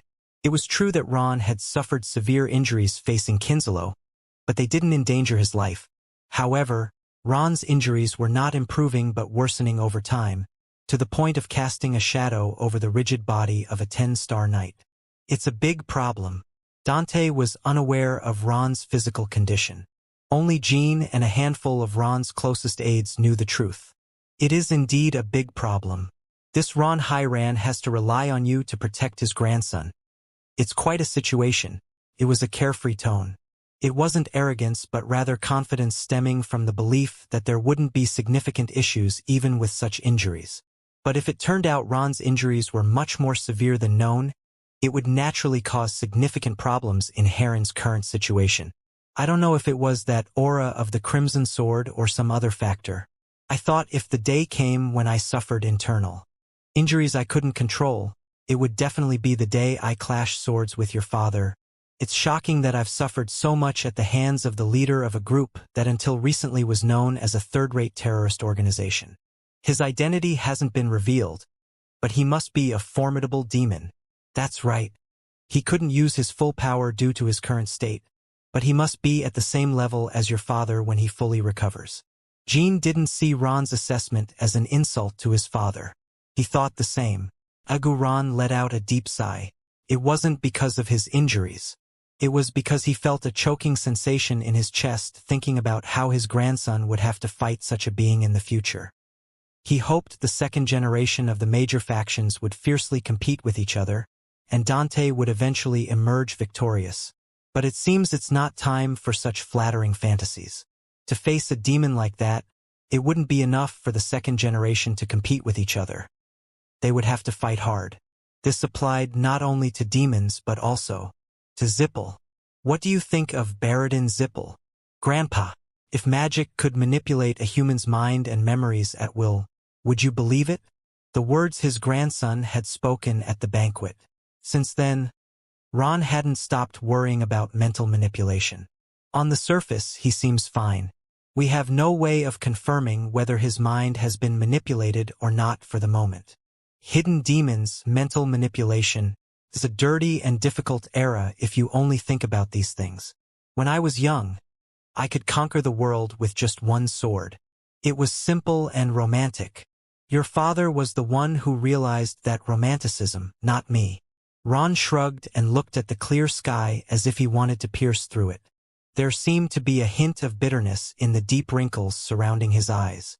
After we distinguish between friends and enemies, and once this side is resolved, I'll help you take the Run-Candle throne more easily. Ron didn't say he would make the impossible happen. Ron knew Jean would take the Run-Candle throne, so he would help him take it more comfortably. Ron no longer had any doubts that Jean would become the patriarch of Run-Candle. He couldn't imagine how the other flag-bearer of Run-Candle would handle this steel behemoth. Thanks just for your kind words, Ronim. You can go now. Yes. Oh, and when Jean turned around, Ron smiled wickedly, and there was a hint of malevolence in his smile. Tell it to the Emperor. What should I tell him? In many ways, it's good to make wise decisions. I'll let him know. In the capital of Vermont, you could turn your head to see the majestic view of the Imperial Palace no matter where you were. The gigantic bright yellow spires rose as if touching the clouds, the expanding palaces beneath them, the 4 rivers surrounding the palace, and the extensive white paved roads weaving through it all. Citizens took pride in the grandeur of their greatest architectural masterpiece and often referred to it as the Celestial Palace instead of the Imperial Palace. Compared to the Vermont Imperial Palace, any other palace in the world would seem like a miserable pile of stones. The palace looks completely different up close than it did from afar before my regression. He had heard it was luxurious and grand, but Jean had no idea it would be on such a majestic scale. Moreover, he couldn't see a speck of dirt on the wide roads that seemed to stretch hundreds of steps and left him wondering how many caretakers were responsible for their maintenance. Clack, clack. The royal carriage carrying Jean stopped smoothly, and the guards lined up in a row raised their swords. Jean accepted the sword ceremony with naturalness, and the emperor had been watching the scene with his eunuchs from the upper floors of the spire. What do you think? Will Jean Run-Candle accept the emperor's offer? The eunuchs didn't respond to the emperor's question and simply nodded. Well, I guess it couldn't be predicted in advance. I asked you a meaningless question. Again, the eunuchs nodded. In reality, the eunuchs brought to the spire by the emperor had long lost their voices, so they couldn't respond even if they wanted to.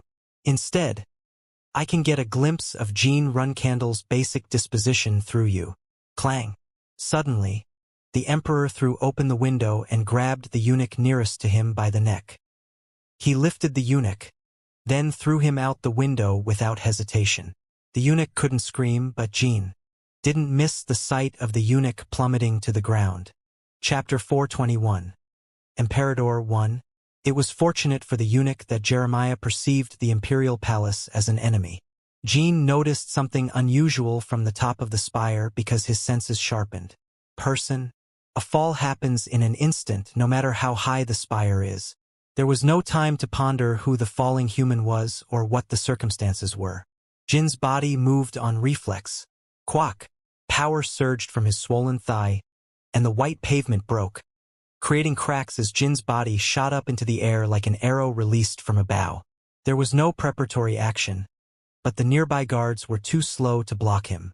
Their eyes widened in astonishment as they watched Jin soar away, and the Emperor couldn't help but smile as he observed Jin, who was getting closer to the spire. It's risky, but I can catch him.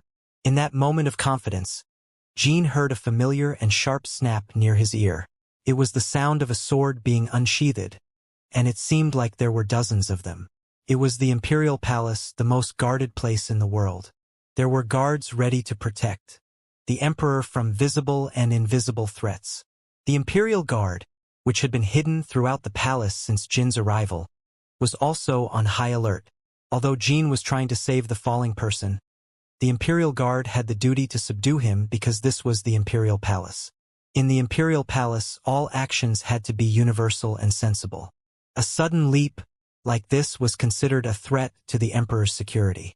The swords of the Imperial Guard leaped toward Jin.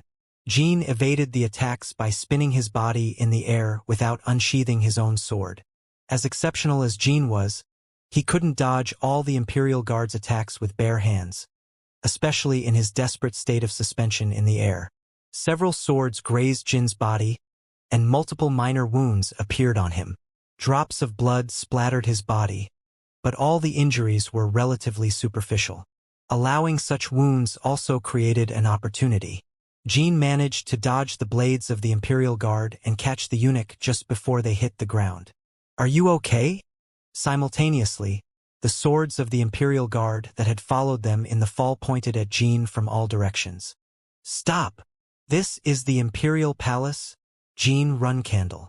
Jin didn't respond immediately but assessed the condition of the person he had saved. It must be a eunuch. He realized it by the attire. He also noticed the prominent scar on the eunuch's neck and quickly recognized it as a deliberate wound that prevented him from speaking. At that hour, there were only two possibilities for a eunuch to fall from the spire of the Imperial Palace: suicide or an Imperial order. There were very few chances for any other possibility. Jin acted reflexively to someone's death, but from the moment he jumped, Jin believed that the last possibility was more likely: an Imperial order from the Emperor himself. The coincidence of someone's suicide and his visit was too elaborate to consider. He lifted the eunuch and looked up at the top of the spire. He couldn't see the Emperor, but the corners of Jin's lips lifted as he watched the window of the spire close. The reason the Emperor threw the eunuch was obvious. It was to see how Jin would react. Arrogant bastard. Jin shrugged and looked at the Imperial Guard. "Stand down. I was merely returning the Emperor's greeting." At these words, the eyes of the Imperial Guard filled with murderous intent. But a group of servants rushed toward them, shouting from a distance, "Halt the Imperial Guard! He is His Majesty's guest. How dare you show such disrespect?" The Emperor had invited Jin as the highest-ranking guest and had assigned attendants befitting his status. These attendants were taken aback by Jin's unexpected actions and the Emperor's, but unlike the Imperial Guard, they immediately recognized the Emperor's intentions and reacted accordingly. "I am Chancellor Barkham. I apologize for the discourtesy on behalf of the Imperial Guard."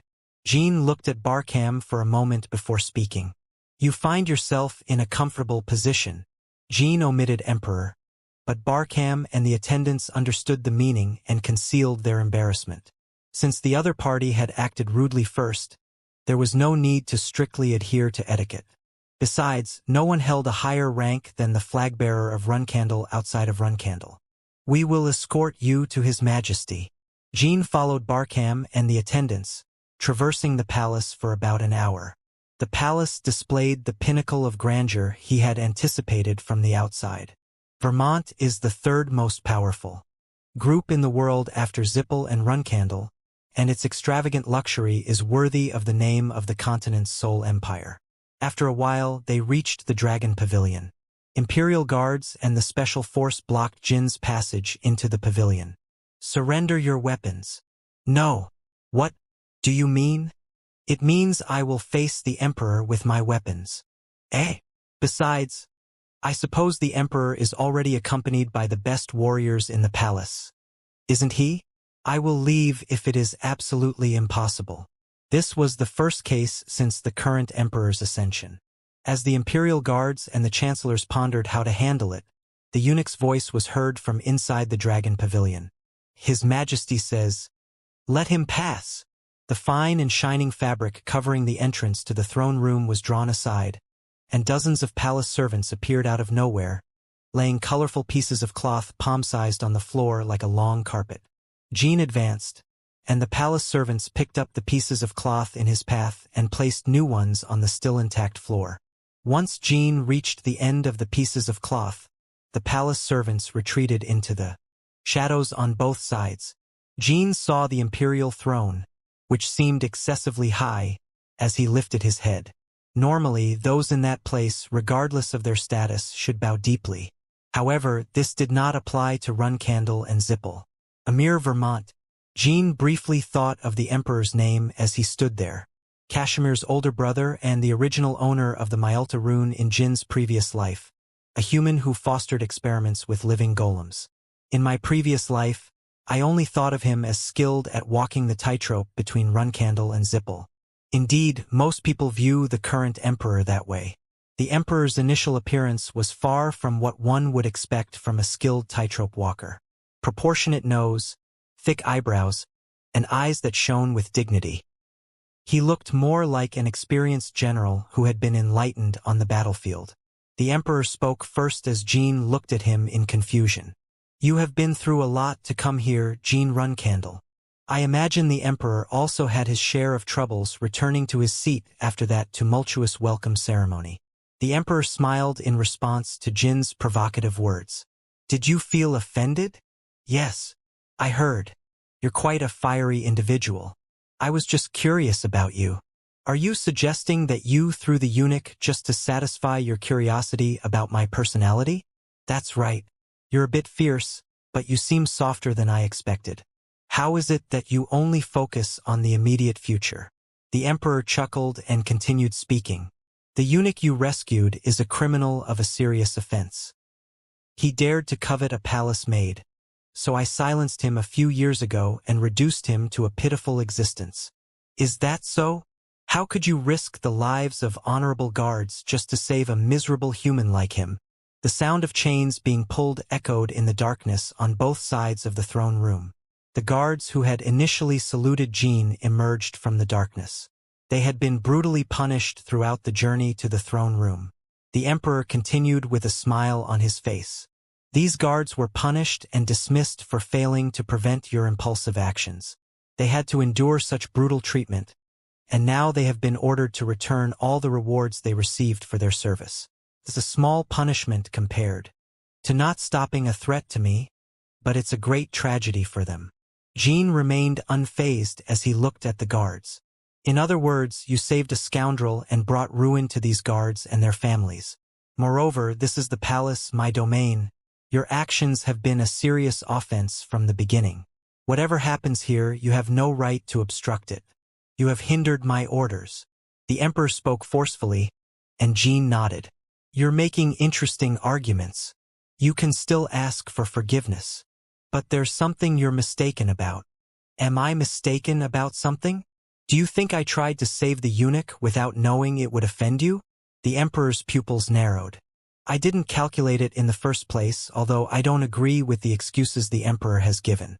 I acted on impulse because I felt I was being tested." "Ha ha ha. Do you dare to think that the Emperor of Vermont would test a flag-bearer of Runcandle?" The Emperor's laughter stopped.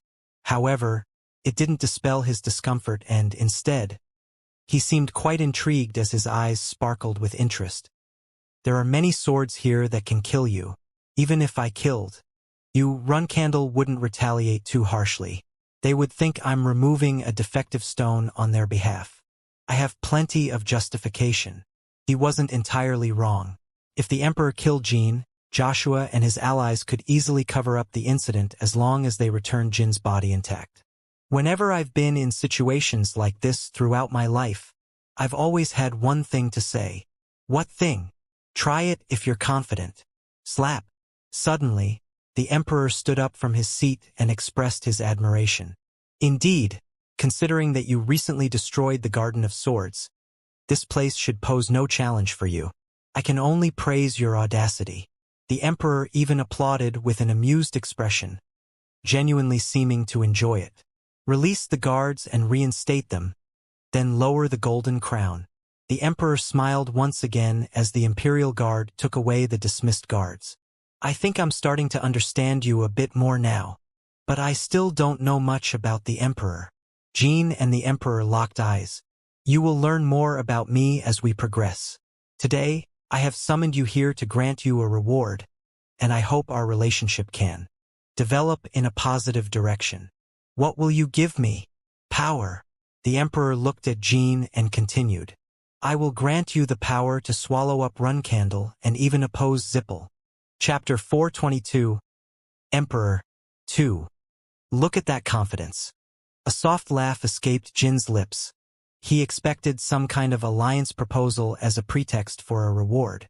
Everyone knew that the Empire had betrayed Hyran, so it was obvious why the Emperor had separately summoned Jin to offer him a reward. The power to swallow Runcandle and oppose Zipple, right? How do you see it? It's a very tempting offer, isn't it? Jin looked at the Emperor's bright eyes for a moment. Still, he's the Emperor of the Empire. He has quite a strong gaze. It wasn't easy to read what was behind those eyes. "Do you know? What are you talking about? A few days ago, I showcased my skills in the Garden of Swords. That day, I declared that I would become the Patriarch. It's impossible for him not to know. The majesty you showed that day was named The Return of the Family of Magic Swordsmen and the Declaration of Patriarchy. Even the bards of Vermont sang your song for a while. I liked that song too, and I ordered the Imperial Orchestra to play it. I'm embarrassed that such a thing happened. Anyway, the reason I made that declaration in front of everyone is simple. I already have the power to become the Patriarch." The Emperor blinked softly at Jin's words. "I've heard that most members of the Elder Council, as well as the Execution Knights and the Black Knights, have already fallen into the hands of the second flag-bearer. Moreover, your forces seem quite weak." Jin couldn't help but laugh again at that. "That's how outsiders see me. Weak." There was a time when that was undoubtedly true. A time when Jin was in Storm Castle, and his only ally was Gilly. However, since he awakened Murakan from the secret underground library of Storm Castle, Jin's power had never been considered weak in absolute terms. Murakan had lost some of his strength, but he could ascend to the ranks of the strongest at any time if given the opportunity to recover. In addition to Murakan, there were Luna, his comrades from Tychon Free City, Laferosa's tribe of legends, the Holy Kingdom, Misha, Soderet's arrangements, the small beastmen, Wantaramo Forest, Ron and Dante from Hyran. Furthermore, within Runcandle itself, there were Yona, some elders and knights who had shown favor to Jin after the declaration of Patriarchy, and Baradin in his usual state. Apart from these, there were also considerable potential allies.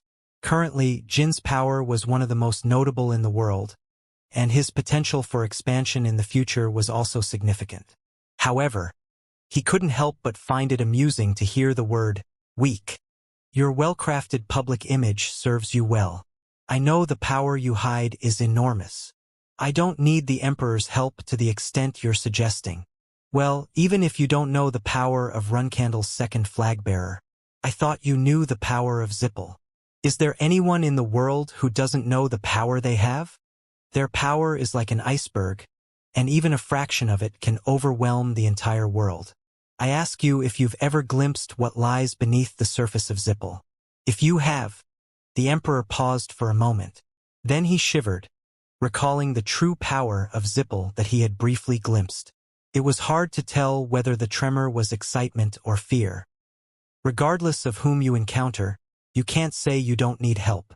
It seems the Emperor fears Zippel. Isn't it natural to fear them? A moment ago, you said you might know me a little, but now you're talking nonsense. The first patriarch of Runcandle, Timar Runcandle. The Emperor suddenly mentioned that name, but Jean maintained a serene expression. What other faction is looking for Timar's tomb? Who do you think it is? Zippel. Right, but that's not all. Even the Vermont imperial family is looking for the tomb of the first patriarch of Runcandle. Their movements have been exposed to them. A recent conversation between Jean and Margiela when Baract came to look for Rosa. Jean then first learned that forces other than Runcandle and Zippel were looking for Timar's tomb. Even more surprising was the fact that Vermont was interested in Timar's remains. He didn't expect him to bring up the topic of Timar first.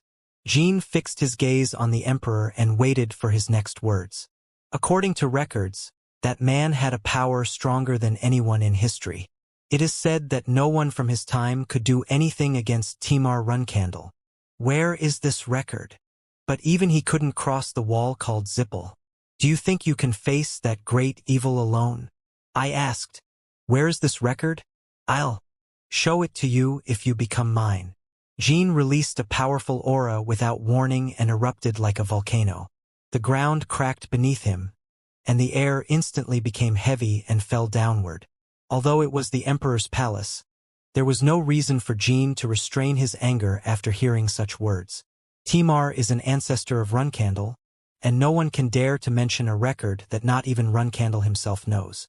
The Imperial Guard began to move, but the Emperor raised his hand to stop them. Jean didn't release any more of his aura. The Emperor has halted his swords, so I'll consider this your apology for what you just said. Jean spoke calmly. He remembered the demon man from Vermont he had encountered in the Wantaramo forest. Vermont was trying to complete demon men using Timar's remains.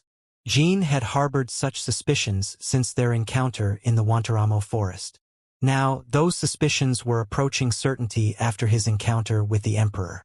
If he became sure, he wouldn't hesitate to annihilate the imperial family. And I'll give you a warning, Emperor. If, by chance, you get hold of the first patriarch's body and create a miserable puppet or something similar, all of Vermont's history spanning thousands of years will be in vain. Jijoho, talking to you feels like walking on a tightrope. As long as you find clues about the tomb of Runcandle's first patriarch, you must report to Runcandle, no matter what. The Emperor showed no anger or discomfort no matter how much Jean spoke. I'll think about it after you become the king of master swordsmen. He seemed to say it casually, but his intention was clear. You probably can't become the guardian without my help. The Emperor was hinting. Well, it seems we can't become allies now. But let's leave it at that. I've already decided to reward you. The Emperor paused and clapped his hands as if remembering something. Hiran, how about you take charge of that entire clan? I called you to reward you for saving Hiran in the first place. You talk as if you can handle Hiran at your will. Of course, there's nothing in Vermont that the Emperor can't handle. Loyalty must come first to take control of a clan. Even if the Emperor grants me his governance, can I expect Ron-Nim and Dante to swear loyalty to me? It would be laughable, Jean said. Don't complicate simple things too much. Do you really think there's no way? Having Dante as a hostage to pressure Ron-Nim? Not a bad idea, but there are some other options. I did my best to minimize the damage to Hiran during the terrorist attack. Do you think I would stab Hiran in the back like the Imperial family? Why? It was the first time the Emperor showed such intense emotions during their conversation. He seemed puzzled. He didn't understand why Jean would protect Hiran. I was very curious when I heard that you were active in the Emperor Sword's castle. This terrorist attack could benefit Runcandle a lot, so I couldn't understand why you were protecting Hiran. What is the reason? I don't need a big reason to help a friend. What did you say, a friend? The Emperor abruptly rose from his seat and shouted as if he couldn't believe it. Are you saying you will give up such benefits just for that? The Emperor vividly expressed his disappointment, but Jean shrugged off the Emperor's strong reaction. Is that a problem? The Emperor, who had just sat down, sighed. The feeling of excitement and emotion I felt during our conversation seems to have cooled now. I didn't expect you to utter such weak words.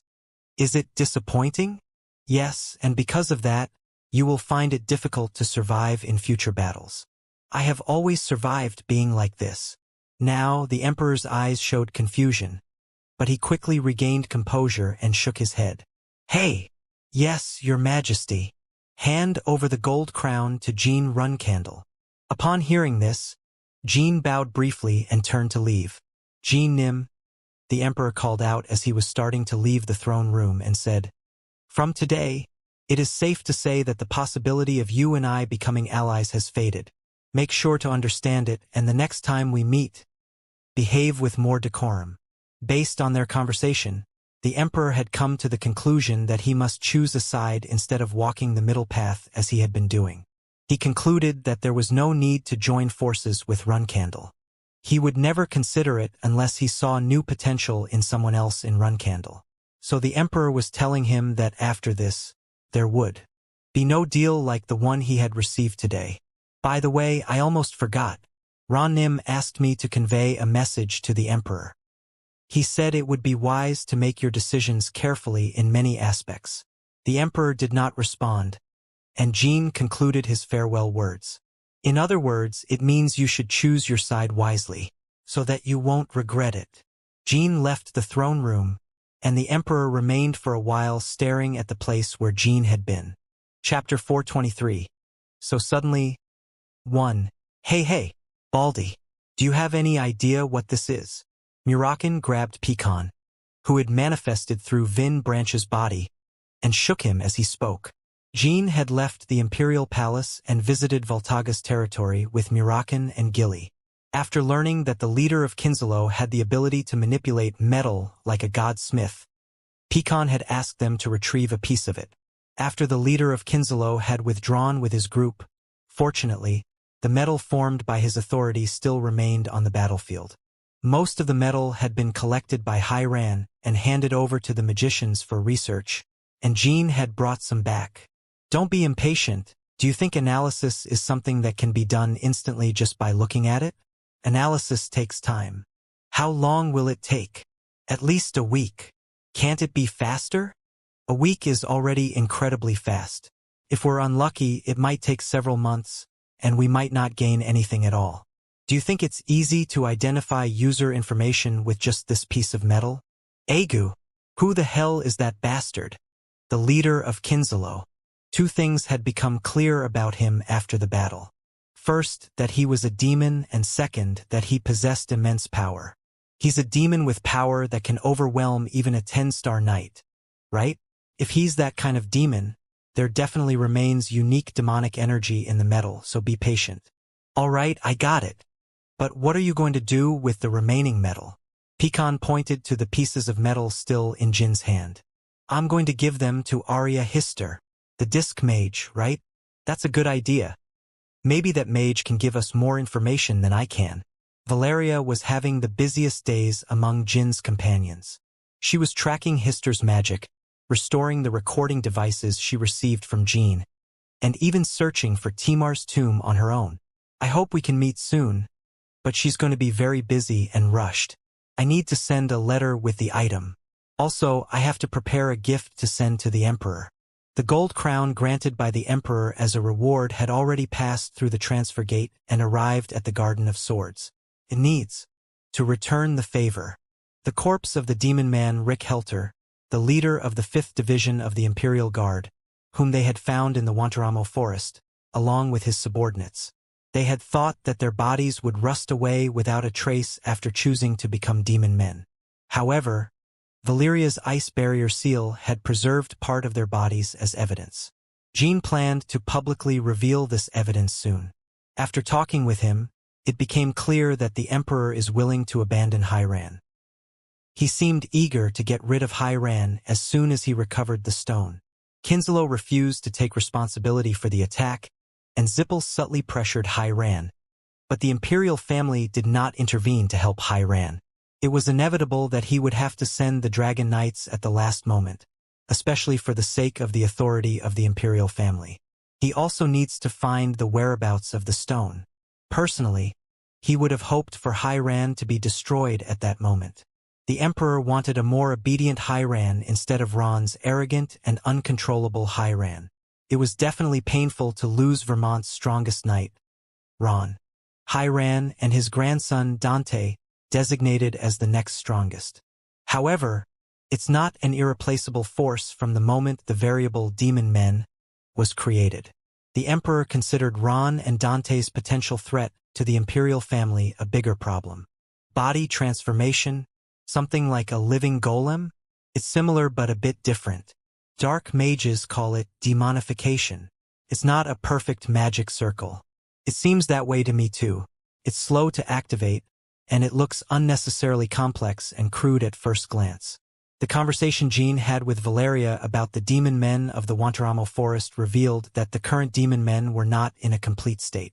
Nevertheless, the Emperor believed that demon men could sufficiently fill the power vacuum left by Ron and Dane. In any case, we will be able to strike a blow to the imperial family's image, just like when the issue of Zippel's living golem was revealed. The imperial family seemed to be helping Kinslow more than Hairan after the terrorist attack. But people were not foolish, so rumors spread even as the media were being manipulated and controlled. Rumors that the imperial family was trying to abandon Hairan. Hairan and Jin's Feathers constantly published such articles, and the people of Vermont were very angry about it. Living golems and giant demonic creatures that seemed to obey human orders. Most ordinary people trembled at the idea of a living golem, especially after the incident in the Holy Kingdom. This was thanks to Jean, who had exposed how brutal and cruel the process of creating living golems could be. Hey kid, what are you thinking? I think the public can't distinguish between demon men and living golems.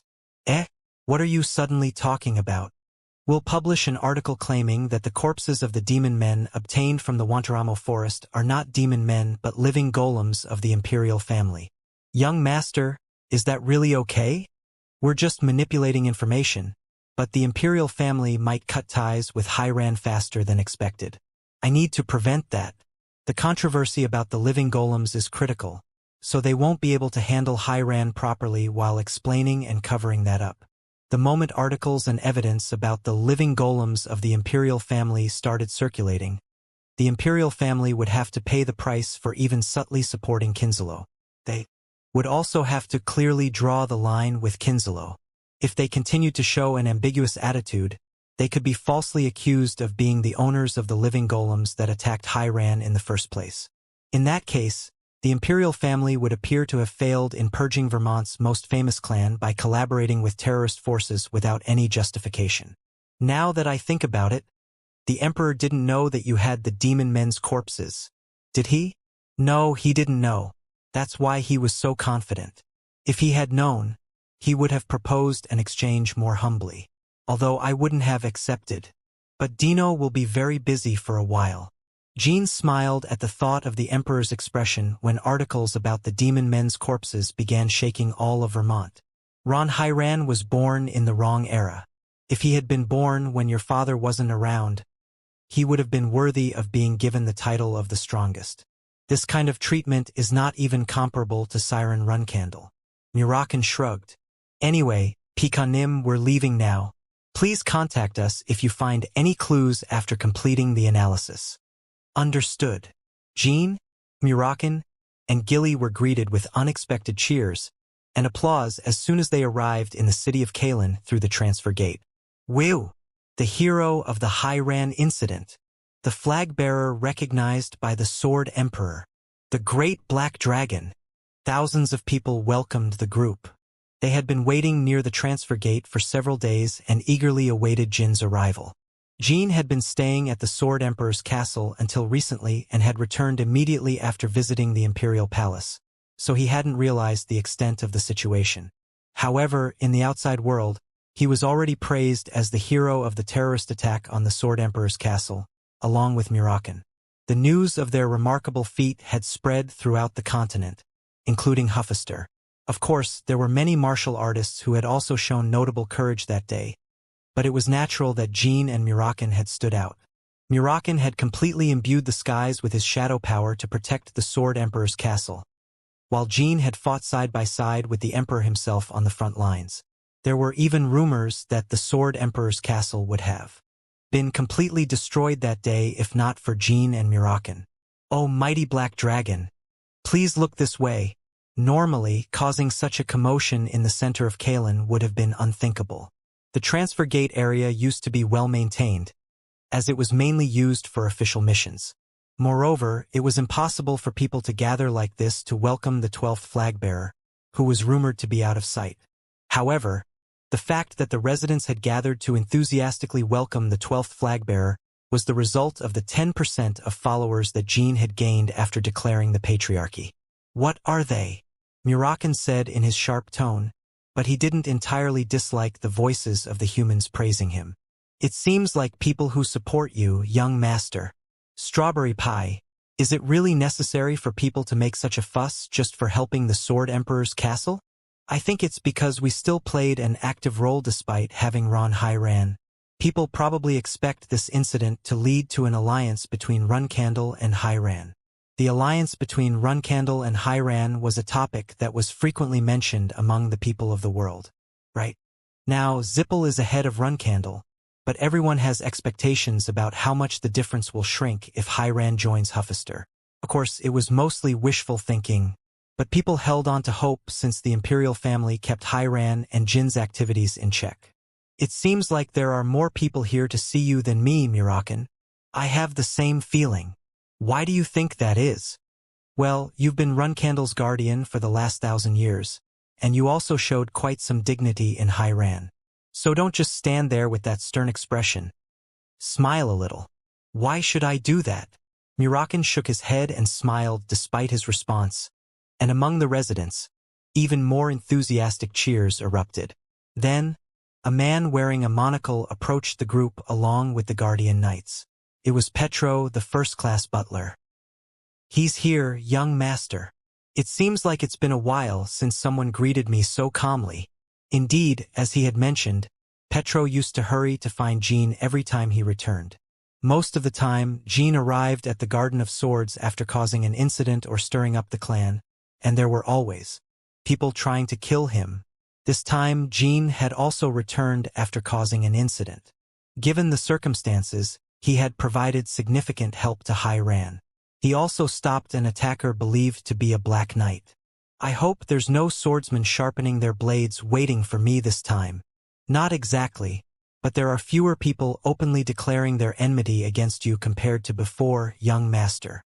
"It's really good to hear that. However, an uninvited guest arrived a while ago, young master." "Who is it?"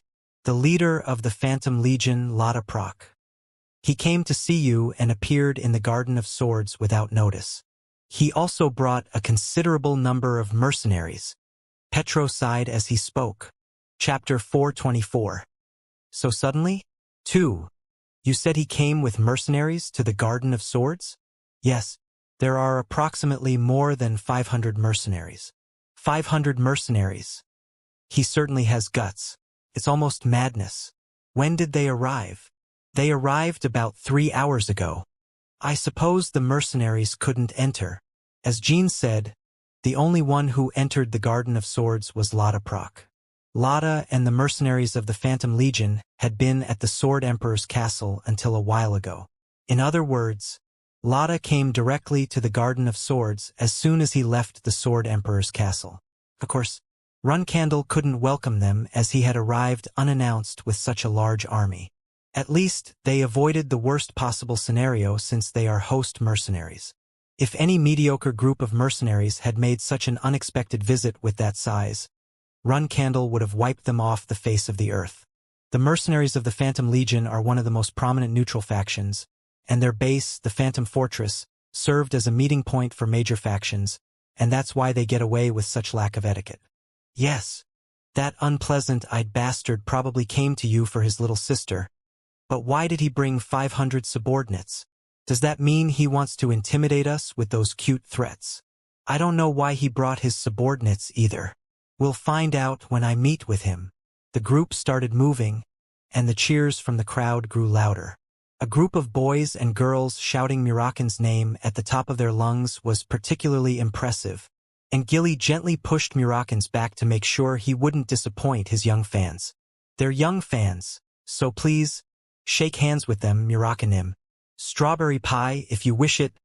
Then, the most shocking thing happened when Murakan smiled at them, and suddenly people among the group of boys and girls fainted one after another. My goodness, I thought only Enya could do that. I don't think Enya has ever fainted. They left the transfer gate and boarded the steel carriage. The red sunset warmly embraced the entire city. But Jean had the nagging feeling that something tiresome was about to happen and shook his head. Jean suddenly stopped the carriage as they headed towards the Garden of Swords. Wait a moment. He stopped because he saw Lotta's subordinates standing idly at the entrance of the Garden of Swords. Although there were more than 500 of them, they simply stood there among the bushes. It was unthinkable for them to set up camp in Runcandle's territory, especially near the Garden of the Sword. However, there was no place for them to sit or rest, and there were no inns to accommodate the sudden arrival of 500 mercenaries. So Lotta's subordinates had no choice but to stand there as if they were trees. Jean stuck his head out of the carriage, and all the eyes of the mercenaries turned towards him. Follow me. The carriage started moving again after Jean said that, and Lotta's subordinates exchanged glances for a moment before silently following them. The 12th flag-bearer is entering. The gate bars lifted, and the Guardian Knights patrolling inside saluted. The Guardian Knights brandished their swords at me when I returned last time. It was the day the Patriarchate Declaration was made. Even if it wasn't that day, Jean barely had memories of being welcomed back from his days as a provisional flag-bearer. Can be said that there was no one who welcomed him except Gilly and Petro. Whether they were his brothers or his seniors, there was always someone showing hostility and murderous intent, and each of them was a formidable opponent, outwardly. But today was different. The 10% of the Guardian Knights of the 1st Division, a very small number of Execution Knights and Elders. In other words, it was a force slightly less than 10% of Runcandle's total strength. But now there were knights welcoming Jean. Thank you for your hard work, 12th flag-bearer. You're here, 12th flag-bearer. Your name has caused a stir in the Garden of Swords all this time. The knights and elders greeted Jean on his way, and he felt that he had finally returned to Runcandle as a flag-bearer. However, those who greeted him still seemed curious about the reason he had brought the mercenaries waiting outside. And Jean saw a few people walking towards him with dismayed faces from the main house. They were Myo and En. 12th flag-bearer. What the hell is this? Jean couldn't help but admire them in a way after seeing their sudden and conflicting expressions. Were they foolish or fearless? One thing was certain, they had a spirit that even Jean had to acknowledge. Jean clearly showed the power difference between them during the Patriarchate Declaration, but it's clear that they are still fighting without taking it into account. Moreover, they were completely sure that the two of them together never could defeat Jean even now, but their attitude remained the same. What were you thinking when you let these pests in? Ha! Even these pests start disrespecting the Garden of Swords since you behave like this. Last time, didn't Kinzelo's beasts boldly come to look for you? The situation of the family is more than ridiculous. Jean silently looked at his sisters for a while, and then burst into laughter. Are you laughing? I'm almost disappointed, my sisters. I don't feel at home unless someone shouts at me like that. What did you say? This idiot. They are my guests. Just like me, they were staying at the Sword Emperor's castle due to the recent terrorist attack, so they couldn't notify the Garden of Swords about their visit in advance. What kind of guest brings more than 500 mercenaries without prior notice? Is that a problem? 500 Phantom Legion mercenaries are no more than a threat equivalent to 500 fallen leaves in the Garden of Swords. In fact, Lotta showed me respect by bringing as many subordinates as he could. Jean continued smiling unlike his furious sisters. His strange confrontation, or rather, a one-sided display of power by Jean, left the mercenaries who had followed him astonished. It's clear that the 12th flag bearer is crazier than our leader. Can he do that to higher-ranking flag bearers? We can wait outside and leave quietly when the leader comes out. Our headquarters, the Phantom Fortress, is quite respectable, but compared to this place, it's like dust, just dust. But it seems like we're being somewhat ignored. I can't believe we're being compared to leaves. None of the mercenaries shouted that they disliked Jin's comment. Instead, Myo and En kept raising their voices. Fallen leaves? Have you reached a new level of mediocrity to speak like that? According to your words, didn't the leader of the Phantom Legion show you respect? And yet, you make statements that belittle him. I don't think it's very rude to say this compared to the fact that they were waiting outside, and took a step towards Jin. But Myo blocked her way. He can't do this. Now, not only are they ridiculous, but they even look cute. And wants to step forward, and Myo is trying to stop her. It's like they planned it beforehand. So, Myo and En kept grinding their teeth and spoke. Can you take responsibility? What do you mean? I mean, can you take responsibility if any problems arise because of the guests you brought here? You speak as if problems are destined to happen. Well, let's do it. I'll take responsibility. Gilly let out a sigh of relief when Myo and En turned around and left. She wasn't worried about Jin. Phew, I was so nervous that the young master would end up with the young ladies. They are quite troublesome sisters, but there's no need to deal with them yet. Your other sisters aren't like this, so I don't understand why only those two are like this. Kid, now I'm going to enjoy some strawberry pie, so go meet alone with that guy. Muraken looked at Gilly with shining eyes, but Gilly coughed and avoided eye contact. No, Muraken, you have work to do. What? Take care of the Phantom Legion, mercenaries, and lead them to my personal training ground. What? I'm the mighty Black Dragon. Haven't you seen all those people praising me before? Can you really force me to do such insignificant tasks? And protect them? What? Why are you talking about protection all of a sudden? There's a good chance the Phantom Legion mercenaries will be attacked. Do you think my sisters left without a reason? It's the perfect opportunity for them to strike. What? You can't be serious, right? Doing something like that. They can do anything. It doesn't hurt to be cautious. Want to make a bet? I bet my sister's knights will attack the mercenaries. If not, why would they ask me to take responsibility? The reason Jean insisted on taking the mercenaries to the training ground instead of the guest rooms or the reception was precisely that it would be much easier to protect them in the spacious training area. Muraken frowned. Darn it, fine. I'll bet too. If I win, I'll have 15 full days off to enjoy with strawberry pie. I'll order you to take the vacation even if you don't want to. Got it. I really don't need a vacation. Deal. Kid, what are your conditions? I have no conditions. I'm going to win anyway. Instead, be careful not to let any of the mercenaries get hurt. Don't give me any excuses later. Heh, let's go. Mercenaries. Muraken led the mercenaries to the training ground, humming a tune. He was already exultant at the thought of enjoying 15 days of vacation with Gilly. Jean couldn't help but laugh as he watched their figures leave, and Gilly offered an awkward smile. The acting matriarch has declared that you can skip the report, Petro said. Rosa was still recovering from the injuries she suffered during the patriarchate declaration. Then I must meet with Lada immediately. He's in the reception hall, right? Yes, young master. Shall I prepare a separate room for him? No, I'll go meet him in person. The spacious reception hall was filled with guests. There were merchants conducting business with Runcandle, nobles, and mercenaries hired for missions, etc. The most prominent figure was undoubtedly Lada among them. He exuded a heavy and sharp aura with crossed arms. He leaned against the wall with closed eyes, and there was no one within about 10 steps of him. Lata Nim. Jean entered the reception hall and called him by name. Lada slowly opened his eyes and, stomp, stomp. He quickly approached Jean with swift and menacing steps. Swish!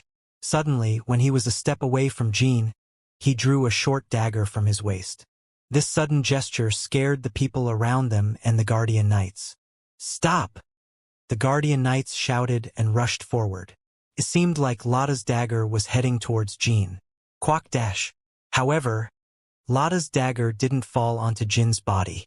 Thud, what fell to the ground with a dry sound was Lotta's right index finger. Chapter 425. So suddenly? 3. Ah. Ooh. The non-warrior nobles and merchants shouted reflexively.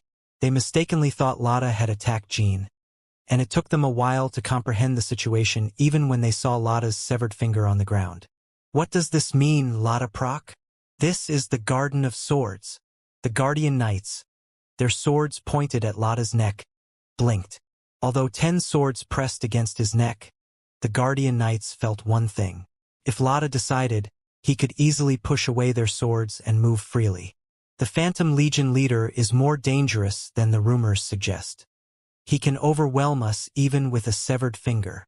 He just cut off his own finger, but what would have happened if he had decided to attack the 12th flag-bearer? The Guardian Knights who thought so shook their heads internally. It doesn't seem like anything important happened. The 12th flag-bearer is no ordinary monster either. A sticky stream of blood oozed from the severed surface, and Jean stared at it without moving. What does this mean? Jean didn't ask that question. He just waited with an expressionless face. He expected Lotta to first explain the reason for his actions. That's why Jean didn't draw his sword, even though Lotta made a sudden move. On the contrary, Jean exuded an even more mysterious aura. First of all, the weight is different. Regardless of his battle prowess, Jean possesses a dignity hard to describe. Lotta felt that way. He wondered why he had realized this fact so late. Jean had something different from other supernovices he had met so far. I understand. Allow me to formally introduce myself again. I am the owner of the Phantom Fortress, the leader of the Phantom Legion Mercenary Corps, Lotta Proc. Everyone in the room couldn't help but be surprised by his polite tone.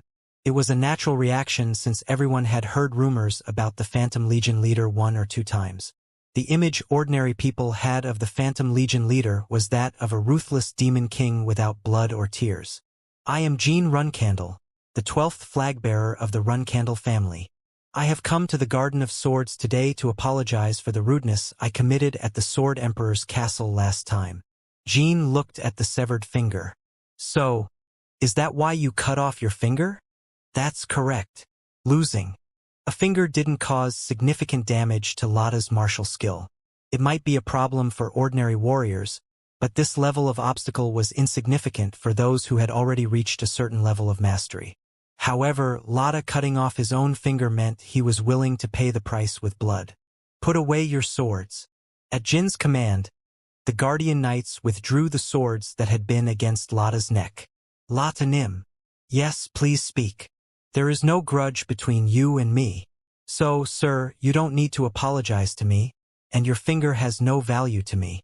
Lotta's pupils trembled, but they didn't tremble with shame or humiliation. The emotion in his eyes seemed closer to anxiety.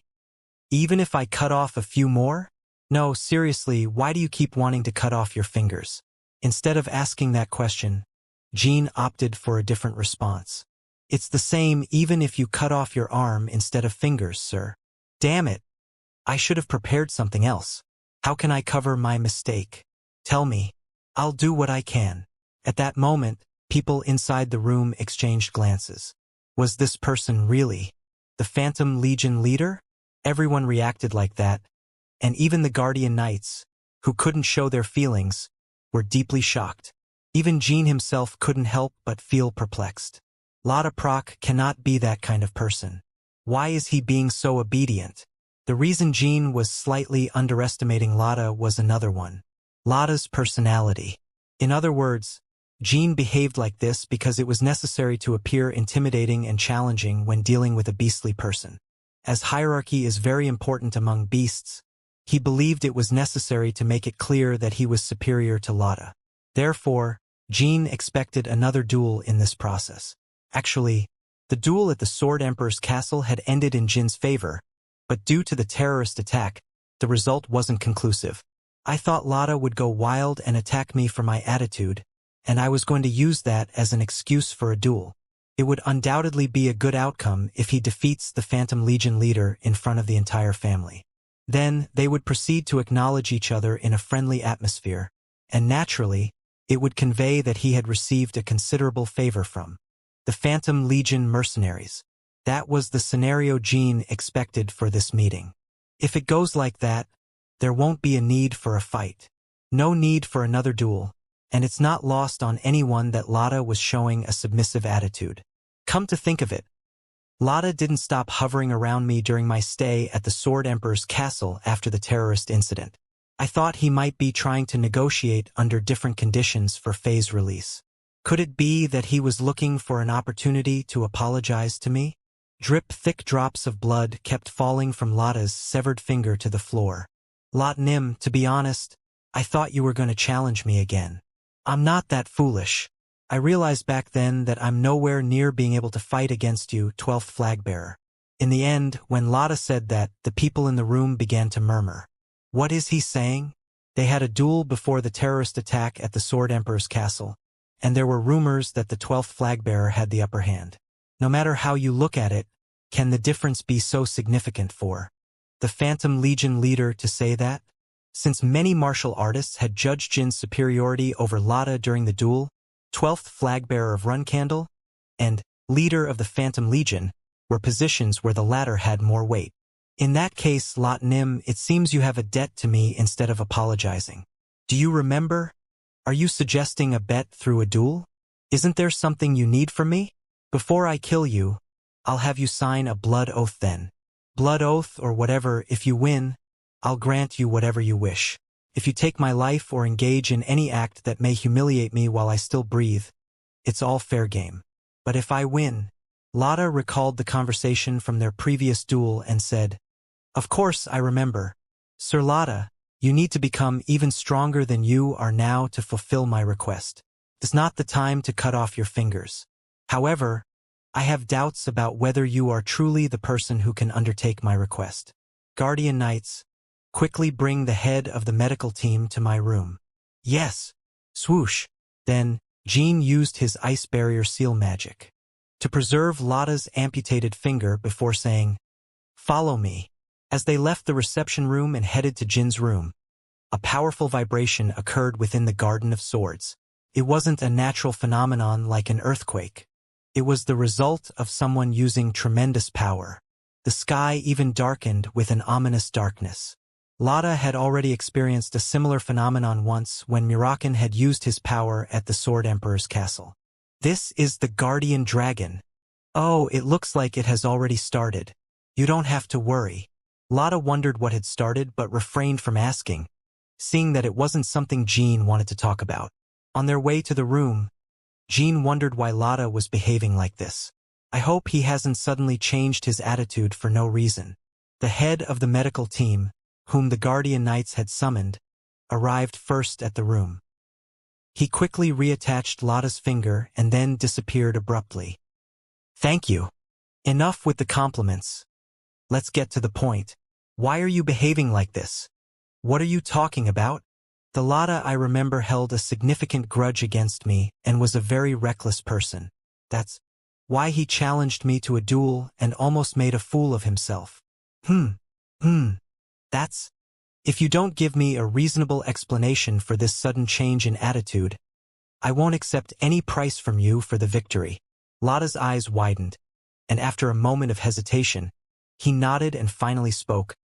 I have fallen for a man named Jean Runcandle. Jean was about to spit out the tea that Gilly had served him. You've fallen for me? That's not a convincing reason to do all this.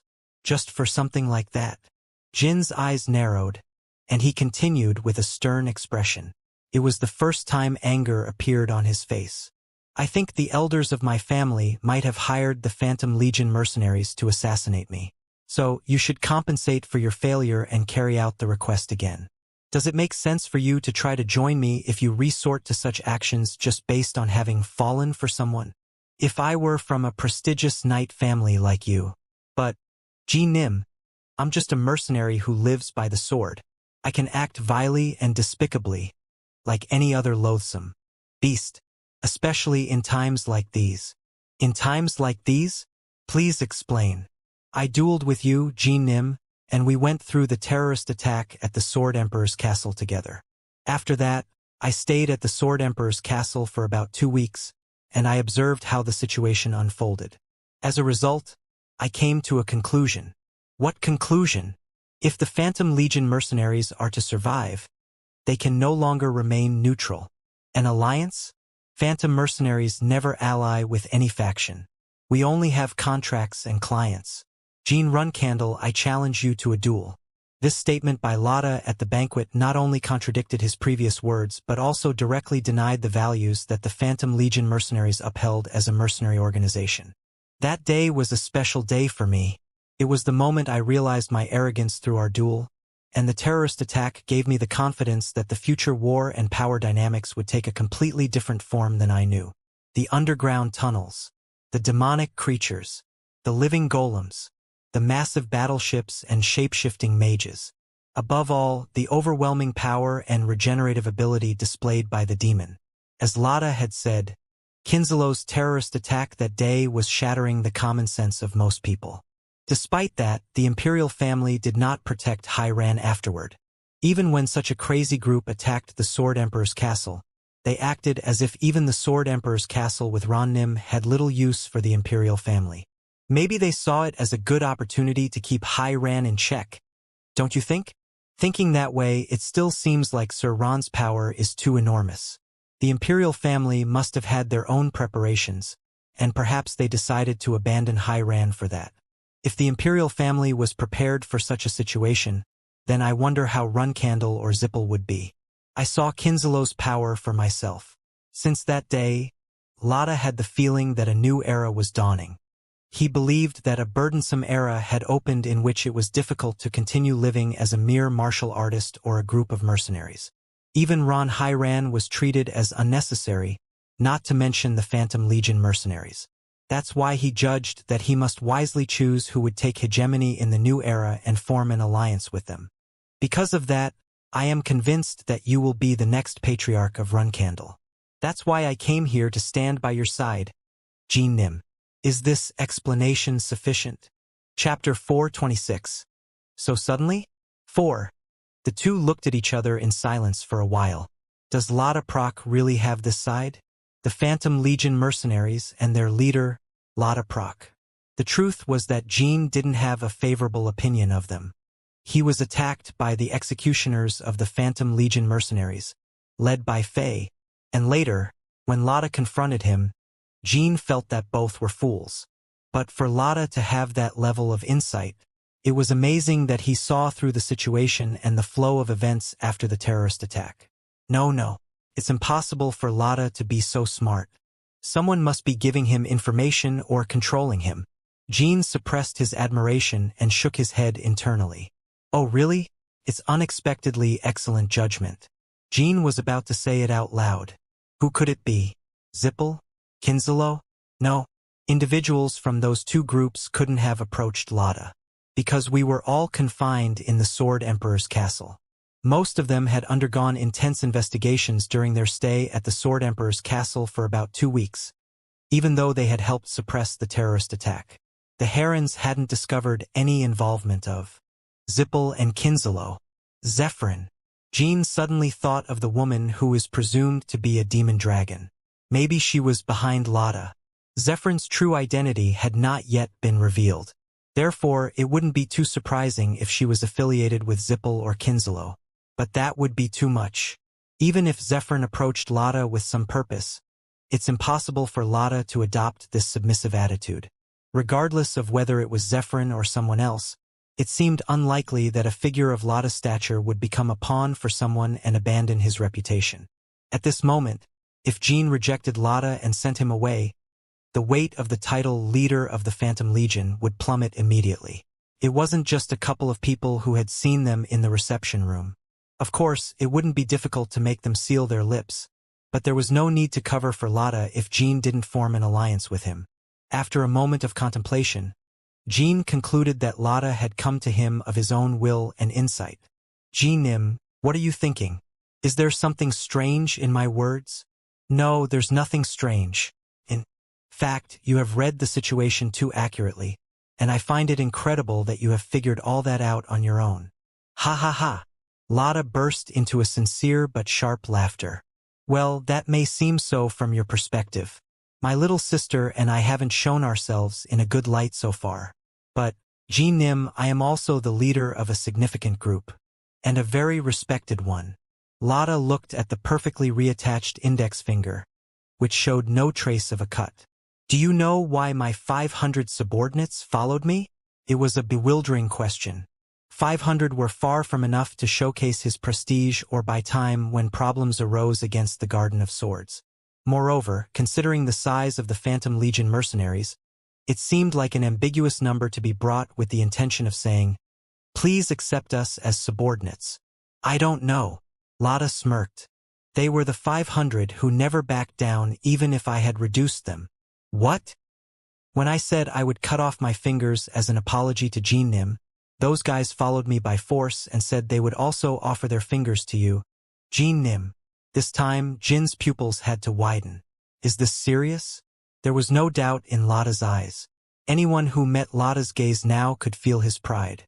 At first, many more subordinates said they would come with me. Runcandle might have mistaken it for a declaration of war if I had brought all those guys. Anyway, the ones who came with me insisted a lot and didn't back down. So I had no choice but to bring them. So, if I tell them to, will they all cut off their index fingers? That's right. What peculiar loyalty. It's something rarely seen elsewhere. They even said they couldn't bear to see me alone lose a finger. Now you know how respected I am, right? Is there no way for all of them to keep their fingers intact? It might be possible if the 12th flag-bearer of Runcandle allows it. I meant, wasn't there a way that you didn't even think or try in the first place?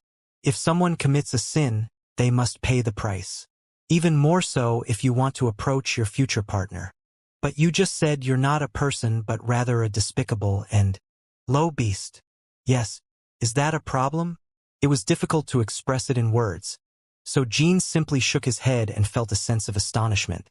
Then he remembered the expressions of Lotta's subordinates that Mirakan had taken away. They all seemed to have expressionless faces, even though they were about to lose a part of their bodies, just like their lord. It seems you're not a straightforward man, Lotta Proc. If everything Lotta had said was true, then he was an extraordinary leader. Regardless of how excellent Lotta's battle skills might be, it was no small feat to completely control the Phantom Legion mercenaries at such a young age. I have one more question, Lot Nim. What is it? Why did you behave so despicably in the banquet hall of the Sword Emperor's castle? Jean felt that today's Lotta and the Lotta back then were completely different people. I am competent and an excellent leader in most situations, but occasionally, an imperfect aspect of my personality shows, like when my only family member, my relative, was taken hostage. Your little sister is being treated quite well according to the strictest treaties on prisoners of war. Well, I appreciate the treatment, but since she's a tough girl, I don't mind if they treat her to the point of keeping her alive. And besides, this can also happen when I lose one of my most precious subordinates. Jean remembered the day Faye had attacked him. Wasn't he called Grimmel? He was the only one among the assassins of the Phantom Legion mercenaries who had overwhelmed him. He wielded a sword much better than Faye's. I dispatched him without much pain. He was willing to sacrifice himself to the end to save Faye Proc. I always wondered what his end would be like, but he had an honorable death for a mercenary. We spent a lot of time together, but Grimmel was more suited to be a knight than an assassin. Lotta closed his eyes and seemed to mourn Grimmel for a moment. Looking back, it was my own arrogance that led to the consequences because I underestimated you, Jean Nim. I shouldn't have accepted the commission in the first place, or if I did, I should have gathered the best assassins, including myself. So, this time I won't make any mistakes and will try to make the best decision. Please help me. There was a sense of sincerity in his calm tone. Of course, appearing sincere now didn't mean he could retract the reckless comments he had made before. But Jean knew that everyone could make mistakes. Lotta Proc Nim, please speak. If you truly want to form an alliance with me, you must show me trust. Mere apologies and offering meaningless fingers won't allow you to become my ally. Finally, Lotta smiled as if he had shed his stiff clothes. What do you want me to do? What can I show you? The Phantom Legion mercenaries and I first met as targets for elimination and assassins. Lotta's eyes narrowed upon hearing this. To change that bad relationship into an alliance, shouldn't you bring at least the heads of those who ordered me to be killed? Assassinating the members of Runcandle's Council of Elders. That was undoubtedly one of the worst assignments a group of assassins could receive. I know the reason why you didn't take action before we spoke. Like being pierced by a needle. Lotta shivered and awkwardly smiled. Probably because you don't want to take risks. If you had brought the heads of the elders, and I hadn't accepted you as an ally, then there would be no turning back. I'm starting to feel it again. You really are extraordinary, sir. Also, even if I welcomed you with open arms after bringing the heads of those elders, you would still doubt whether the 12th flagbearer could protect the Phantom Legion mercenaries from Runcandle's retaliation. Jean stood up from the chair. Then he moved slowly behind Lotta. Lotta remained seated and couldn't get up. A few seconds later, Jin's hand lightly touched Lotta's shoulder. Lotta felt a chill, as if it were the scythe of a reaper. If you truly believe in me, if you're sure that I will become the patriarch of Runcandle, then take the risk, Lotta Proc. Jin's voice was as cold as ice, sending shivers down his spine. I'll give you a week, Jean said as he withdrew his hand from Lotta's shoulder. In that time frame, bring me the heads of those who tried to kill me. Don't make mistakes. I want the job done properly. I will take responsibility for the aftermath. Understand? Lotta nodded heavily. 12th flagbearer. This is an unexpected turn of events. Certainly, Lotta believed that Jean would eventually become the patriarch of the Runcandle family. However, he didn't believe that Jean had significant power within Runcandle at the moment. That's why his plan had been to first join forces and then gradually help Jean gain power within his clan. But now, a situation had arisen where he needed to become enemies with the existing Runcandle within a week. I planned to join the 12th flagbearer, but this is completely unexpected. Show your trust. As Lotta pondered Jin's recent words in his mind, Jean spoke again. If the deadline passes, and there is no contact from you, I will conclude that you have allied with another faction, Mr. Lotta. That means we will be enemies again. MMM. Please make a wise choice. Chapter 427. Elderly in Crisis. 1. The Phantom Legion mercenaries left, but Murakin couldn't contain his anger. He had dreamt of happy times with strawberry pie. But once again, the situation unfolded just as that damned brat had anticipated. Over 100 Guardian Knights had attacked Jin's personal training ground. It was a number that could hardly be considered a mere warning to Jean and the Phantom Legion mercenaries. And that's why Murakin felt a surge of anger as soon as he saw them. The entire sky darkened with the force of shadows, and Jin's personal training ground was partially destroyed with just a breath from Murakin. And even the roof had a few holes. The Guardian Knights and those who had given them orders, and even the 500 mercenaries who had been sitting on the dirt floor, all watched cautiously as the threatening gaze of the fierce black dragon. In an unexpected turn of events, Murakin quickly subdued the Guardian Knights. It was better that the Guardian Knights were moderately subdued. Although they had received orders from Myo and Anne, it was considered madness to fight against the guardian of the family and face certain death at the hands of the Phantom Legion mercenaries. Moreover, neither Myo nor Anne had expected Murakin to protect the Phantom Legion mercenaries. Hey, you're dead, damn it. I'll kill you, bastards. How dare you point your swords at this body? Huh? Straighten up? I said straighten up. Today, neither you nor I will sleep. Understood? Damned. After the Phantom Legion mercenaries safely left, a truly extraordinary scene unfolded in the Garden of Swords courtyard. Murakin was reprimanding the Guardian Knights who had attacked him. 1. In front of the great black dragon. 2. No complaints. You in front, yes, you represent us. Rule number 1. Call me the great black dragon. Rule number 2. Don't mess with the great black dragon. You in front, yes, you say it out loud. Rule number 1. Gr. Great Black Dragon. 2. Don't mess with the Great Black Dragon. It was a completely unreal scene, but no one dared to step forward and stop Murakan. It might have been a different story if it had been Jean acting like this, but dealing with Murakan was a burden for the whole clan. And there was someone who vented their frustration while watching this scene from the main house window. Ha! Seriously, I've never seen such a mess. Does the Garden of Swords really have to descend into this chaos? Oriboni, this is too much. First the younger one, and now that strange black dragon. Myo and couldn't take it anymore after witnessing the unexpected outcomes from Joshua's room. Joshua remained lost in thought and ignored the annoyed voices of his younger sisters. Did they predict all this just because Myo and argued a bit?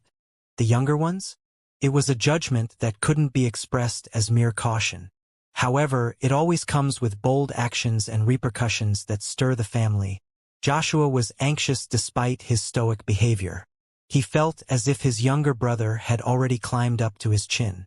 The younger one, who seemed like he could be crushed at any moment, was no longer the same. Think twice before messing with the younger one again in the future. Myo and blinked in surprise when Joshua spoke. It was a completely unexpected response. Oriboni, what do you mean? Both of you poked a hornet's nest without thinking. You're the only ones who think it's fun to pick a fight with the Tana siblings, but that just makes you look foolish. Joshua smiled gently as he observed Myo and Anne. And their reputations also affect me. Myo and Anne, surprised, stared at Joshua. Luna always found faults with them. Luncia always found them annoying even when showing affection. Dyphus and Mary looked at them with disdain. The indifferent Ran and Vigo had no interest in each other. Among those older siblings, Joshua was the only one who had consistently shown them kindness and recognition. That's why it was really rare for Joshua to speak to them with such coldness. Sorry, Oriboni. We'll do better in the future. Right? Our job is to organize the mess he made in the clan. And we shouldn't stir things up any more clumsily. We must prepare properly, and when the time comes, we'll engage in an all-out confrontation. Yes, we'll keep that in mind. Whatever our younger brother does, we must make sure not to lose our composure. Understood, Oriboni. Joshua shifted his gaze outside. He remained pensive as he watched Murakan angrily reprimanding the Guardian Knights. Phantom Legion mercenaries. Another conflict between the younger ones and the Council of Elders is inevitable. Joshua had already deduced that the Council of Elders had commissioned the Phantom Legion mercenaries to assassinate Jean. The mission ended in failure, and instead, some kind of relationship formed between Jean and the Phantom Legion mercenaries. So the Phantom Legion mercenaries would have to silence the clients or clean up the mess. I wonder how Jordan, the president of the Council of Elders, will handle it. Jordan Runcandle, the head of the Black Sword Association. Joshua hoped that Jean would waste his strength in a confrontation with him, eventually leading Jordan to seek help from Joshua. November 16, 1799. In a villa in the eastern part of Huphester, a group of elders sat on an open terrace, gazing at the beach. The massive table was filled with exquisite playing cards. The hands holding those cards looked incredibly strong and powerful, almost unbelievable for men of their age. Damn it, I can't win a hand. At this rate, you're going to lose all your pension money. Are you worried about something? You're getting a little carried away. I can't help but worry about the leader of the Phantom Legion visiting the 12th flag-bearer. What if he informed him about the contract?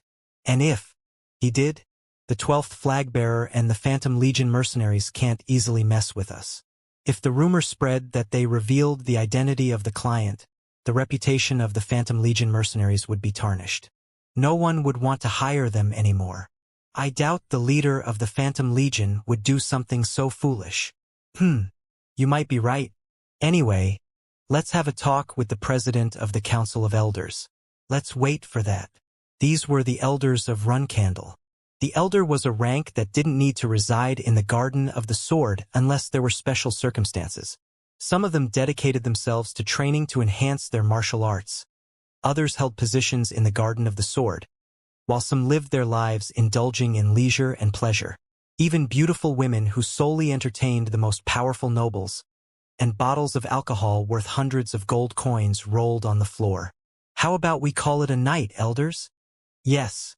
Let's head to the beach to cool off. The expressions of the elders changed just as the woman spoke. Silence. As the elders stood up one by one, their gazes turned toward the distant sea. Only the sound of waves breaking on this moonless night, but the elders felt that something else lurked beneath the surface. What is it? A fishing boat? Naturally, the location of the elders' villa by the beach was not accessible to ordinary people. It's unlikely to be a lost fisherman. Is there anyone we suspect? Bam! Before the elder who was speaking could finish his sentence, a dagger appeared from somewhere and pierced through the back of his neck. The person holding the dagger was a woman who wanted to go to the beach. The other elders drew their weapons at that moment and tried to attack the woman. However, the ground of the villa cracked open with a loud crunch, and a group of men emerged to block their attacks. Even my monstrous brother is amazed by the person you've dared to touch, and here you are enjoying carefreely. The woman took off the mask she was wearing, revealing her true identity. It was Fay Proc, and with a shrug, another elder's head rolled on the floor. The elders of Runcandle were all skilled individuals who had survived in Runcandle until now, but their habits and complacency had made their swords rust. They had become so confident in their position that they always used the same place to entertain themselves, thinking that no assassin would attack them. Today, the elders found themselves defenseless against the Phantom Legion mercenaries for that very reason. Veins appeared on the necks of the elders as Lotta revealed it. Leader of the Phantom Legion. This madman. Indeed, you don't give me that creepy feeling. CHK. Lotta lit a cigarette and looked at the surrounded elders. The villa was already filled with paralyzing poison, just like when Faye had fought Jean in the past. Moreover, dozens of snipers positioned around the villa had shot poisoned arrows into the arms and legs of the elders. However, the exceptional elders still emitted a formidable presence, despite their weakened state. However, they were no match for Lotta even in their prime. Especially with the elite members of the Phantom Legion mercenaries led by Lotta, death was inevitable once they infiltrated. Creepy feeling? What are you talking about, Phantom Legion leader? You don't give me that creepy feeling I felt when dealing with the 12th flag bearer. And do you think you'll be safe after this? Even if you kill us, the fact that you took our contract is already documented. The Council of Elders, Runcandle, they will annihilate all of you. The Phantom Legion mercenaries will disappear without a trace. The elders didn't plead for their lives. They simply shouted, convinced that the Phantom Legion mercenaries would also meet their end. I've chosen the right side, seeing that I'm not even remotely afraid of that threat. Are you talking about the 12th flag bearer? That's right. Why would I bother going to the Garden of Swords to meet him? I was there to board the same ship as him. Even after witnessing that you failed to prepare for this, blame it on your complacency and incompetence. Runcandle's background sometimes makes people so foolish. Ugh! Swish! As Lotta began to swing his sword, the heads of the elders fell one by one. After Lotta spoke, once all the elders were dealt with. Take only the heads, and load the bodies onto the ship. The next day, the office of the President of the Council of Elders. Almost 10 elders were found dead without their heads. What the hell is going on? This is an insult and a challenge to Runcandle. We must find out who these people are and who is behind them. They must pay for this with blood. What kind of lunatics would commit such acts? Almost all the elders had gathered to discuss the murder that had happened last night. Council of Elders President Jordan was nowhere to be seen. Chief of the Law Guardians, please say something. How should we perceive this situation? Lynn Milcano was about to respond. But, click, the door to the office of the Council of Elders President opened, and a person appeared. Greetings, honorable elders. Jean entered while greeting them. He carried a heavy bag on his shoulder and a single paper in his hand. As soon as Jean entered, the elders felt that something was terribly wrong. What do you carry on your shoulder? asked an elderly person with a trembling voice. Jean placed the bag on the long table. The heads of the deceased elders rolled one by one across the table. These are the heads of the elders who wanted to assassinate me. This is a contract signed by the deceased elders, requesting the Phantom Legion mercenaries to kill me. Jean spoke calmly, but most of the elders felt shivers running down their spines. The elders had to feel something they had long forgotten. It was terror. Chapter 428. Elderly in Crisis. 2. What the hell is going on here? This can't be real. The elder members of the council struggled to conceal their surprise and disbelief. The pale heads of the deceased elders swirled on the long table. As if to indicate the absurdity of the situation, Jean swept away some necks lying before him and placed the contract in its place. I've brought some copies just in case. It wouldn't hurt for each of you to read it once. I say this so you can easily understand. You'll have to pay this amount if the elders want to assassinate me with the help of mercenaries on the level of the Ghost Legion in the future.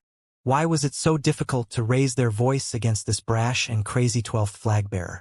They felt as if a rock was blocking their throats, and the atmosphere in the meeting room was oppressively heavy. On the contrary, Jean continued with a friendly smile. Of course, it means it's only the minimum cost. If you're unlucky, you might end up like this even after paying so much. The room fell so silent that even the sound of breathing seemed amplified. Jean calmly assessed the reactions of the Elder Council members as they struggled to figure out where to direct their gaze. Undoubtedly, they were the oldest members of the Runcandle Council. They had been recognized as prodigies from an early age and became Runcandle cadets, and after becoming knights, they had survived for a long time and had various achievements. They held various positions in the Garden of Swords, even in their old age. However, the reason they were so rigid was not solely due to Jin's recent display of monstrous power. They had already experienced such overwhelming power countless times in many battles. But, undoubtedly, there was something different about Jin. This couldn't be explained simply by stating that his power is extraordinary or that his audacity surpasses imagination. It was as if they were facing a wall that they could never overcome, no matter how hard they tried or what they did. In a way, the Elder Council members were observing the youthfulness of Siren in Jin. However, resembling Siren at first glance didn't mean he was the true Siren. Being crushed by fear was also something they couldn't tolerate as Runcandle elders. Is this what you've seen? The actions I've taken were because you lost to me in our fight. If this is humiliating for you, then break me and trample on me. Whatever. You've seen such a crazy bastard. 12th flag-bearer, do you know what you've done? How dare you show this nonsense? It's disrespect towards the Elder Council. Do you have any proof that the deceased members of the Elder Council were trying to kill you? You've killed more than 10 council members and... This is blasphemy against the Elders' Council. When the dam of their emotions finally burst, the Elder Council members stood up with their faces twisted in anger. Their angry expressions made it seem like they were going to devour Jin right at that moment. Jin's whole body tingled at the murderous intent emanating from the elders. But now Jin was beyond their power. He couldn't care less about their indignation, respect, blasphemy, betrayal. A laugh escaped him. He laughed to further infuriate the Elder Council members. It was a natural response to the absurdity of their accusations. He loathed the idea of sharing the name Runcandle with those old and rotten people. Are you laughing? Have you lost your minds? You, rotten ghosts of the past, really don't know shame?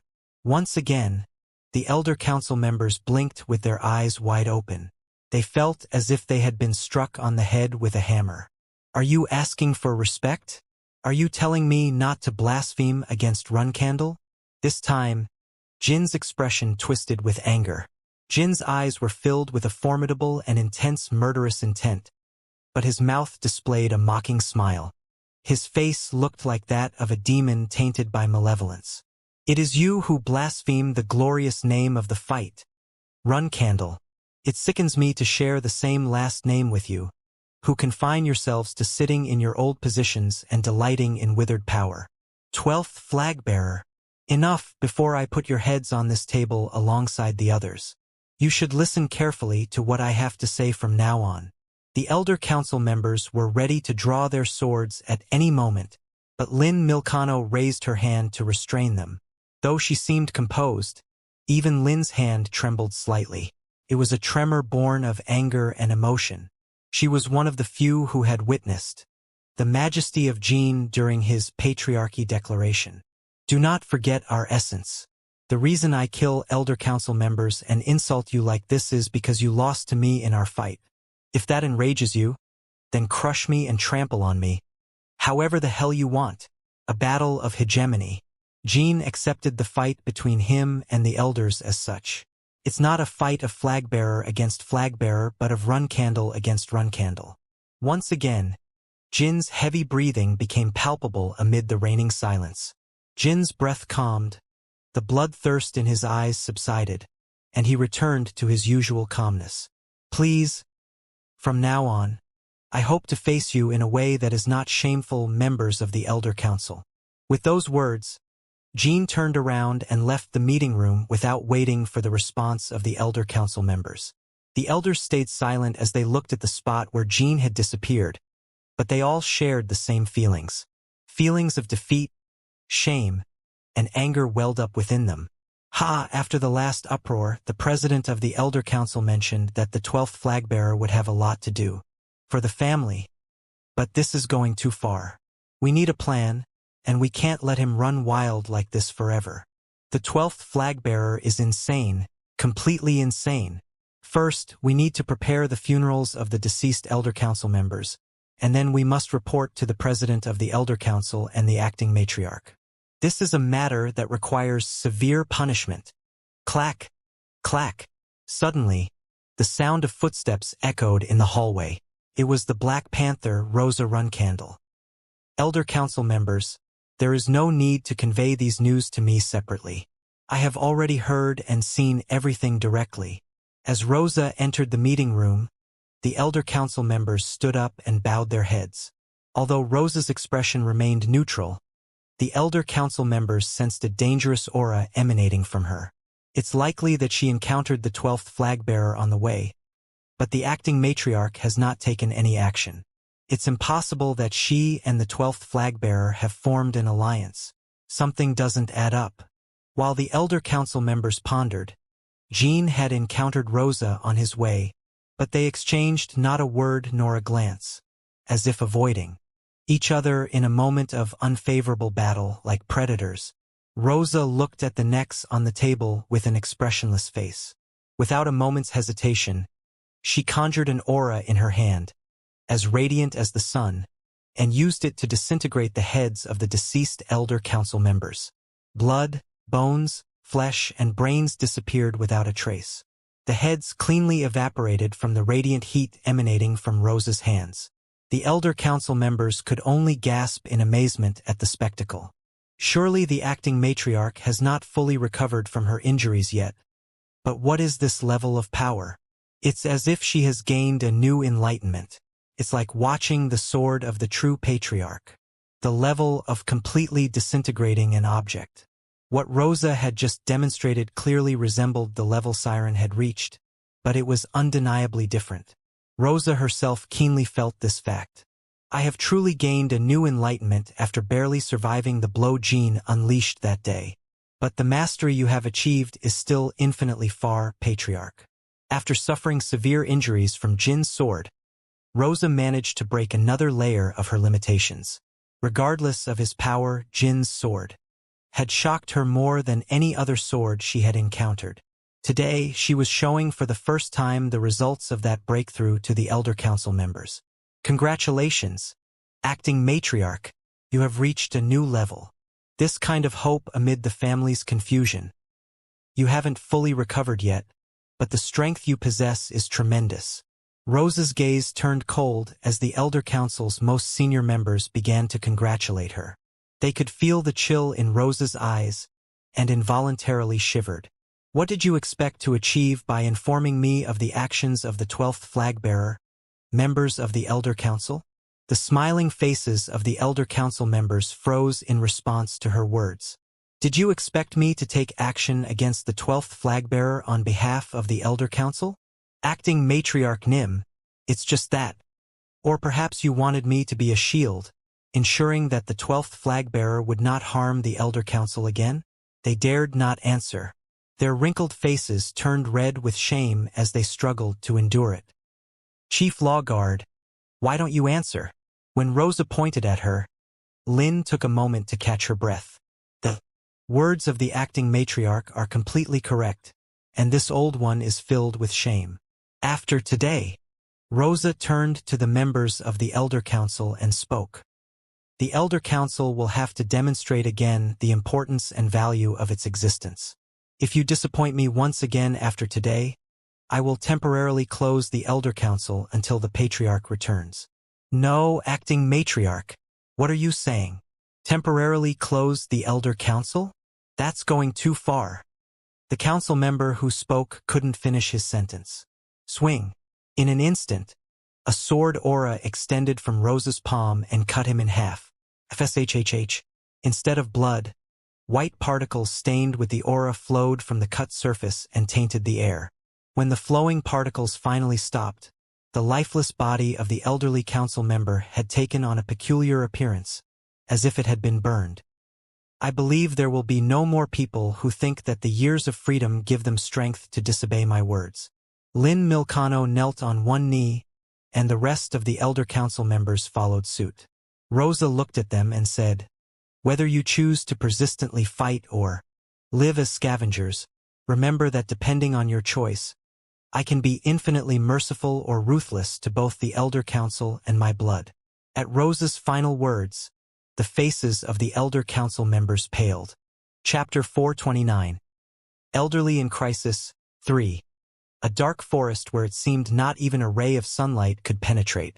Rumors circulated that this forest was haunted by ghosts and evil spirits. Naya. Jean rode on Shuri and traversed the intricate and dimly lit path of the forest. He had no other companions with him. The complexity of the path made him think that a maze might have been a better option. If it weren't for Shuri, he might have regretted coming here alone. Young master, please take Murakanim with you. Are you sure about this, sir? If you go alone and he has ill intentions, securing an escape route won't be easy. Is there a reason you have to go alone? Before departing, all of Jeremiah's companions had expressed their concerns. It was because they still didn't fully trust the owner of these lands. As the forest grew denser, the unsettling and ominous sound heard from all directions became more intense. Phantom Fortress. Huh? The name suits this place incredibly well. It was the first time he saw it in person, but as always, Shuri navigated skillfully without getting lost, and they arrived without incidents.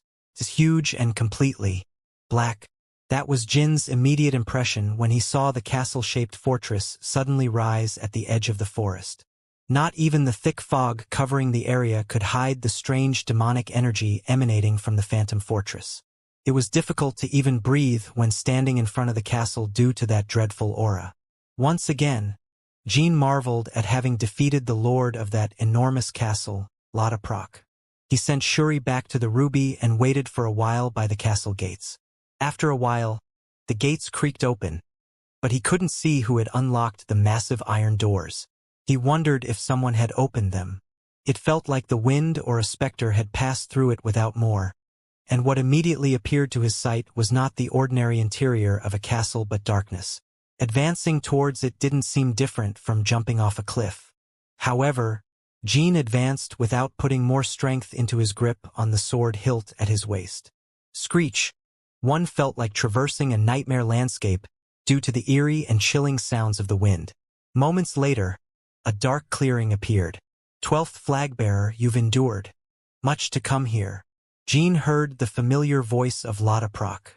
Jean wondered if Lotta had just finished a battle or if he had come to interrogate those imprisoned under the Phantom Fortress. Lotta had a scent of fresh and acrid blood. The smell of blood seems to linger here. Our job is not exactly pleasant. Aren't you used to it already? I just wanted to mention it. As they approached, Jean glimpsed Lotta's face illuminated by the torch he held. You didn't seriously come alone, did you? Lada was genuinely surprised that Jean had come alone to the Phantom Fortress. It wasn't just Lada. All members of the Phantom Mercenary Corps shared the same sentiment. At least since Lada became the leader of the Phantom Legion Mercenary Corps, or even before when Smarian Proc led the Phantom Legion Mercenary Corps, no one had ever come alone to the Phantom Fortress. Whenever the leaders of Runcandle and Zippel held secret meetings, they always brought a group capable of presenting a meaningful battle. It was natural. The Phantom Legion Mercenary Corps had maintained their neutrality to a certain extent, but it was a faction with significant influence, especially in their headquarters, the Phantom Fortress. They held a position among the highest-level neutral factions.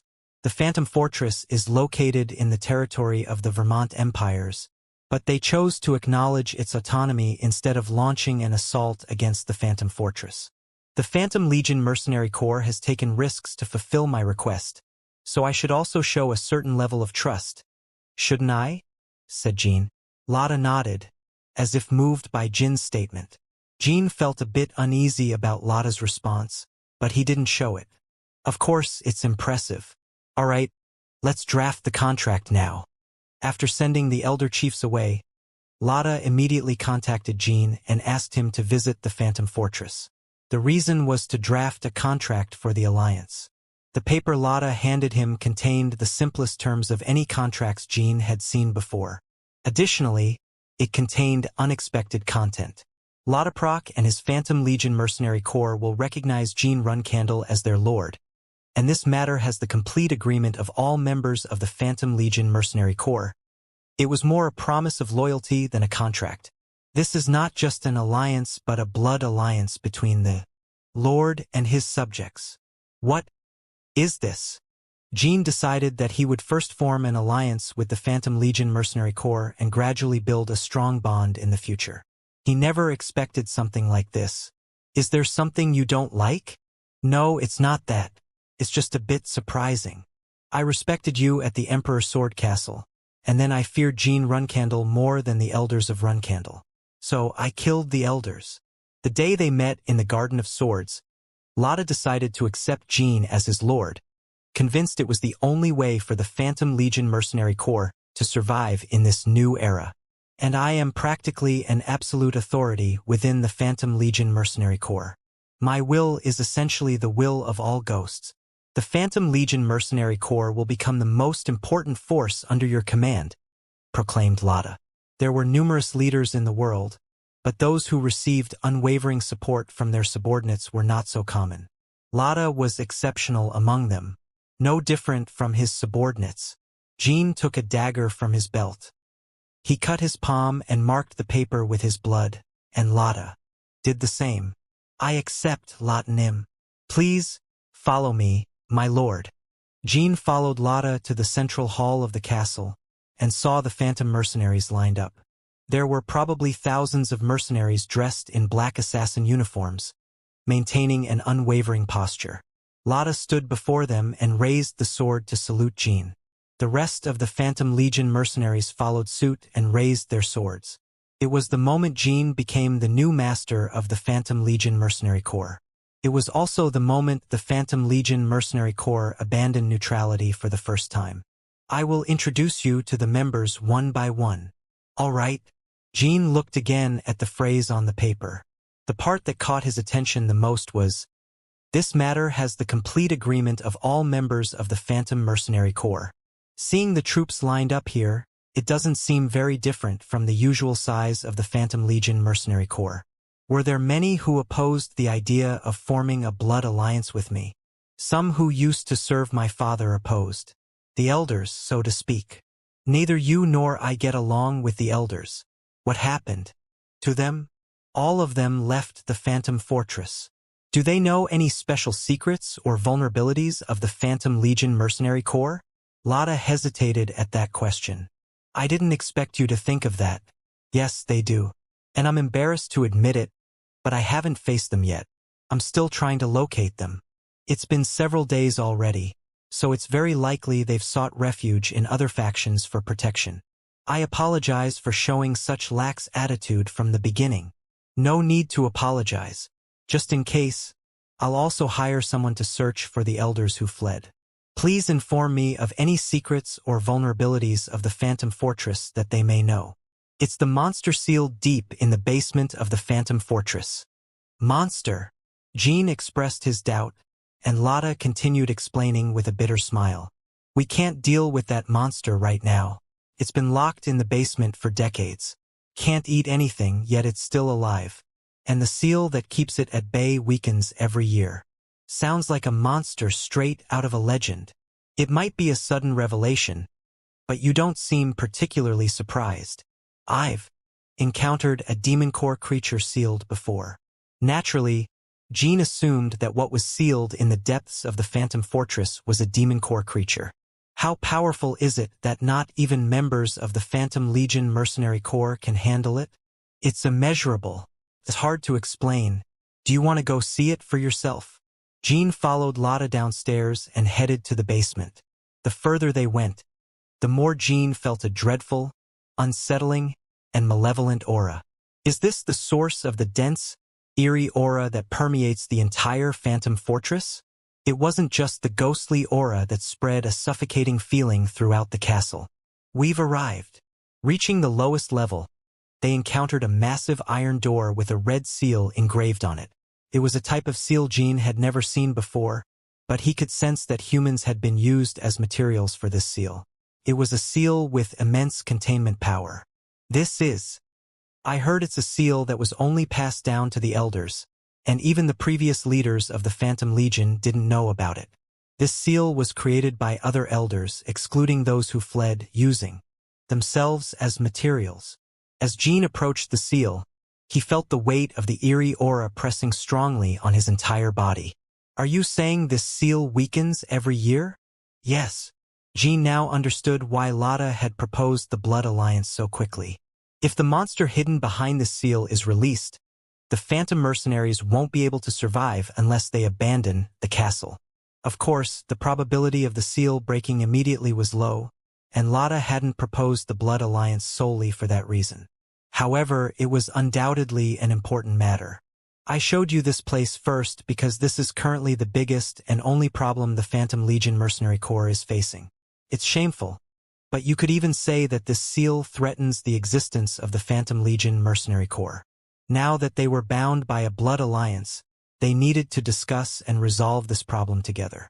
Although it was an action that revealed vulnerability right after forming the blood alliance, Jean didn't find Lotta resentful or laughable. After all, Lotta had chosen him over figures like Runcandle, Zippel, the Imperial family, or Kinslow. If Lotta had allied with Runcandle or Zippel, it probably would have been easier to solve the seal and other problems. Indeed, I can feel it just from the eerie aura leaking from the seal. So, what kind of demon creature is sealed inside? In response to Jin's question, Lotta shook his head. No, it's not a demon creature. Not a demon creature? The entity sealed inside is my father, Smarian Proc. The monster sealed in the depths of the Phantom Fortress was none other than the former leader of the Phantom Legion Mercenary Corps. Chapter 430. Elderly in Crisis. 4. Smarian Proc. Jean didn't know much about him. However, as someone who had a lot of time in his past life, he knew certain names of strong individuals, and Smarian Proc was an almost mythical figure among them.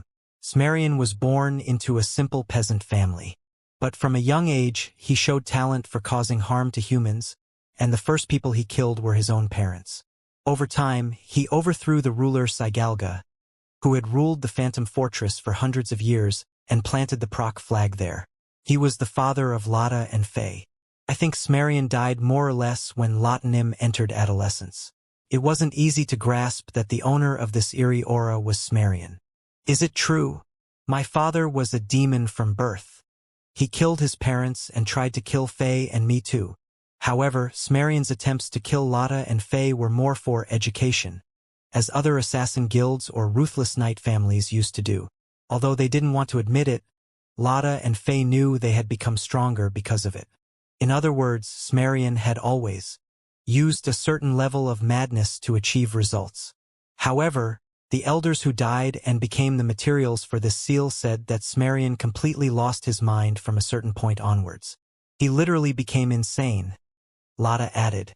The elders close to Lada at that time claimed that Smarian began to show signs when Lada was about 10 years old. Smarian was already known to be a ruthless killer, but unlike previous leaders, he was famous for caring for his subordinates. That's why the Phantom mercenaries showed absolute loyalty to Smarian, and he always trusted them. After the change began, his behavior gradually changed. They said he used unimaginable and strange methods to torture and kill his men and family.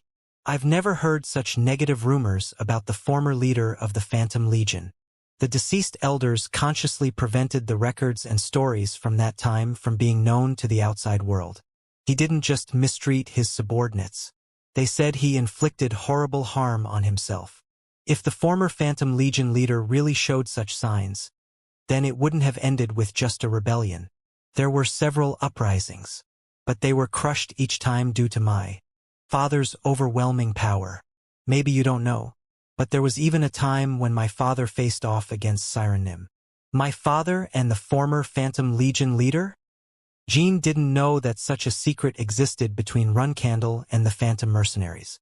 Indeed, this record is not stored as a document in the Phantom Fortress, and Runcandle classified it as an extremely confidential secret known only to the Patriarch. I haven't seen it myself because it happened before I was born. However, the fight lasted a whole day, and Sirenim emerged victorious in the end. But for some reason, he spared my father's life. Siren spared the defeated's life. Jean couldn't imagine such a scene, but Siren was young at that time, so it was possible. Afterward, Sirenim would occasionally visit this Phantom Fortress. He would either fight my father for a few rounds or talk about various things. Really? I don't know anything about the day-long fight, but my sister and I witnessed how my father and Sirenim would drink together. It was strange, but my father never seemed to hold a grudge against Sirenim after losing to him. Siren talked with someone and shared a drink. It was also difficult for Jean to imagine. At that time, even that madman became a quite kind father. He would sit us siblings on his knees and even make us laugh. It must be a good memory for you. Now that I think about it, maybe my father wanted to impress Sirenim. Do you remember what kind of conversations they mainly had? Jean wondered about the connection between his father, Siren Runcandle, and Smarian Proc. Despite the dreadful and eerie aura that surrounded his entire being, a strong curiosity arose within him. I was too young, so I barely remember anything. But Lada looked at the red seal and continued. There's a scene I remember vividly. I was sitting with Faye, playing with her and enjoying snacks after a long time. Sirenim asked my father a question after observing us for a moment. Smarian, how's that been lately? That? And my father replied, how can that be okay, Siren? As you know, I don't have much time left.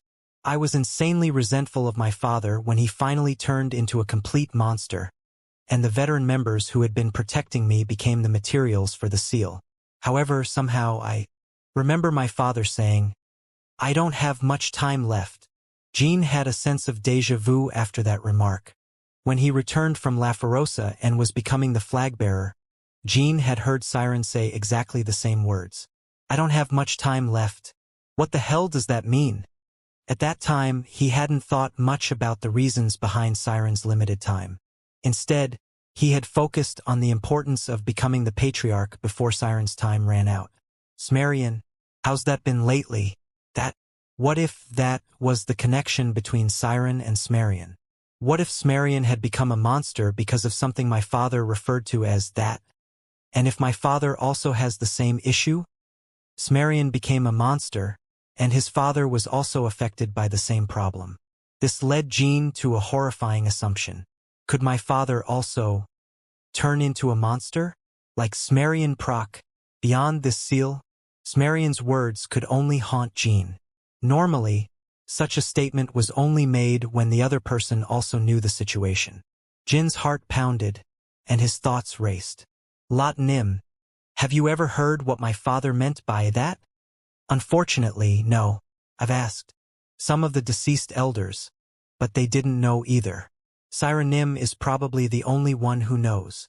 The Black Sea. It has some connection to that dark land. Jean felt a strong conviction. It must be deeply related to why Siren is so obsessed with the Black Sea.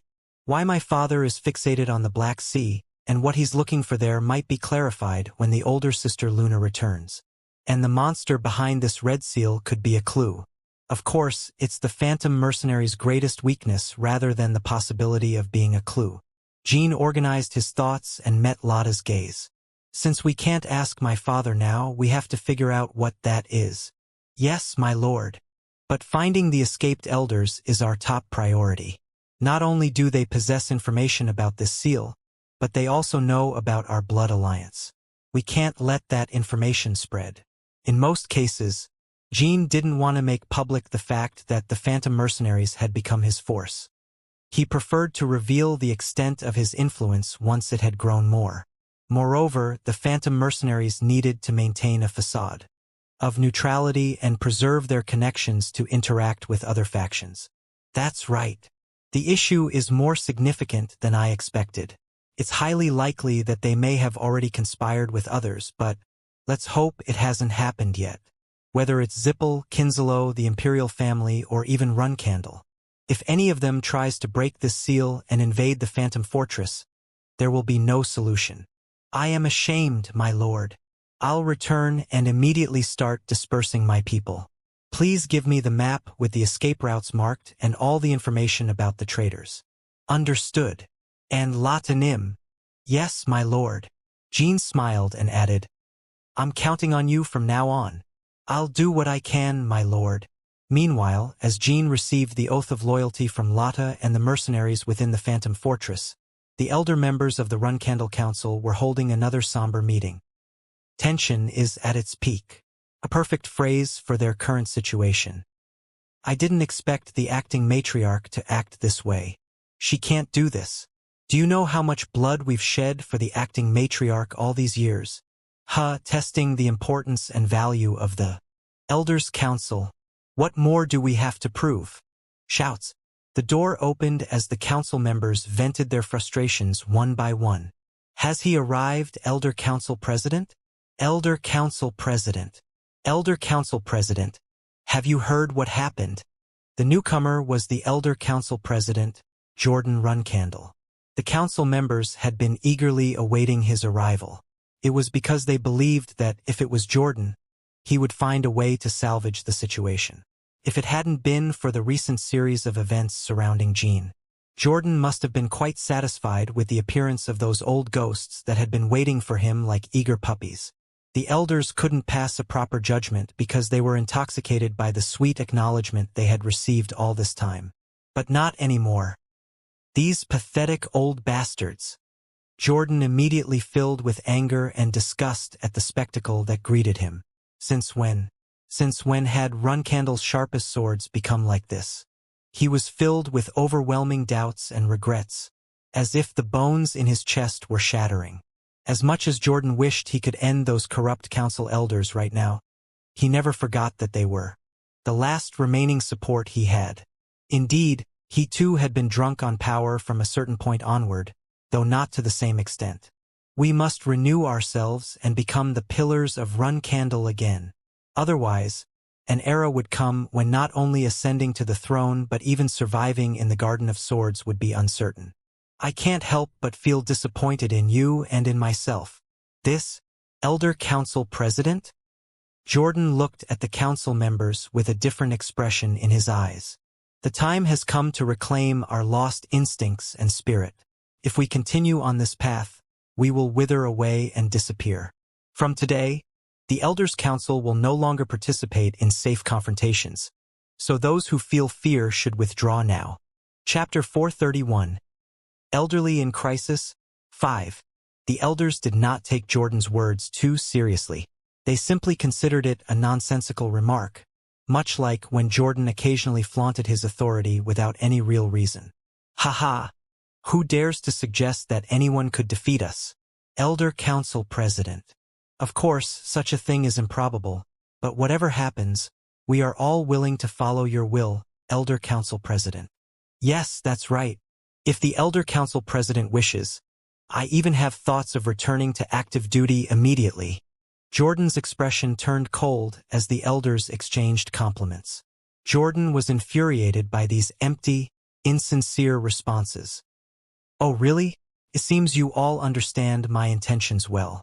None of you need to return to active duty. However, as I just mentioned, we will start a war with the 2nd and 12th flagbearer from this very moment."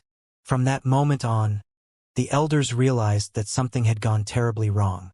Elder Council President, when you say war, exactly as I said, between the 2nd and 12th flagbearer, we will start by shattering the forces of the 12th flagbearer. What do you mean? The free city of Tychon. When that name came out of Jordan's lips, the expressions on the faces of the elders hardened. That place is the most crucial stronghold of the 12th flagbearer, and the people there are his most trusted comrades. Are you saying we're going to attack Tychon? Yes. But, Elder Council President, haven't you forgotten something? No run candle can invade Tychon, Elder Council President. Did I deceive you? You're wrong. It was just a stroke of luck. In fact, I had formed a connection with Kashmir as soon as I arrived in Tychon. Very well. Despite everything, you passed the test. From today, no run candle, not even me, will set foot on Tychon soil without your permission. Thank you, Father. A conversation between Siren and Jean, which broke the taboo and briefly returned to the family during his days as a provisional flagbearer. At that time, Jean passed Siren's test and gained freedom from his base. And regardless of the incidents Jean had caused, Run Candle members never directly attacked Tychon. Even when the search order was issued near the end of his career as a provisional flagbearer, the Guardian Knights could not visit Tychon directly. The Patriarch's order is absolute. Since Siren had never revoked that order, Tychon remained an unreachable land for any other Run Candle except Jean. That's correct. However, there is a way. We can send individuals who are not from Run Candle. The elders could only open their eyes once more. Elder Council President, it's not entirely incorrect, but isn't it just for show? Surely. The Patriarch's orders also prohibit Run Candle from attacking Tychon with the help of a third party. That's true, Elder Council President. Besides, we all saw firsthand what happened when we recklessly used external forces to attack the 12th flagbearer. The air seemed to chill as the elders remembered the moment when Jean had filled the table with the heads of the deceased elders. It seems that it is burdensome for all of you to fight against the 12th flagbearer. It's understandable. Those who follow my orders to attack Tychon would be nothing more than a mockery against the Patriarch's orders. However, how many times has the 12th flagbearer mocked and ridiculed us through such jests? Jordan was right. Jean had broken the rules on multiple occasions during his time as a provisional flagbearer, and each time he used jests to gain a reward instead of punishment. We should do the same. We have reached a point where a direct confrontation is no longer the answer. I have stated it clearly. There is no safe fight anymore. Those who are afraid can leave, but the elders of Run Candle must let go of stubbornness and pride. At that moment, most of the elders recalled Jordan's youth. Even before becoming the Black Sword Association head, Jordan had used purges to eliminate those who opposed him. In the early days of his tenure as the Black Sword Association head, he had continued the cycle of bloody purges for several years. So, if one decided to resign and leave here, it essentially meant that someday they would inevitably face the sword of the Black Sword Association. The 12th flagbearer has not yet experienced the death of those beneath him. As the Elder Council President, I must make him understand that pain, Jordan continued. Elder Council President, then, whom do you plan to send to Tychon? An unnamed desert in the eastern part of Caskel, a feudal state of the Empire. While Jordan and the elders planned to attack Tychon, Jean tracked down the renegade elders of the Phantom Legion mercenaries along with some of his comrades. I would never have imagined that the Seagull clan would establish a secret stronghold in such a remote place. And the fact that the renegade elders have been collaborating with them. Lotta spoke seated next to Jean. Jean was disguised, sitting in a local restaurant and sipping tea. Seagull clan, the main family of the Phantom Legion mercenaries. Most of their leaders were killed by Smerian Proc in the past, and they had fallen into ruin. However, having ruled the Phantom Legion mercenaries for generations, the Seagull clan had hidden the last force they had in this arid and small desert. When the seven-colored peacocks and the Phantom Legion mercenaries joined forces, their information-gathering capabilities exceeded expectations. They discovered this desert just a few days after forming the alliance. Is it confirmed that the traitors leaked the secrets of the Phantom Fortress to the outside world? Lotta nodded heavily. Yes, but we don't know exactly which faction received the information. Whether it was Vermont, Zippel, Kinslow, or any other faction. Well, we'll find out from now on. How big is the remaining force of the Seagull in the fortress? There isn't much combat personnel, including servants. However, there are still some big ones, like the brothers Rox and Lox Seagull, who were once known as sacred figures before my father became the leader. The renegade elders are not pushovers either. Rox, Roxu, and Lox, Roxa Seagull. Those were the names Jean had seen several times in the war history books. They were individuals who would have easily become the leaders of the Phantom Legion mercenaries if Smerian had not existed. Although they had kept a low profile for a long time, they hadn't completely sheathed their swords. If they had, they would still be formidable fighters. Sir, you can wait here. My subordinates and I will take care of this. No, I will go with you. I need to gather information about the enemy forces and try to match our teamwork. Faye and her team set up a perimeter, while Jean, Lotta, and some squadron leaders prepared to assault the fortress. Be careful not to destroy too much inside, as there may be valuable information. If possible, subdue them quickly and quietly. Yes, my lord. And if there are civilians, all must be categorized as rescue targets. Do not kill them just because they are inconvenient. Unlike prestigious knight clans and noble families, mercenaries normally handled these situations differently. If they encounter a civilian during the mission, especially those who don't contribute money, they kill them and deal with them if any issues arise. However, the Phantom Legion mercenaries were no longer just a group of mercenaries. Since they were under Jin's command, they had to follow the customs of a famous knight clan. I will keep that in mind. A while later, Faye signaled that the perimeter was set, and Jean, Lotta, and squadron leaders stealthily ventured into the dark desert. The last stronghold of the Seagull was an underground fortress. They accumulated wealth by distributing narcotics and various black market goods here, dreaming of driving out the Proc brothers and regaining control of the Phantom Legion mercenaries with the help of the renegade elders. While Jean brushed aside the sand to check the entrance, a voice came from the other side of the door. Who's there? As it was a secret fortress, they didn't post guards outside. But there was always someone behind the door. Before the man could inquire about their identity, one of the squadron leaders drove a poisoned arrowhead into the door. Bang! A slight noise, accompanied by a brief tremor beyond the door, was quickly suppressed. Shortly after, another squadron leader used specially crafted and exclusive Phantom Legion mercenaries explosives to silently blow the lock. Indeed, they showcased exceptional infiltration skills, characteristic of one of the world's top mercenary groups. Upon entering, a vast space unfolded before them. It seemed like they were stepping into a colossal anthill, and soon they could come face to face with the remnants of the Seagull. Coup dash! Sung! But not a single one of them had a chance to alert the others. They all ended up with their throats slit by Jean and the Phantom Legion mercenary swords, and not a single death cry escaped their lips. Jean spared the life of one man and gave him a brief opportunity to speak. Please spare me. I'm just a hired mercenary. Where are the Seagull brothers? In the innermost central room, please. The man held no direct animosity towards them, willingly revealed the Seagull brothers' location, and posed no significant future threat. He was just a hired mercenary. However, Jean did not grant him mercy. While Jean prioritized avoiding unnecessary deaths, he was not one to show mercy even to enemy soldiers who posed no immediate threat. Bang! Jean swiftly ended the man's life, and the squadron leaders nodded in agreement to themselves. I was worried he might show some hesitation when mentioning the rescue of civilians. There's no way our leader would have asked such a fool to swear loyalty. We won't have to worry in the future. Jean wiped the blood from his sword and nodded to the squadron leaders. Let's move separately from here. Lotnim and I will take care of the Siegel brothers, and the squadron leaders will search the rest of the area. Understood. The squadron leaders dispersed, and Jean and Lotta quickly and silently headed towards the Siegel brothers' room.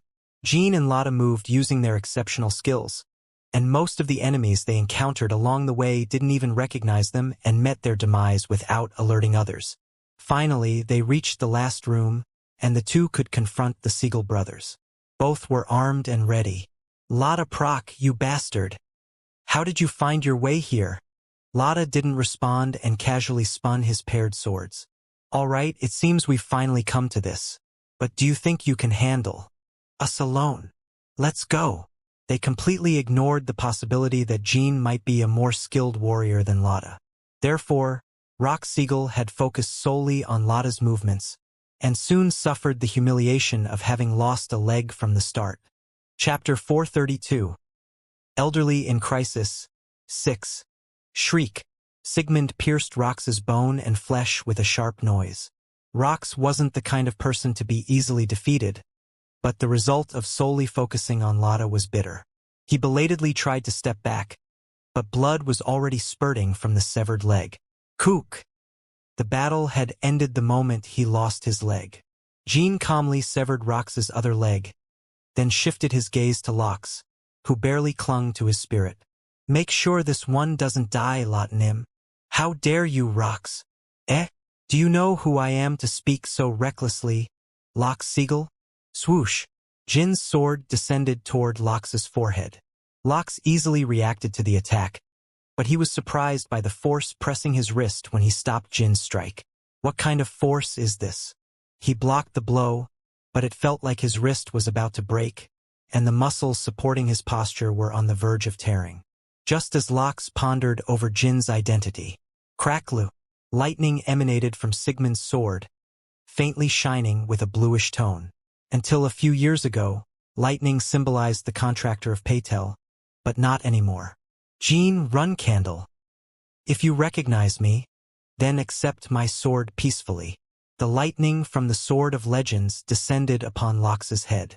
Lox, too, was a warrior who had reached a certain level, showing a resilient response against an attack he experienced for the first time.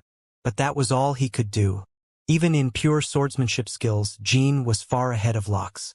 As the battle started in earnest, Rox was pushed back and seemed to be retreating. Have you really become Runcandle's hound, as I've heard the elders say, Lotta Proc?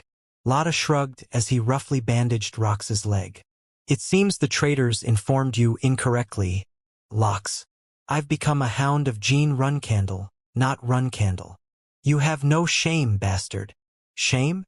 Losing is the greatest shame in the mercenary world. You and the elders made a wrong decision, and you're paying the price for it. Lox glared at Lotta and charged at him, but Jean simply blocked his charge. Clang! Sigmund and his sword clashed, sparking as they collided. Lox Siegel quickly came to the conclusion that escaping was impossible, not to mention winning this battle. Lox Siegel, we've just met as enemies, and I have no pent-up feelings against you, so, if you answer some of my questions, I'll bid you farewell without pain.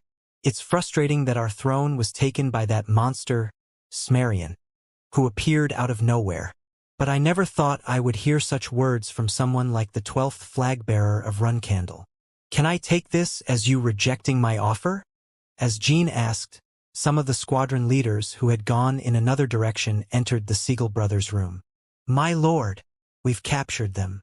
The squadron leaders had captured the traitorous elders from another room. They had been poisoned to the point where they could barely speak. Lotta's eyes gleamed with bloodlust as he looked at the elders. These old rats, did they think they could defy my will? They even dared to collaborate with Siegel and sought other factions that could end us. Naturally, Jean felt no emotion about the betrayal of the Phantom Legion mercenaries' elders. However, for Lotta, their betrayal was a shock. The elders were not only people from Siegel, but they had also been closely related to Lotta for a long time. Thanks to you rats, my lord had to bear the burden of the potential threat. from the Phantom Legion mercenaries as soon as we formed the Blood Alliance. So, from now on, answer my questions truthfully. Lada seated rocks next to the elders and continued speaking. First, which faction did you choose? Second, did you reveal the alliance between my lord and me, and the secrets of the Phantom Fortress? If you don't answer my question truthfully, I'll massacre you, your relatives, and even the dogs you raised. It was not an empty threat.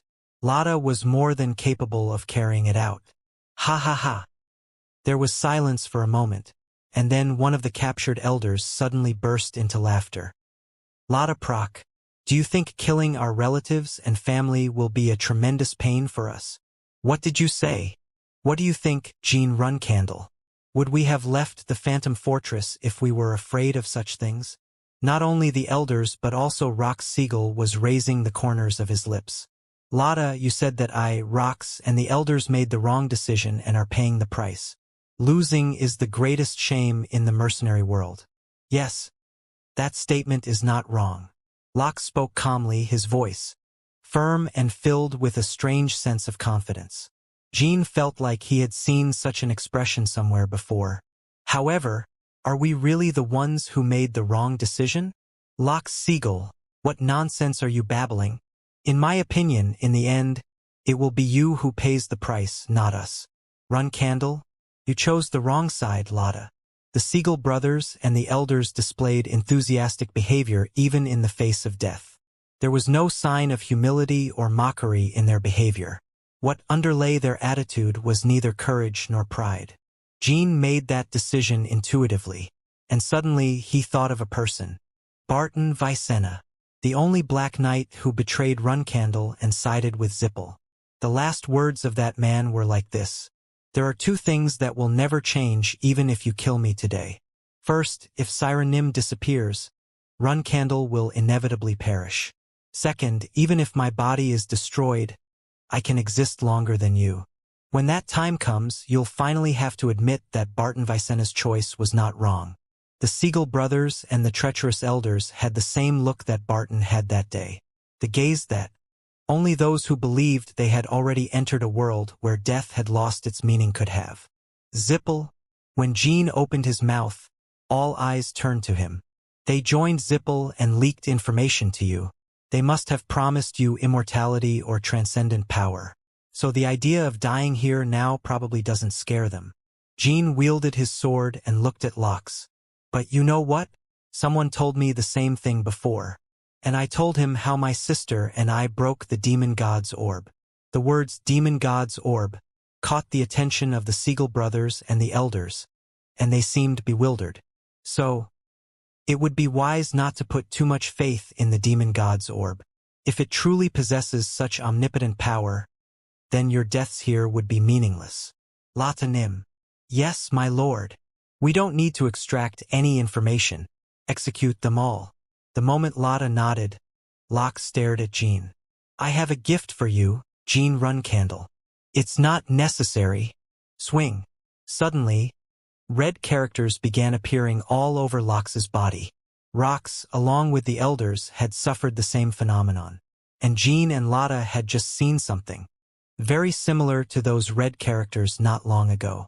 It's the same seal that imprisoned Smarian, a seal that uses the user's life as material, passed down from generation to generation only to the elders of the Phantom Legion mercenaries. The remnants of Siegel were attempting to unleash this seal one last time. Rox and Lox had inherited this seal from the elders who had betrayed Lada long ago. You're going to be sealed just like your father, Lada. These lunatics. Do they really plan to kill every last member of their family? Lox released a mocking laughter in response to Lada's question.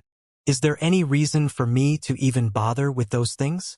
It will be enough if we later take care of the Phantom Legion mercenaries. In other words, the remnants of Siegel were attempting self-destruction.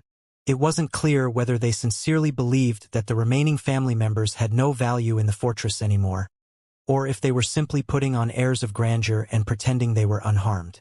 What was clear was that these remnants were planning to seal the entire fortress. The red bodies seemed about to burst at any moment. Think about who really made the wrong decision in hell. Ha ha ha. Kook. Lox's laughter had continued for a long time, and suddenly, it quieted. A red seal was drawn around, and the bodies of the seagull remnants twisted and broke, being sucked into the seal. They were attempting to imprison them just as they did with Smarian. The red energy contracted as if the claw of a giant was closing. Lada and the squadron leaders instinctively wielded their swords against the seal. The swords made contact, but the imprinted areas soon returned to their original state. My lord, the squadron leaders and I will clear the way for you. Please, escape. Although only a few days had passed since they formed the Blood Alliance, Lada spoke without hesitating for an instant. If we keep cutting the seal before it fully recovers, there might be a chance for you to escape, my lord. While Lada spoke, Jean examined the properties of the seal. When he tried to cut it with his swords like Lada and the others did, it immediately reversed, and it was clear that it took longer to recover when Jean used the lightning. They could probably escape together if he used the cascade or the battle god's techniques, but there was no need for that. I felt it when I cut open the gates of hell opened by Myron Zippel in the past. Undoubtedly, shadow energy will work better against it. Jean wielded Bradamanti infused with shadow energy, and the seal shattered like a sheet of paper. Moreover, the recovery of the seal was extremely slow this time, unlike previous attempts. Lot Nim, there's no need for all of you to risk your lives. I'll clear the way for you. Let's go. Lada and the squadron leaders snapped back to reality upon hearing those words. In the upcoming new era, it was clear that they were the ones who had grasped the best lifeline. Chapter 433. Raiders, Brothers 1. The large pot simmered slowly, and steam rose from its contents, which included octopus, mussels, abalones, scallops, clams, crab, creating a delicious aroma. Seafood soup. It was a dish that Yuria, the daughter of Kashmir and Elisa, had loved since she was 2 years old. Now she is 9. She couldn't go to school due to some circumstances, but she spent her days without feeling lonely or bored, along with Enya's younger brother, Pinty, and the old dog Puffy, and Jetson, Ko. And the day Yuria especially enjoyed was when everyone, kids and adults, gathered to cook and eat seafood soup in this manner. Seafood soup, seafood soup. Thanks to Yuria's enthusiastic chants, all the kids sang along to this strange and delightful song. It was such an endearing sight that even Varys, whom the kids usually considered a witch, couldn't help but chuckle. Especially Kashmir and Elisa felt deep and intense emotions seeing Yuria like this. If it weren't for Jean Nim Yuria, it's a blessing to witness our daughter in these moments. The couple couldn't help but get emotional as they served seafood soup to the children. Eat a lot, kids. Make sure to chew well. Yes. The adults raised their glasses in a toast as they watched the children enjoy their meal. It was a moment of harmony. Not only were we able to save Yuria, but if it weren't for Jean Nim, we wouldn't have moments like this, Kashmir said. You're right, Kashmir Nim. Thanks to Lord, people who would never have met are now gathered like a family. It's so sweet and comforting. It's been a while since I've tasted such fine wine. It's a shame that Lord isn't here. It was the first time Tychon's companions had such peaceful moments after the terror in the Emperor Sword Castle. Along with the tasks they had left pending during their stay at the Emperor Sword Castle, there was a mountain of information to gather. Today, without Uncle Jean, no. Without Appa, it feels a bit empty, said Yuria. Everyone agreed with Yuria. Aunt Strawberry Pie too. Butterfly too. Yes, we're also disappointed.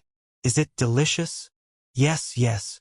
Jean-Nim said he's overseeing the Guardian Knight promotion exam, right? That's right, Miss Enya. Indeed, you're aware of Jean-Nim's schedule. It seems he intends to supervise the promotion of the Guardian Knights so that it doesn't go according to the Elder Council's wishes. Even Murakanim mentioned that he would support Jean-Nim and attend as an observer. Although they couldn't see the scene directly, they could easily imagine Murakan causing a commotion. After all, he was the guardian of the clan and a powerful black dragon, so it wasn't hard to imagine him shouting and making a scene. I think Murakanim might be the only one able to stand up to the Guardian Knights of Runcandle. I think he'll do the same with the Elder Council in the near future. Everyone chuckled and savored their food with a somewhat disappointed look. They felt let down thinking that only Jean, Murakan, and Gilly couldn't experience this intimate and warm moment. Next time, we should invite the Phantom Legion leader to eat together with Jean Nim. At first, he behaved like a real madman, but I heard that once again, he risked his life to protect Lord.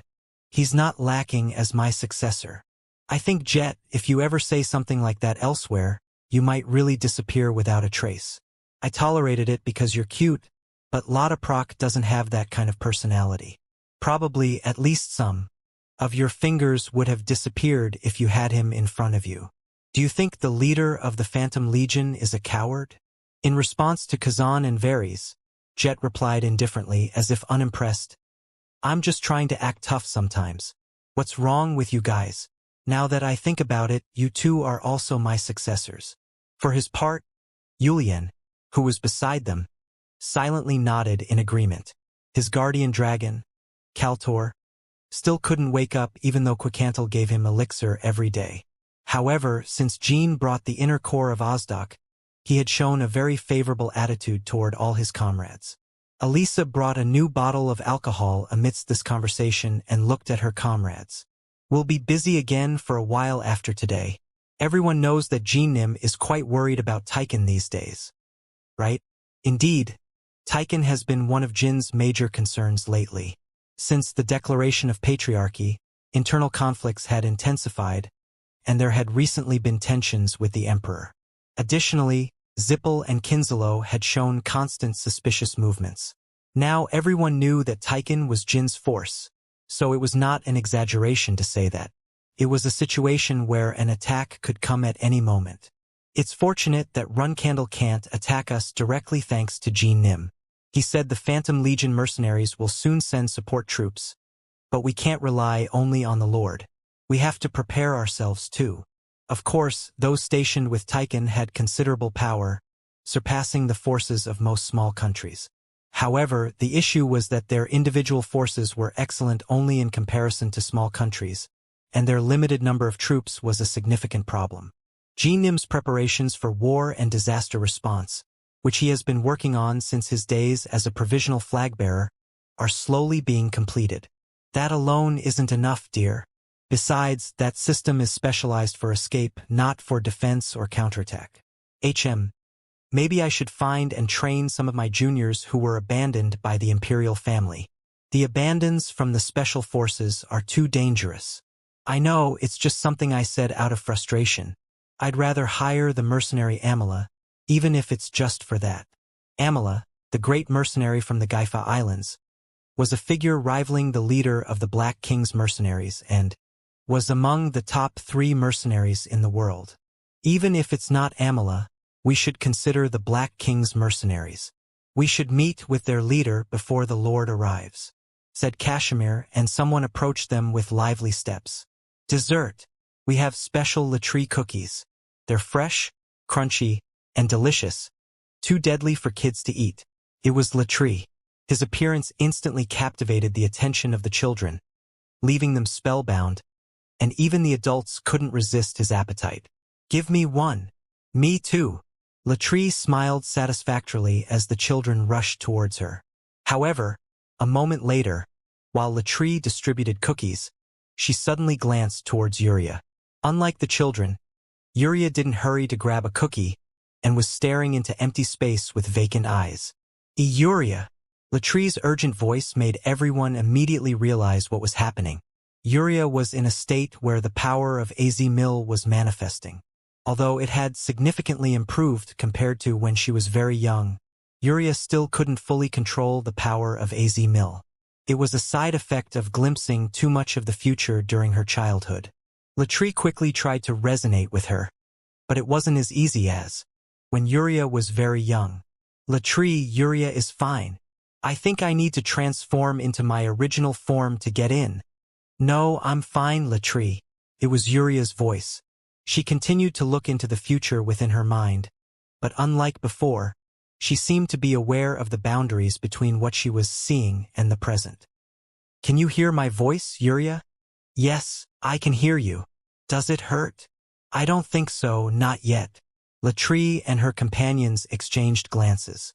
Finally, Latree sat in front of Yuria and closed her eyes. The resonance still wasn't happening. Instead, Latree decided to calmly ask Yuria what she was seeing. Yuria, tell me what you see. Taiken. Yuria responded in a dreamy, sleepy voice. In what part of Taiken? In our mansion? In the soda shop? Or on the streets? Everywhere. I can see everything. As if looking from afar. Is there something you're riding? Like Murakkanim or perhaps me? Neither of you. Then what does it look like? There was a moment of silence.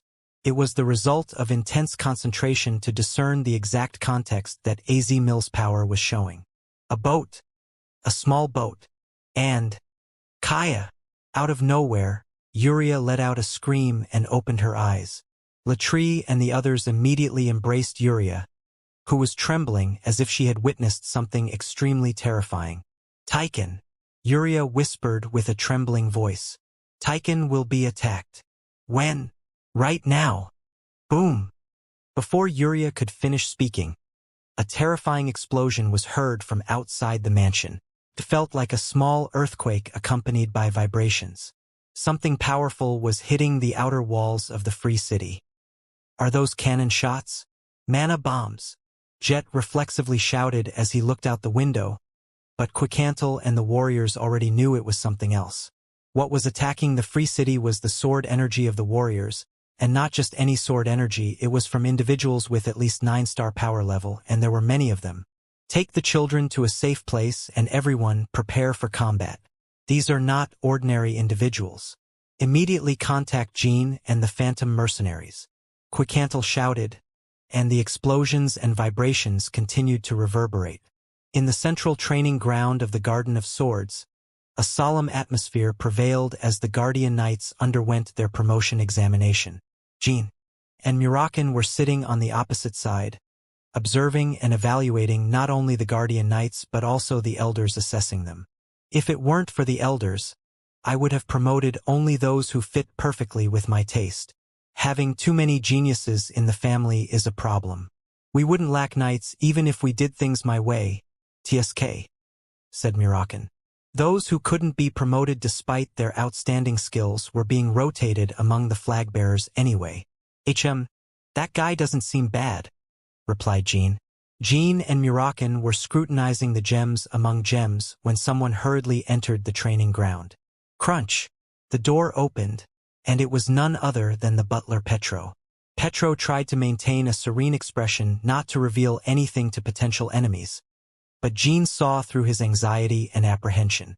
Young master, we've received an urgent distress signal from Taiken, Petro whispered as he approached. Jean had to make an effort not to show his concern. Jean calmly inquired about the situation. What is the exact content of the signal? There's a report of an invasion by 9-star or higher warriors. There have been no additional signals. If there were no additional signals until they reached the transfer gate, it would mean an extremely serious situation. Have you contacted the Guardian? Of course. We depart immediately. Also, were any of my affiliated forces near Taiken? Fortunately, there were, otherwise it could mean a disaster, Petro replied. Young Masters Daytona and Haytona have been wandering near Taiken for several days to see you. Chapter 434. Raiders? Brothers? 2. The Tana brothers were fishing on a small uninhabited island near Taiken. They carried hidden weapons in a wooden boat and disguised themselves with straw hats that made them look like ordinary fishermen. When will we be able to meet the younger brother? Haytona asked. As soon as Haytona spoke, a fish bit the hook. Splash. As the fishing rod trembled, Daytona quickly reeled it in. Daytona thought it was a great catch after seeing the large arc drawn by the seawater in the air and the tension of the fishing line, but what he caught was a small fish. The Tana brothers lost their appetite at the sight of the tiny fish. It seems like the younger one has become a very big person. It has become difficult for people like us to casually encounter him. Daytona carefully removed the hook and gently released the fish back into the sea. Naturally, that small fish could not become the protagonist of this vast ocean. It was nothing more than a tiny creature among all the predators of the sea, including whales and sharks. However fiercely it fought, it would find it difficult to become the sovereign of the sea. In a way, the Tana brothers seemed to see themselves in the small fish swimming away. Lately, the two of them had been feeling a deep sense of crisis. They received even less attention within the family, and they had not received expectations from Siren and Rosa either. The younger one at least showed some interest in them, so they wanted to get a little closer to him. Their nanny Emma told them to use Jin's strength to secure a place within the family or seek help for their survival, but they just wanted to talk to him without any particular reason. In other words, it was an unconscious desire to seek encouragement and comfort from the object of their admiration. However, the Tana brothers did not know what that feeling was. No one had ever told them that sometimes humans can naturally feel those emotions when they are tired and going through a hard time, because they were born and raised in Reincarnation. That's true. He's not someone we can meet without a special reason. But the problem will arise after we meet him. What will we say when he asks why we've come? Would be pathetic to say we came because we missed him, right? That's true. If we hadn't been so ignorant when we were young, maybe the younger one would have thought a bit more about us. Back then, we were truly fearless. Their gazes turned toward the city of Taiken, beyond the fishing rod. Taiken rose tall above the blue sea. The island towering high like a tower is the brilliant achievement of the younger brother. They thought it would be more meaningful to be a part of that island than of Reincarnation. After all, it seemed unlikely that they could gain much value from the Garden of Swords. Let's go back. We'll only disappoint him more if we meet him like this. He's a busy guy, so we can't bother him just because we want to meet him. Yeah, it's better to catch and kill Zippel's fanatics or inspect the assigned territory. An incident occurred as the brothers sighed deeply while packing up their fishing rods. What? Crazy! The Tana brothers jumped up and looked at a small boat. That boat was doing something different from several other fishing boats in the waters near Taiken. The boat was filled with warriors, not fishermen. There were 20 of them standing on the deck. The boat was very close to Taiken, and the warriors did not hesitate to unsheath their swords and began firing sword energy towards the free city. Boom! The outer wall, reinforced by magic, was suddenly sliced through by the sword energy, spilling like tofu. Who the hell are they? They couldn't quickly identify their affiliation. However, as the terrorist attack began, the brothers had an immediate certainty that they were facing a group of highly talented individuals. At least 7 to 9 stars, possibly even more. Who sent such skilled individuals? Are they mercenaries? There weren't many large groups of mercenaries like this. Is it Zippel? Or the imperial family? Regardless of who sent them, can we win if we fight against them? No, we can't. Strictly speaking, we have no reason to fight them. We might get involved in something unnecessary. After all, aren't Jin's companions in Taiken? Various thoughts crossed the minds of the Tana brothers in an instant. Naturally, the rational choice would be to stay still or retreat, but the Tana brothers shouted in unison, "Let's go!" The fact that they could come just to see the younger one meant they could also fight for him. They didn't care about gains or losses. They used sword wind to propel their boat. The distance was short, so the Tana brothers quickly reached the outer wall of Taiken. They couldn't win in a fight, and they had already come to that conclusion before arriving. But the Tana brothers started laughing as they approached the battlefield. People in the world didn't give them the nickname Sons of Hell for nothing. "Stop, you bastards, no. Die!" Daytona shouted. His eyes flickered as he swung his great sword. The sword aimed at the assassins trying to enter Taiken. Swish! The energy released from his sword cut through the air with a powerful roar. At the same time, Daytona also extended his chainsword. The Tana brothers were currently at 7 stars, but the blessed body of Reincarnation enhanced their sword energy, making it no less powerful than the swords of those who had achieved even higher enlightenment. 5 of the assassins managed to deflect the sword energy. The remaining 15 had already entered Taiken and engaged in combat with Jin's comrades inside. Die! Daytona and Haytona continued to unleash sword energy. 4 of the 5 assassins hesitated for a moment due to their momentum. Blocking such powerful sword techniques on the unstable ship required incredible skill. However, the 4 assassins didn't need to block the sword energy from the Tana brothers. The 5th person blocked it perfectly. It was the captain of the 5 assassins remaining outside the island. The assassins carried ordinary longswords, perhaps to conceal their affiliations. This wasn't in the information. What should we do? The captain and the assassins spoke. They looked at the bold Tana brothers but only showed a dull reaction. As if insignificant figures like them posed no threat. As if they could decide when to spare or kill the Tana brothers. That was driving the Tana brothers crazy. What should you do? Did you just discuss what to do with the 2 of us? Ha ha ha. I'm going crazy. To think you're so relaxed with 2 flag bearers from Runcandle in front of you. And the place you attacked is the base of the 12th flag bearer. The Tana brothers fired sword energy once again. But this time the captain dispersed it effortlessly. Daytona Runcandle and Haytona Runcandle. I heard. You're stupid. But I didn't know it was this severe. The captain shook his head. What? Didn't you feel it from the beginning? You won't stand a chance against me even if you die and come back to life. The Tana brothers couldn't deny it. Oh, I understand. But why? It seems like you don't value your lives much. Even if you rush at me and die here, do you think the 12th flag bearer will appreciate it afterward? Pooh-ha. Are you saying you're showing us mercy? And we should retreat quietly? That's right. Unfortunately, someone reminded us recently that facing stronger opponents is a virtue of Runcandle. We can't afford to back down now. The Tana brothers jumped simultaneously, and the piece of the boat split due to their force. They landed on the boat where the assassins were, and the eyes of the Tana brothers gleamed with killing intent. I won't stop you if you insist on wasting the chance to survive. It's been a while since we clashed swords with those not intimidated by the name Runcandle. Get in, heh. No, I'm going in. Haytona and Daytona charged, but the captain waved his single sword and pushed the brothers back.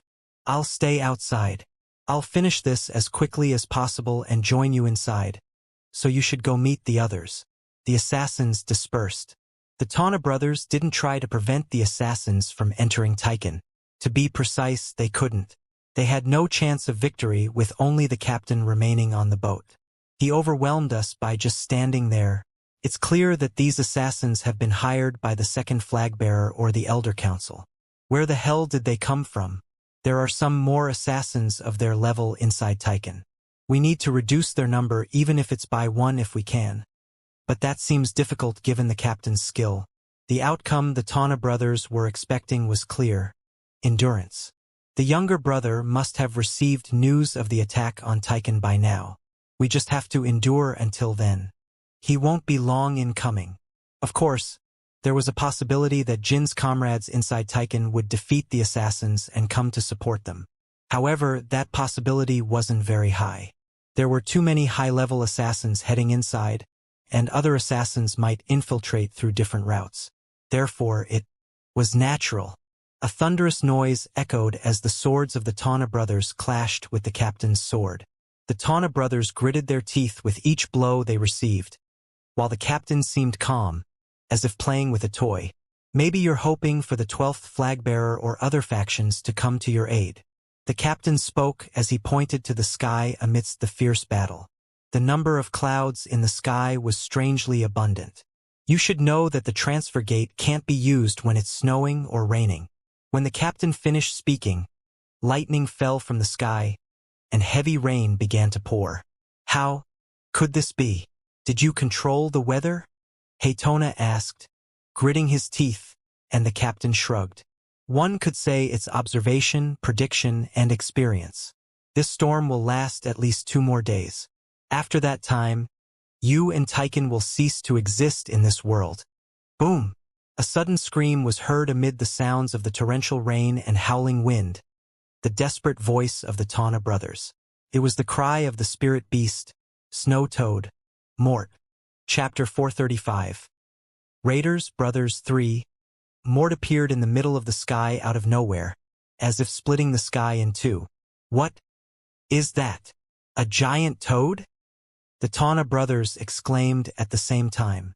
Mort's solid white body cast a shadow over the Tawna brothers and the assassins' boats. Although they shouted in surprise, the Tawna brothers knew perfectly well that Mort, the white toad, was Talaris's summoning beast.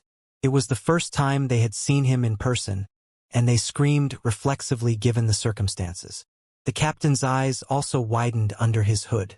Hidden palace mistress, Talaris Indorma? However, he had no idea why this monstrous woman had come here. The captain hadn't heard anything about the Tawna brothers from the elders, but dealing with that level of variables was manageable. But it was a different story if it was Talaris. People in the world knew Talaris as the Abyssal Spider. However, very few people knew the exact reason behind that name. In fact, names like Solitary Tower in the Western Sea, Full Ice, and Winter might fit Talaris and the Hidden Palace better. That's why people in the world often thought it was simply due to the dark and fearsome image conveyed by the words abyss and spider, or that it symbolized their truly immense pushiness by men. The assassin and Talaris locked eyes. To him, Mort's descent seemed very slow. The assassin felt as if the end of the world were descending upon him. Boom! Before Mort's huge 4 feet could touch the sea, the sound of something freezing rapidly was heard. It was the sound of the sea freezing near Tychon. A white cold emanated from Talaris and covered the sea like a spiderweb. The torrential rain froze, and the waves subsided. The waves didn't stop completely but rode on the cold and spread towards the sky. The frozen waves took less than 5 seconds to become large enough to form a kind of shield covering Tychon. And it didn't stop until it covered the entire island. Visibility dimmed due to the ice darkening the sky, but Talaris's full ice and cold energy illuminated intensely. Ugh, stupid toad. You should have arrived inside the mansion instead of here. Quang. Talaris shrugged while reprimanding Mort. As she had pointed out, they had originally intended to appear inside the mansion, but Mort's mistake had led them to fall into the sea. Fortunately, this turned out to be a stroke of luck for the Tawna brothers. "Hey, the youngest one! Jean!" The Tawna brothers shouted again simultaneously. Talaris wasn't alone on Mort. Jean, Murakan, Cirrus, and along with the 7 swords of the Hidden Palace, were also riding on Mort. "It worked out well, Mort. This isn't a totally inappropriate place." Boom! "It seems these weaklings were trying to fight for my son-in-law, huh? I'm proud of you, eh?" While Talaris spoke, the assassin quickly rushed towards the Tawna brothers. As they had been fighting a while ago, the distance between them was very short, and the assassin intended to use the Tawna brothers as hostages. If Jean had come alone, it would have been difficult to stop him, given the short distance. However, Talaris didn't even lift Mort's foot from his back, and simply prevented the assassin from getting close to the Tawna brothers with a carefree gesture. Whoosh! Ice pillars shot out between them after Talaris's gesture. The assassin desperately swung his sword but couldn't break the ice, and the Tawna brothers quickly headed towards Mort. That's not very polite when someone is talking. "Are you okay, brothers?" The Tawna brothers nodded vigorously. Jean couldn't help but feel a strange mix of emotions as he watched their actions. They tormented me so much in my past life, but now they are fighting to protect my comrades. "We're fine. Everything is thanks to you." Their responses were filled with newfound vitality. Ping ping. Raindrops, turned into hail by the cold, continuously struck against the ice curtain, creating a pleasant sound.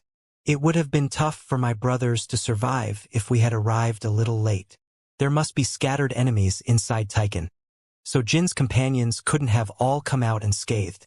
Undoubtedly, civilian casualties would have been significant.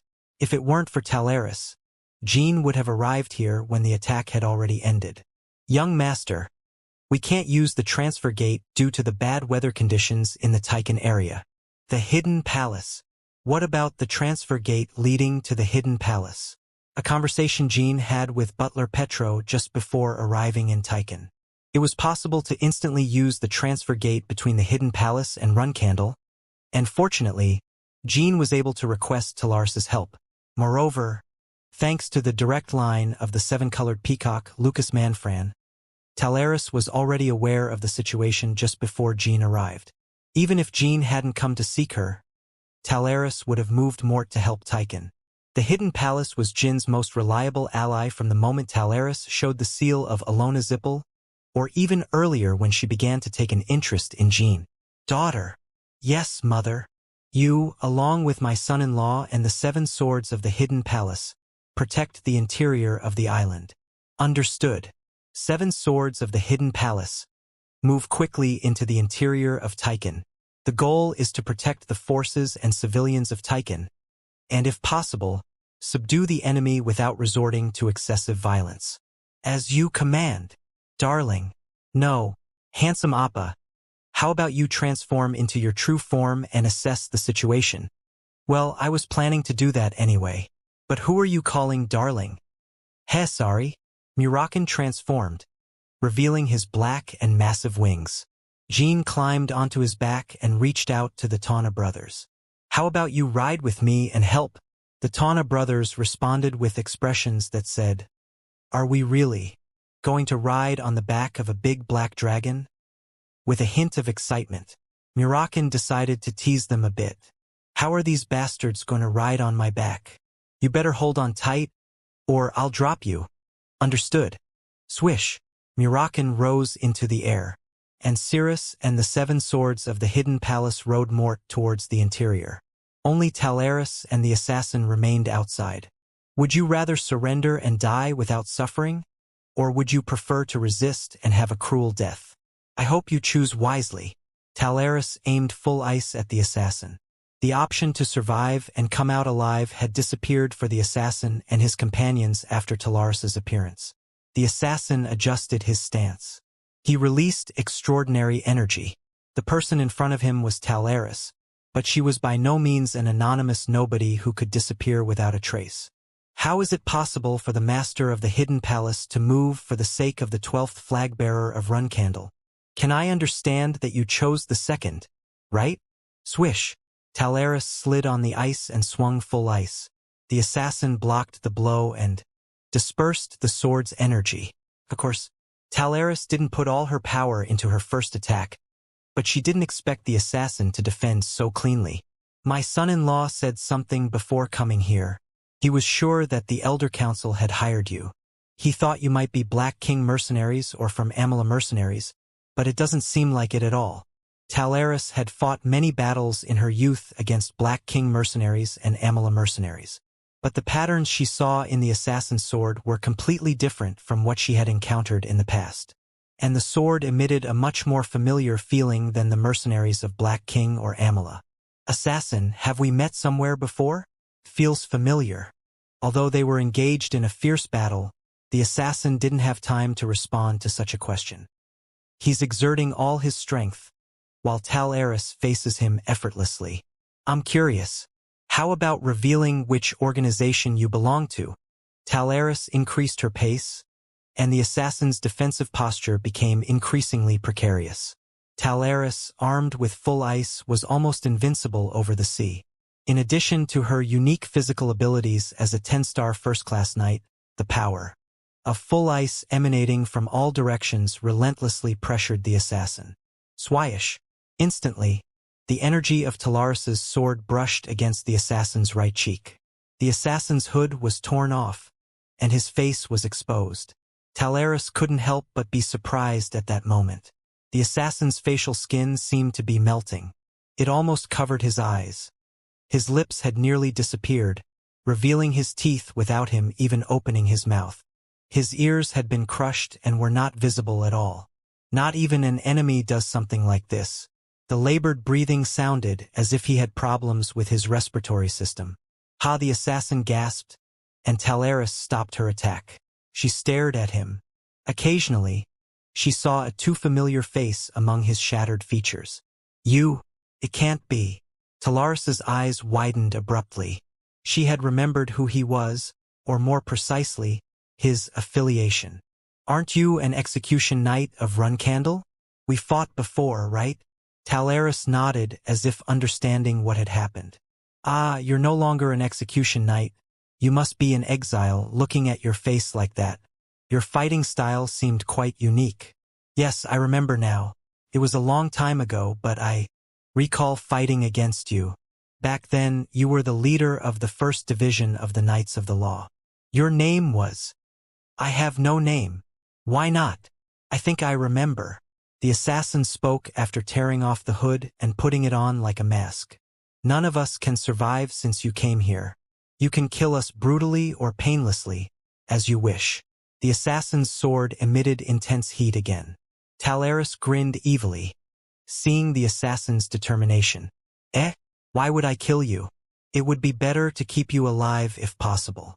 What are you talking about, mistress of the hidden palace? If things go well, my son-in-law might make use of you. For now, pray. Pray that your men haven't harmed my son-in-law's people. In that case, I couldn't do without you even if I wanted to. Talaris continued speaking, extending her cold energy towards the assassin. Chapter 436. Raiders, Brothers, 4. The coldness spread like a spider's web and quickly enveloped the assassin. He tried to escape but found himself powerless in his desperate attempts to avoid Talaris's sword with his feet bound. Kook! In just a few seconds, the assassin was trapped in full ice crystal, unable to move. He could barely move his eyeballs within the ice after a while. The reason he effortlessly dominated a 9-star knight was that he was Talaris in Dorma. You've frozen quite well. Wait there quietly until everything is sorted out. Don't even think about committing suicide or self-destructing. It's not like you can lift a finger. Talaris left the assassin behind and entered the interior of Tychon. Once again, she reflected on where she had seen him before. Oh yes, it was about 30 years ago. It was the day I went to see Siren. About 30 years ago, there was a time when Talaris had visited Siren's secret residence. The only reason Talaris sought out Siren at that time was for a duel. She couldn't even remember how many times she had challenged Siren, but she had been defeated by him over 100 times. That day, her frustration was more intense than usual, even after losing. As a result, she continued causing a ruckus even after the duel ended and was determined to settle things once and for all. She barged into Siren's secret hideout, insulted him, and insisted on fighting him to the death. Well, it was a quite dark chapter when I think about it now. Back then, I felt like I might go crazy if I didn't do something like that. In the last 1,000 years, the Hidden Palace had surpassed the power of Runcandle.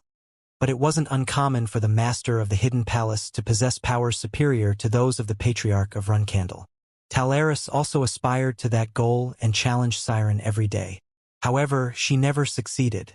In any case, Siren had tolerated the unruly Talaris. Talaris, instead of aspiring to defeat me, it would be better to dream of surpassing Runcandle. For Siren, Talaris was almost his only friend, and someone who could provide him with the greatest help if he was ever consumed by chaos. There was no reason to kill her. However, for some of the execution knights who had witnessed everything, Talaris was a thorn in their side at that time. Her disrespectful attitude towards Siren was just the tip of the iceberg, and rumors about them spreading like a plague were also a problem. There were rumors that Siren spared Talaris's life because he felt sympathy for her and was unable to harm her. I remember now. Luton Furman, that was definitely his name. Luton Furman. He was the assassin who had just been trapped in the ice crystal by Talaris and had been the leader of the first division of the Execution Knights about 30 years ago. Luton, along with the Execution Knights of that time, believed they had to confront Talaris. They considered it a way to increase Siren and the family's prestige. Of course, Siren had never ordered them to attack Talaris, but he hadn't forbidden it either. This led Luton's division members to launch an assault against Talaris. They broke into the Hidden Palace uninvited, and I beat them to death. Although Luton and his comrades were mostly 9-star knights, they couldn't match Talaris, especially within the Hidden Palace. Talaris defeated and subdued the knights. She found their excessive loyalty adorable. It was fortunate that someone as cold and ruthless as Siren had such devoted subordinates. So, although she didn't appreciate Luton's roughness and his team, she didn't dislike them either. Talaris never reported the knight's insubordination to Siren, and they continued to challenge her repeatedly, although they all conspired against her and kept losing. It was somewhat similar to how Talaris had acted with Siren. She saw Luton and his comrades as passionate, pure, and beastly guys. In fact, she had developed a brief romantic relationship with some of them, and Luton had been one of them. Talaris couldn't help but laugh as vivid memories began to resurface. However, her expression immediately hardened afterward as she couldn't help but think. Seeing how he speaks now, he seems like someone who has lived as a wanderer, but why did such a loyal guy end up like this? Maybe the others who attacked Tychon with him are also exiles. I don't think Siren did this to them. If Siren really wanted to eliminate them, he would have done it cleanly. But disfiguring their faces to that extent wasn't Siren's style. Whatever happened is Runcandle's business, and I shouldn't interfere. However, if possible, I would like my son-in-law to absorb those disgraced beasts. If Jean becomes the patriarch of Runcandle, in Talaris's eyes, they would become a significant force if Jean could absorb those exiles. Even if they weren't absorbed as a force, these exiles could be an important pretext when dealing with the Elder Council in the future. At first glance, the interior of Tychon seemed like a battlefield. The sky was darkened by the full ice curtain and Murakan's shadow force, and below, a mixture of mana and aura caused explosions on every level. The Tychon Free City has a tower-shaped structure, but contrary to appearances, the interior remained unharmed. This was thanks to the reinforcement from the hidden palace and the fact that the territory was small, making it easy for dragons to quickly inspect it from the air. Murakan and Quicantle flew between levels, rescuing civilians who hadn't managed to evade the chaos. Jean, Cirrus, the 7 swords of the hidden palace, the Tawna brothers, and Tychon's comrades contained the assassins. Talaris rode full ice and quickly inspected all levels. She lent her power to those who seemed to need it. Son-in-law, I've discovered who these intruders are. Talaris approached Jean and began to speak but stopped mid-sentence because she had never seen Jean in that state before. The Jean who was killing the assassins had an almost demonic face. The depth of his anger and bloodlust was so astonishing that even Talaris felt taken aback. He looks a lot like his father in this state. She had seen something similar in her youth when Siren filled with hatred after losing his comrades. Perhaps what she saw in Jean was even more intense. After all, there was still no confirmation of any casualties among his comrades. Although the assassins were not all former execution knights, they were all highly skilled individuals. However, Jean effortlessly mowed them down as if they were dead leaves. You wretches dare to attack here! Jean quickly turned his head to look at Talaris. He had belatedly sensed her presence and managed to regain composure. He pushed back the emotions that had overwhelmed his senses. I apologize, Lady Talaris. I didn't hear you well. Please repeat what you said. I mentioned that I had discovered the identity of these intruders. They are exiles from Runcandle. I suspected as much. There are only a limited number of organizations capable of mobilizing mercenaries of this caliber. Some of them, including the one I just faced outside, may have a past as former execution knights. Before considering annihilating them all, it wouldn't be a bad idea to have a conversation with them if Tychon's losses are not too great. Some of them weren't so bad from what I recall. Jean nodded. I will do that, Talaris Nim. It seemed like you had turned into a furious demon a moment ago, but you recovered composure very quickly. Jean awkwardly smiled at Talaris's words. It was a mistake. I had been prepared for the possibility of something like this happening, but it wasn't easy to control my anger when facing it directly. What if Talaris had been absent? What if Mort couldn't use dimensional jump in the current situation? What if he was in a place where he couldn't receive updates from Kashmir and Petro? These assumptions had fueled Jin's anger.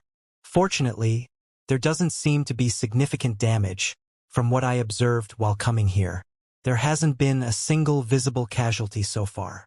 Even among civilians? Yes, although there is considerable damage to buildings and facilities. Once you have subdued them, you can assess the exact extent of the damage yourself. Also, keep in mind that the assassins may become your allies, given their status as exiles. Show them a little mercy.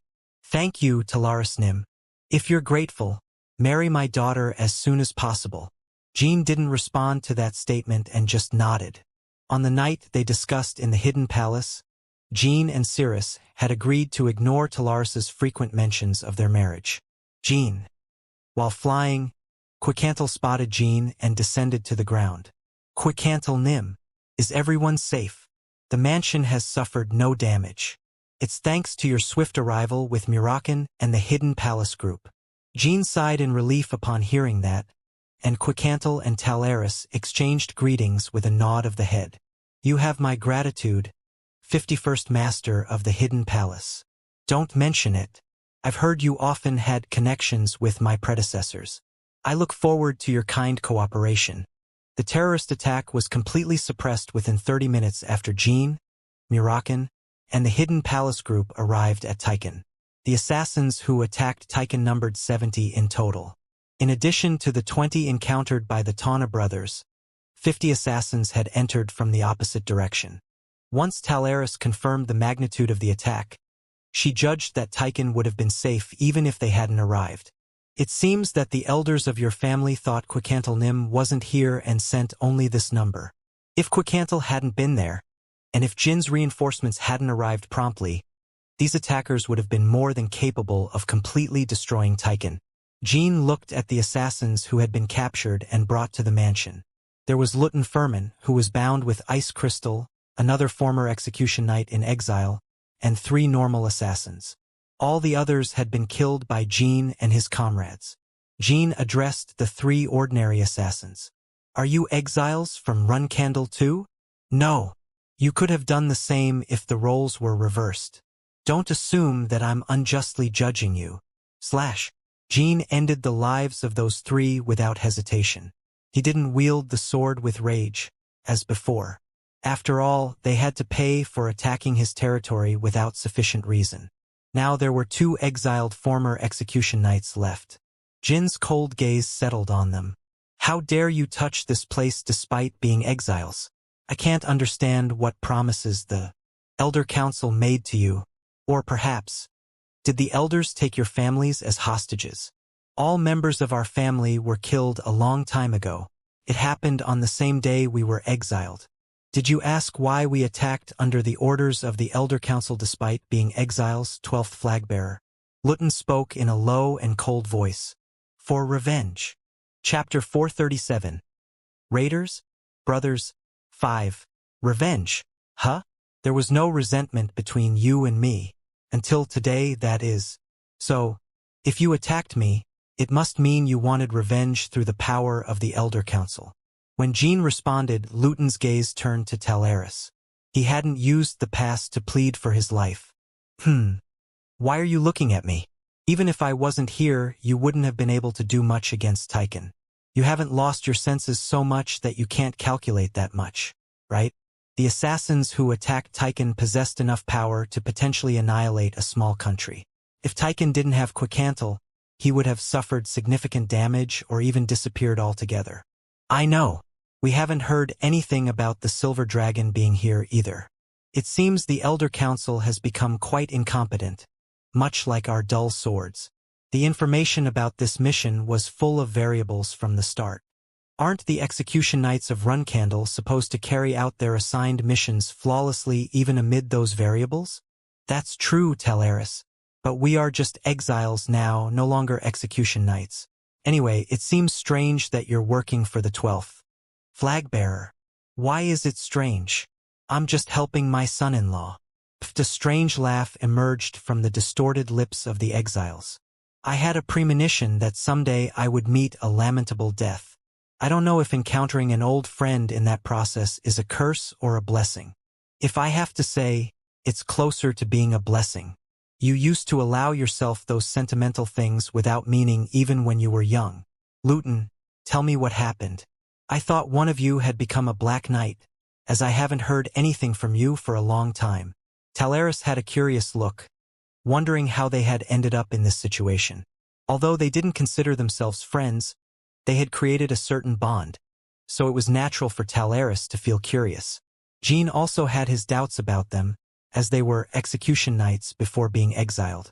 Apart from the 10 black helmets, being execution knights was normally the highest position a Runcandle knight could reach. If accused of treason, no matter how great their merits, they would have lost their lives instead of being simply exiled. But aside from treason, normally there is no punishment more severe than exile for execution knights. Purge. That word came to Jin's mind. I understand in broad strokes. Jin and Luton's gazes met again. Luton had been silently looking at Jin for a while. He never thought that the 12th flag-bearer would adorn his last moments. With a smile, Luton opened his mouth. 12th flag-bearer, we were Runcandle knights long before you were born, and we were the swords of the current patriarch. Although we couldn't wear the black helms, we could boast of being among the best knights of the time. If his face hadn't been disfigured, and if he hadn't suffered terrible wounds all over his body, Luton could have become a black knight. When Siren Runcandle spent a long time in the Black Sea, we served under the patriarch under the first flag-bearer. Big Sister Luna? It was the first time Jean had heard this. Luna was famous for her unfriendly behavior, true to her nickname of the White Whale. During that time, everyone was convinced that the first flag-bearer would undoubtedly become the next patriarch. But, 12th flag-bearer, it must have been around the time you were born, when the first flag-bearer declared she would not become the patriarch. Luton kept talking, and Jean could still see an expression of deep bitterness on his face, even though it was completely disfigured. Over the decades, our affiliations have gone from being the family's guardian knights to execution knights, then knights of the patriarch, and finally knights of the first flag-bearer. If that was the case, then the next step would have been for them to become knights of another flag-bearer or to join the Elder Council as execution knights for the family. However, Luton and his comrades had to face a future they had never imagined. The second flag-bearer, Joshua Runcandle. Luton paused momentarily when mentioning the name. We thought we would become his knights. Even before the first flag-bearer resigned from the throne, Rosanim often showed signs of wanting to support the second flag-bearer. At that time, Siren had spent more time in the Black Sea than in the Garden of Swords. Therefore, managing the family was mainly Rosa's responsibility at that time. Rosa did not appoint the exiled knights as the second flag-bearer's knights. Luton and his comrades were a total of 15 at that time, meaning there were 15 high-ranking execution knights. He just pushed us aside as if we were worth nothing. Rosa purged them just as Jean predicted at the beginning of the conversation. Rosa got rid of everything related to them as if they had never existed in the world. She took away their lives, their families, their fellow swordsmen, the animals they had raised, and even their acquaintances. Although Luton and his comrades believed in their abilities as high-ranking knights, they felt defenseless when stabbed by the same swords they trusted. They had never thought that the family would end up abandoning them. The 4 out of 15 of us managed to survive with the help of the Black Sword Association head. We ended up in this miserable situation. However, one of us died shortly after, and another died while assisting the Elder Council with their work a few years ago. So, that's why only you two are left? That's right. They had devoted their entire lives to Runcandle. But why were they purged so brutally? Exiled execution knights could never escape that persistent question throughout their lives. It seems my mother judged that it would be difficult for the second flag-bearer to handle swords like you. Probably so. Otherwise, there would have been no reason to purge us. Luton and his comrades had been Siren's knights back in the day, and they attacked Talaris without his orders. They looked so savage that even Talaris described them as ferocious beasts. That's why Rosa didn't assign them to Joshua. They were not assigned as family execution knights to the Elder Council either because Rosa judged that the Elder Council could gain more power than necessary. They were left to face the purge without even having the chance to pledge loyalty to other siblings who had not yet become flag-bearers or to those who had recently become flag-bearers. Of course, it was an unreasonable situation for them. But in the face of an incomprehensible and irrational situation, they had no power to resist. The adversary was Rosa Runcandle, after all. Luton. There's something that makes me curious in this story. Talaris squinted slightly and spoke.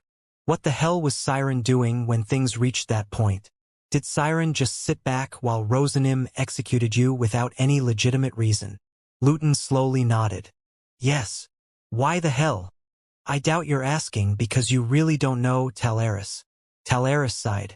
It was because he remembered his friend, who had become even more emotionally desolate than the desert. Siren used to worry about you quite a bit 30 years ago, so did he really do nothing to intervene until it got to this point? After the first flag-bearer resigned from the throne, the Patriarch seemed disappointed with everything in the world for a while. Maybe that's why he no longer cared about us. He has never shown curiosity about our well-being, has he? Well, of course, I thought there wouldn't be major problems with your safety. How could I know the inner workings of Runcandle? And comparing Siren and me in terms of taking care of you would be inappropriate. That's true. Since the Patriarch didn't care, there was no reason for you to know about us. But, aside from the Patriarch, you were the closest to us. Luton continued as he observed Talaris, who paused. Of course. I'm not bringing this up to hold a grudge against you. Yes, I understand that, and you shouldn't hold a grudge against me. Unless you've come to the Hidden Palace seeking help after surviving, perhaps. That's right. We never came to you because we thought you had nothing to do with this. You were the closest person to me and my comrades, but objectively it was nothing exceptional. To you, we were just a passing relationship. Talaris shrugged.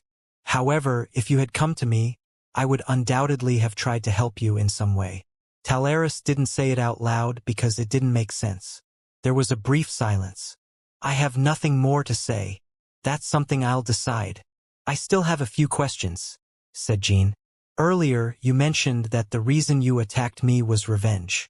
Is the target of your revenge my mother? Yes, that's right. How did it come to that? The Black Sword Association head ordered me for his own benefit. And everything he does is in pursuit of becoming the Patriarch. Do you really think that the Elder Council President Jordan can defeat Joshua and become the Patriarch? Seriously. Jean gave a look of genuine bewilderment, and Luton nodded. No matter the odds, we have no other choice.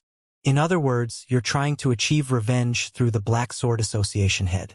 Judging by what you're saying, it doesn't seem like you're acting out of gratitude for being saved. Gratitude? Jordan used us like dogs whenever he wanted, so we've already paid that debt. Maybe we would have been more grateful if he had freed us from this ordeal and let us live, but alas. Indeed, the exiled execution knights were motivated by revenge. Well, then let me ask one last question. What is it? You mentioned that you survived with the help of the Black Sword Association head, Jordan Runcandle. However, does my mother know? She doesn't know. I suppose so. You wouldn't have survived until now if my mother knew. And that fact is your only practical means of revenge against her. I can offer you a more dignified death. A dignified death? In any case, you'll never see a future where the Black Sword Association head becomes the Patriarch. It will all end if you die by my hand now, and your revenge won't come to fruition. What are you trying to say? 12th flag-bearer? When Luton raised his head, Jean continued. Return to the Garden of Swords. Go there and make sure the news spreads that the leader of the Black Sword Association defied my mother's directives. Undermine his authority. That would be the most impactful revenge you can achieve. Chapter 438. Someday, when you have forgotten, like an unforeseen catastrophe, 5 days had passed since the exiles and wanderers attacked Tychon.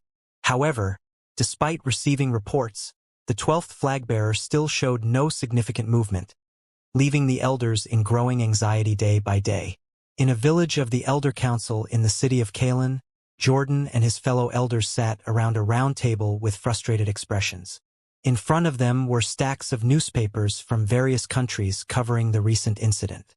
Free City Tychon attacked by unknown assailants. Some facilities and structures were damaged, but no casualties reported. The reason the garrison of Free City Tychon turned into the Steel Army, and about Jean Runcandle. As demonstrated during the Emperor Sword Castle incident, the 12th flag-bearer has an exceptional ability to respond to terrorism. It's not that the 12th flag-bearer is particularly outstanding. It's just a virtue that any run-candle flag-bearer should possess. Injured. 12 deceased. 0. All terrorists dead, the dignity of the free city. Why do terrorists thrive so soon after the Emperor Sword Castle terrorism? The identities of the terrorists are still unknown. What kind of response will the 12th flag-bearer show? The cover of all newspapers was filled with reports on the Tican terrorism. This was true not only for Huffaster but also for some newspapers from Vermont and the Luthero-Magical Federation. Some of the elders sighed as they looked at the newspapers. In reality, everyone wanted to sigh, but they held back because they were observing Jordan, whose body trembled with anger. At that moment, sighing was a privilege reserved for high-ranking elders. No casualties. Not a single one, Jordan shouted as he tightly gripped the newspaper in front of him. His eyes, with bloodshot pupils, were filled with grim anger. Is this possible? Bam! Jordan's fist shattered the round table into pieces, sending fragments flying in all directions. Jordan had never expected such an outcome when he decided to send the exiled execution knight to Tican. It might have been impossible to completely eliminate Tican, but he thought that at least some of Jin's comrades and many civilians would lose their lives. Since the terrorist attack was carried out by 2 exiles and at least 7-star attackers, it was not at all excessive to expect such damage.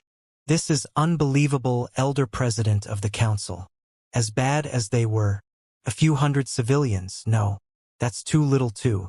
There should be at least 1,000 civilian casualties. Please calm down, Elder President of the Council. Have some cold water. Look, let me bring you some cold water. It's clear that the exiles betrayed us. But what could have led them to betray us? Their goal was revenge. They know the power of the Black Sword Association better than anyone, so they wouldn't have valued the 12th flag-bearer more than the Elder Council President. However, the results don't make sense if it's not betrayal. Moreover, these articles are based on information intentionally leaked by the 12th flag-bearer to the media. So it means he's lying about the death of all the exiles and unaffiliated swordsmen. Doesn't it also mean he's lying about the absence of casualties in Tican? Can you really say that after knowing the 12th flag-bearer, that demon would never do anything against his interests? It's an issue that will be clearly revealed once we investigate properly. And the damage in Tican has already been verified by several organizations from different countries. Well, yes, the 12th flag-bearer. It's worrying that he had the audacity to bring back the heads of the deceased elders last time, but he hasn't shown any movement yet. The elders chatted among themselves, and all eyes were on Jordan's reaction. The outcome of the situation could either be covered up or worsened depending on the decision he made. Jordan's heavy breath, sounding like a whistle, gradually calmed down. He could barely control his anger. I understand that everyone is concerned. The 12th flag-bearer, that lunatic, may be inactive for now, but we can't let it slide. He will undoubtedly seek revenge like last time when he brought back the heads of the elders. As Jordan spoke, the dark expressions on the faces of the elders deepened once again. Some of them secretly thought that Jordan had lost his touch. He had boldly waged war against the 12th flag-bearer with confidence, but the result was disappointing from the beginning. So, what should we do, Elder President of the Council? I am worried about what the acting matriarch said last time. If we disappoint her again, she mentioned temporarily dissolving the Elder Council. Oh, please, let's not dwell on such negative remarks. Jordan sighed and rubbed his temples. First, the Black Sword Association. Before Jordan could continue, they heard the sound of someone running down the hallway. Elder President of the Council. Something terrible has happened. It was a guardian knight affiliated with the Elder Council. His desperate attitude, distorted expression, and anxious eyes immediately filled Jordan and the elders with a sense of foreboding. It seemed that the 12th flag-bearer had started his retaliation. What's going on? Speak calmly, said Jordan, his eyebrows trembling slightly as he made an effort to appear calm. The exiles have reached the Garden of Swords. The members of the Elder Council let out a collective sigh of despair at the Guardian Knight's response. Prepare a carriage immediately. December had arrived, and winter was in full swing, but absurdly intense rain fell. In this strangely gloomy and erratic weather, the guardian knights guarding the Garden of Swords frequently found themselves gazing at the sky. The sky seemed to weep inconsolably. It's noon, but it looks like night. What the hell is up with this rain? Yeah, this kind of weather gets you down. Let's have a strong drink when it's over. The gate guards and the guardian knights who were chatting fell silent and adjusted their postures. They had seen a knight dressed in bright gray armor approaching from a distance. The gray armor symbolized that this knight had the task of enforcing the family's laws. It was something all guardian knights of the family aspired to and respected, along with the black helmet. The guardian knights stood at attention and saluted. The execution knight returned the salute gracefully, and the gate leading to the Garden of Swords opened. The guardian knights did not lower their hands until the execution knight disappeared from their sight. Certainly, the behavior of execution knights is different from that of ordinary guardian knights. But the person who just passed was wearing the old armor of the execution knights, right? It looks like something I've seen in the training manuals during our cadet days. Really? I'm not sure. I don't see them often. I wonder if the day will come when I can wear that armor. The gate guards had no idea that it was an execution knight who had been purged long ago.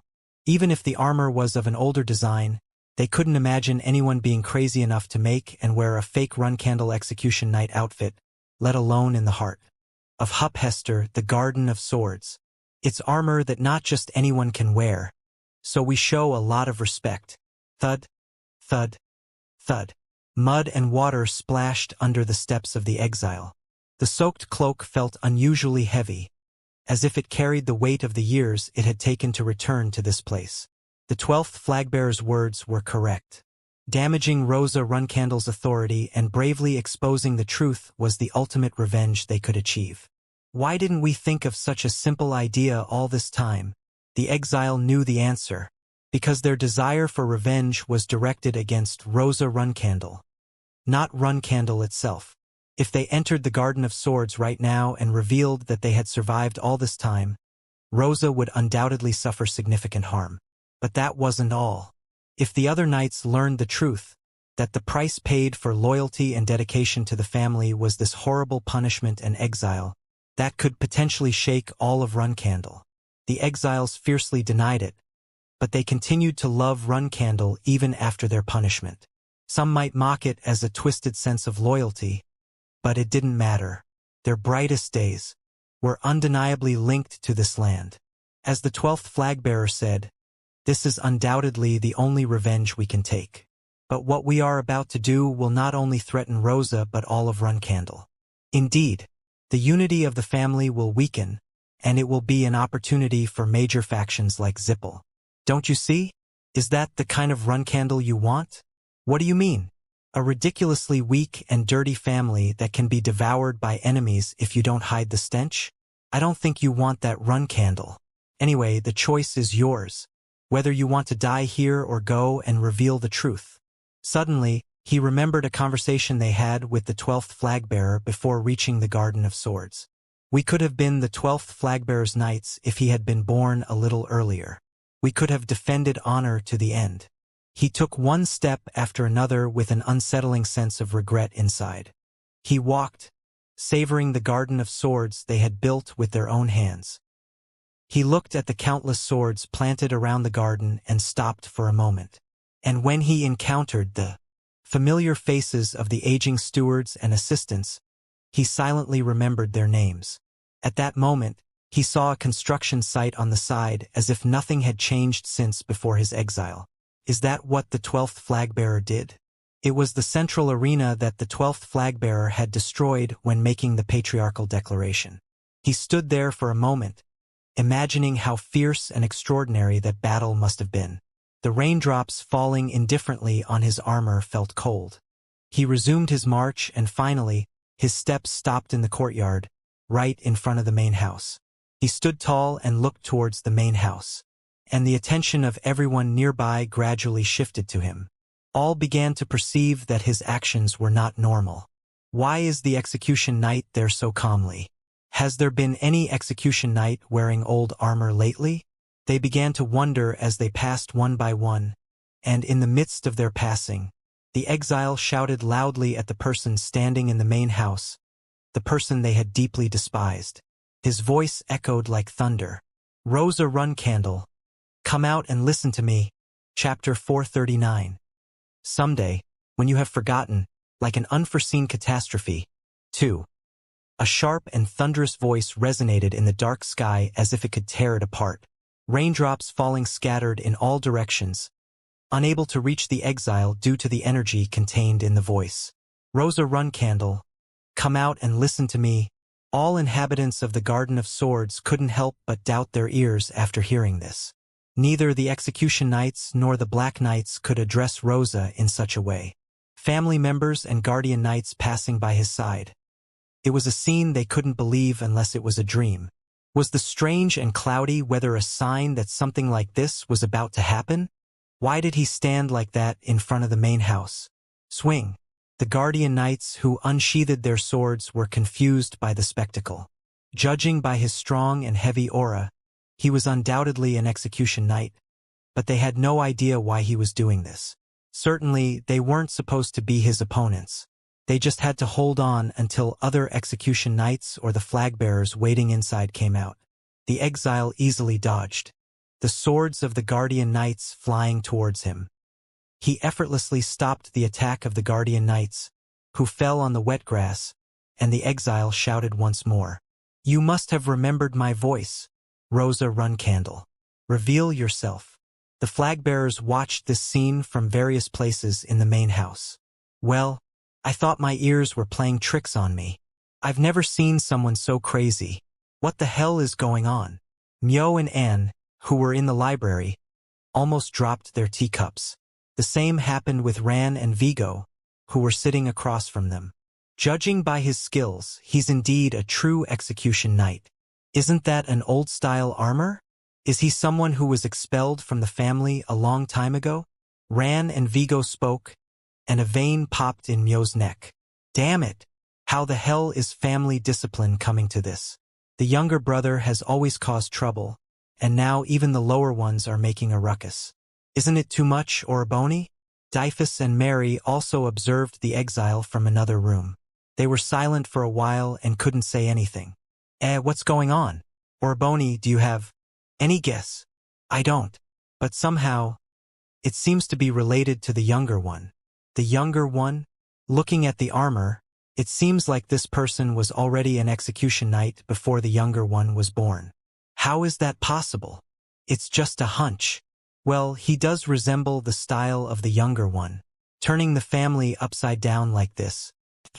Let's go down for now. I need to find out what this former Execution Knight has to say before being killed. We also need to see if there really is a connection with the younger one. The exile continued to push back the attacking Guardian Knights, assisted by other guards. Although it was a moment showcasing the dignity of the 9-star Knights known as the one-man army, this was still the Garden of Swords. He couldn't continue dealing alone with so many Guardian Knights, and high-ranking Knights who had realized the emergency situation began to come out one by one. Knights wearing gray armor similar to the exiles began to appear all over the courtyard. They were the Execution Knights of the family. They showed no signs of panic, not even in the face of this unexpected and unprecedented situation. They didn't care why the exile was doing this or which faction the Execution Knights belonged to. Their only concern was to subdue him as soon as possible so that the family leaders could make a decision calmly. Kaia! The roar of the exile made nearby Guardian Knights step back. That was the exile's final struggle. The swords of about 10 Execution Knights extended among the Guardian Knights, and he no longer had any chance to resist. At first, he managed to dodge some blades, but soon the swords of Execution Knights of equal or higher skill pierced through his armor. Like a chaotic vortex, shining swords tore through the outdated gray armor of the exile. They pierced his arm, stabbed his breastplate, wrinkled his shoulder pads, and shredded his gauntlets. Blood and muddy water splattered in all directions, but the incessant rain prevented his blood from leaving a crimson trail. Cuff! A stream of blood spurted from the exile's helmet. Finally, the execution knights were able to kneel the exile in the middle of the courtyard. Thud! Thud! The execution knights used their swords to pierce the exile's thigh and immobilize him, and they stepped on his back to prevent him from lifting his head. It looked like a young hunter capturing and exhibiting an old and fierce beast. The exile didn't scream even when the sword pierced his thigh and knee, nor did he make a sound when his arms were about to break. The reinforcing knights successfully subdued the exile. Now it was time for those making the decisions. All flag-bearers except Luna, who had gone to the Black Sea, and Luncia, who was on a mission on the continent, headed to the courtyard. The execution knights tried to remove the helmet from the exile so that Joshua could clearly see his face. But Mary shouted at that moment, "Stop! Show him the mercy of being able to remove the helmet himself." Mary believed that, regardless of the reason that led the exile to commit acts of rebellion, preserving his honor by allowing him to take off his own helmet was the right thing to do. The execution knights only followed Mary's order after Joshua nodded. The exile took a long time to remove his helmet with broken and trembling arms. Meanwhile, flag-bearers and important figures of the family arrived at the scene. Jordan, who had just arrived, felt an intense pressure in his chest. If the exile started muttering nonsense, there would undoubtedly be problems regarding his position. However, he couldn't shout for them to kill the exile immediately. Jordan suppressed his feelings of anxiety and silently observed the situation. "State your name." Joshua and the exile stared at each other. Instead of revealing his name, the exile raised his voice again. "Rosa Runcandle, you won't come out until the end. But you must be listening to my words.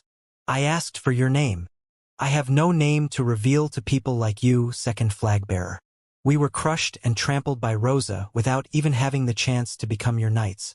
So if you're curious about my name, ask your mother." Joshua's eyes widened. He had no idea that the former execution knights had been purged by Rosa because of him. "What are you talking about?" "Jahaha. What am I talking about? Don't tell me you know nothing." I can't help but laugh. "Explain it so I can understand." "My comrades and I used to serve the patriarch and the first flag-bearer. But to the second flag-bearer we couldn't serve. Rosa Runcandle deemed us unfit as your knights. She judged that you couldn't control us compared to the first flag-bearer." Joshua always felt inferior when compared to Luna. However, he didn't seem very affected by these words. "So, did that lead you to commit treason?" "Treason? I'm just revealing the truth. The traitors are elsewhere. Isn't it strange, second flag-bearer? The Black Panther herself purged us. And yet here I am, alive." The exile turned his head with difficulty to find Jordan and the Elder Council members. Jordan felt the urge to tear him apart when their gazes met, but he managed to restrain himself. "Head of the Black Sword Association, Jordan Runcandle. He saved me and some of my comrades without your mother knowing." At that statement, the knights turned their attention to Jordan. Joshua was the only flag-bearer who looked at Jean, not Jordan. "Bastard. This is your doing. Your Runcandle is full of lies and betrayal, Joshua." The two thought as if they were speaking to each other, and Jordan finally unleashed his anger. "How dare you spout such nonsense, filthy traitor? Did I save you? At the time, it was me who confirmed your corpses following the orders of the acting matriarch. So you created fake corpses to save us. Your acting skills are impressive, head of the Black Sword Association. Moreover, you were punished for your treacherous acts, not because the second flag-bearer was lacking. Did you suddenly develop a desire for honor as death approached and resorted to lies? Lies? I came here with my own feet, seeking the Garden of Swords and my death. If it's not the truth, what could be another reason?" Just as Jordan was about to respond with a desperate voice, as the head of the Black Sword Association said, "There's no proof that you're not a traitor," Joshua spoke. "And the acting matriarch did everything for the good of the family. A few words from a dirty traitor can't tarnish the faith the Runcandles have. Your plan has failed." It was also a message to Jean. The black blade of the Caner sword emerged from its sheath with a soft sound. "If you have any last words, speak them now. I will listen. Someday, the exile began to say his last words, staring fixedly at Jean. When you least expect it, like an unforeseen disaster, the exile weakly smiled through his torn mouth, and Jean chose to forget that the exile had once attempted to kill his comrades. A rooted soul will appear and reveal your dirty actions to the world. SSHHH. Thank you, 12th flag bearer. The exile thought as the black blade of the Caner sword severed his neck. The last remaining exile, Luton Furman, will someday find redemption through the 12th flag bearer and tread this land again. The day when the spirits of the unjustly deceased execution knights return. Thud. The head of the exile fell to the ground. Leave the corpse for the dogs to feast on, Joshua said, and turning around, the spectators in the courtyard began to disperse. Those who witnessed the exile's final moments were left with a lingering question. Was he really a traitor? In the midst of betrayal, doubt, and death, Jean stood firm until everyone left the courtyard. Then he took a flower from his pocket and placed it on the exile's chest. He also picked up the broken sword that the exile had wielded. It was to plant it someday in the Garden of Swords. Chapter 440. To the Black King 1. After the death of the exile, no one dared to openly discuss it. But there was an unusual atmosphere among the members of the family. Given the many uncertainties surrounding the exile's death, it was natural. Do you think what the exile said could be true? What are you talking about? Two guardian knights, who had just finished their shifts and were starting their break, were engaged in a conversation. The part about the acting patriarch being concerned about the second flag-bearer and punishing the execution knights at that time. Hearing this, one of the guardian knights nervously looked around. Speaking ill of the second flag-bearer could have irreversible consequences. Be careful with what you say. There's no one in the courtyard at this hour. You're getting nervous for no reason. It's the most secluded place in the Garden of Swords, isn't it? Well, anyway, now that the exile is already dead, we can't verify the truth behind those words. It was a situation where a thorough investigation should have been initiated, but the immediate execution of the exile seemed quite suspicious. Joshua's swift execution of the exile appeared to be in action, to quickly cover up the incident. The same goes for the actions of the Black Sword Association head. If he really didn't save the exile, it would have been better to keep him alive and somehow prove his innocence. The guardian knights fell silent for a moment. They seemed to be in a state of confusion. If the exile's words are true, then one can't help but think that the price paid for long dedication to the family is truly cruel. Even the acting matriarch has not said anything about it yet. There's no law saying that we won't end up like that someday.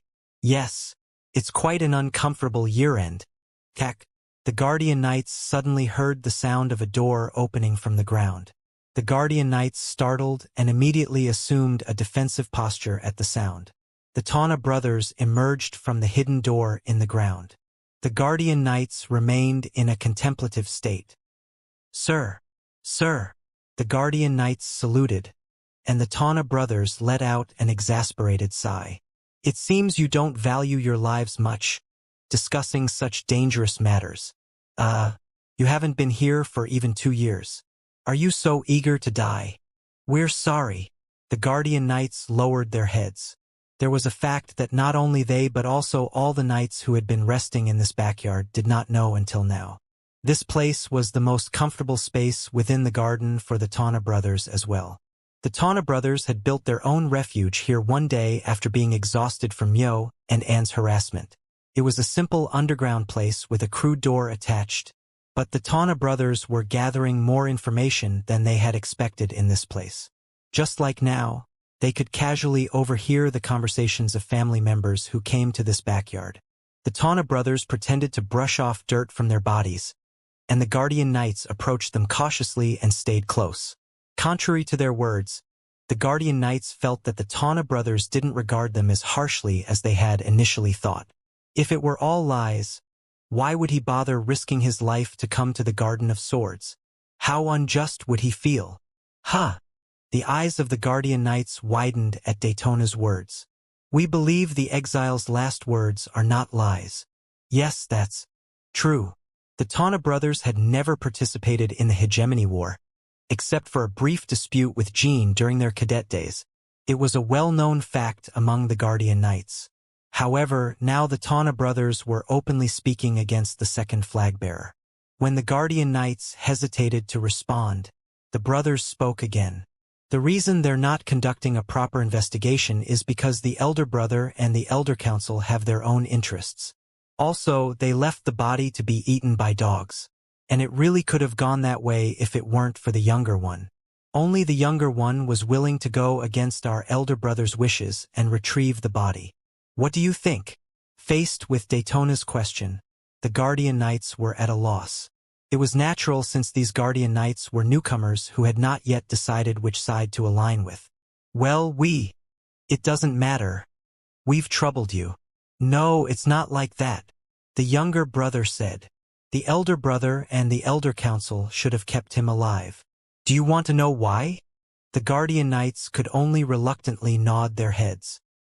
It's because there is another exile who has not yet come to the Garden of Swords. It would have been better if the Elder Brother and the Elder Council didn't kill the exile who came this time and somehow recruited him or brainwashed him. Then, when the surviving exile arrives, they could have used his words as a means to deny the accusations.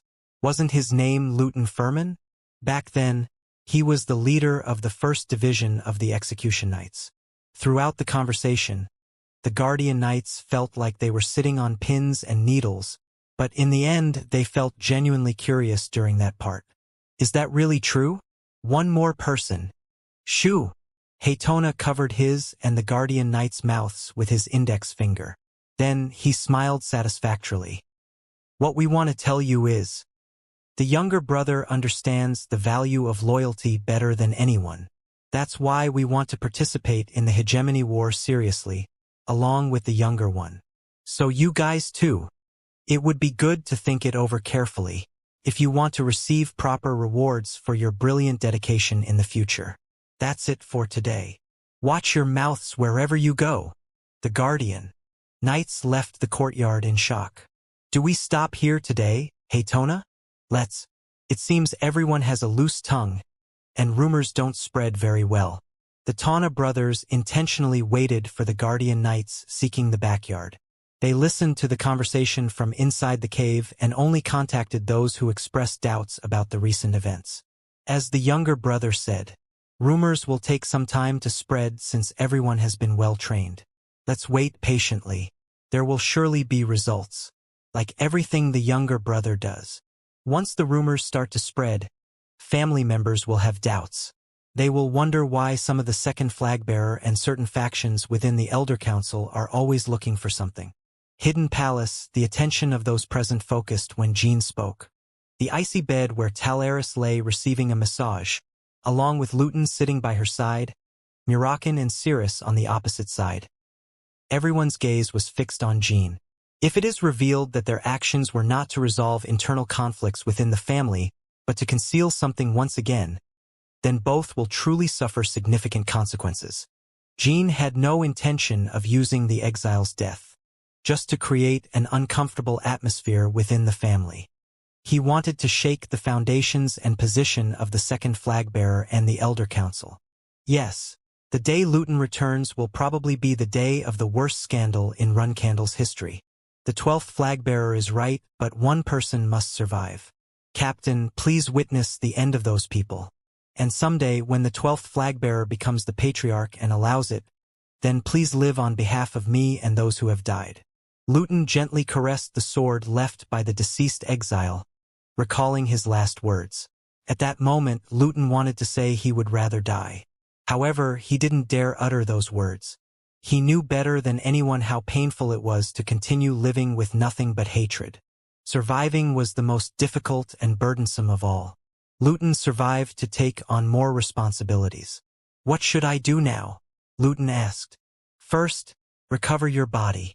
After the death of the exile, Jean and Luton used formal language when addressing each other. Jean forgave Luton for attacking Tychon, believing that it was now right to treat him as an execution knight. Luton had decided to become Jin's sword, so he thought it appropriate to use honorific language. Yes, you've weakened quite a bit. You're still hovering around the 9-star level, but you weren't supposed to be easily surpassed by me, right? After being severely injured by the Elder Council, Luton was in a significantly weakened state. Although he was still at the 9-star level, he had originally been the leader of the 1st Division of the Execution Knights, making him one of the individuals closest to the Black Knights. This also included the Black Knights of the previous generation, who were considered the strongest in history. In other words, Siren's Black Knights. Luton could have easily become a Black Knight if not for the purge that had occurred. I also think I need to recover, but it seems there's no way. You should go to the Holy Queen, Holy King, for treatment. The Holy Queen? Unless you use Numerus's legacy, there will be limits even for her. However, is there anyone else who can provide better treatment than the Holy Queen? I'll write a letter for you. Even the Patriarch couldn't easily make requests to the former Holy King, Micklin. You're truly remarkable. You should leave without exposing yourself to anyone. Of course, that won't be a problem. Well, you should improve to some extent with the Holy Queen's treatment. Once you regain your former strength, focus on taking care of my son-in-law, Luton. What will I do after the treatment? You should become the master of my knights. The younger division. Jean planned to entrust their education to Luton.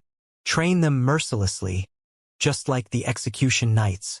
The younger division should become the focal point of the knights who would gather around Jean in the future.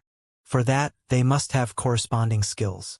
The current younger division, aside from Bellop, Mesa, and Scott, had skills that barely reached the average level of the Guardian Knights, so it was necessary to make them grow quickly. There is a risk that they will lose their lives if I take that action. Moreover, those who have recently acquired the title of Guardian Knights generally do not show a willingness to undergo a new training period, as they are always eager to reap rewards. Becoming a Guardian Knight required an exhausting process, and it was natural that those who achieved it sought rewards for a while. If there are those who strongly object, you can dismiss them without informing me. But I don't think anyone will refuse. Understood. Tomorrow I will go to see the Holy Queen, so please have the newcomers sent to me immediately. It would be best to start right away. By the way, Jean. Yes, Talaris Nim. When do you plan to visit the headquarters of the Black King's mercenaries? I think I'll go immediately tomorrow. It would be better to find a force to protect Tychon as soon as possible.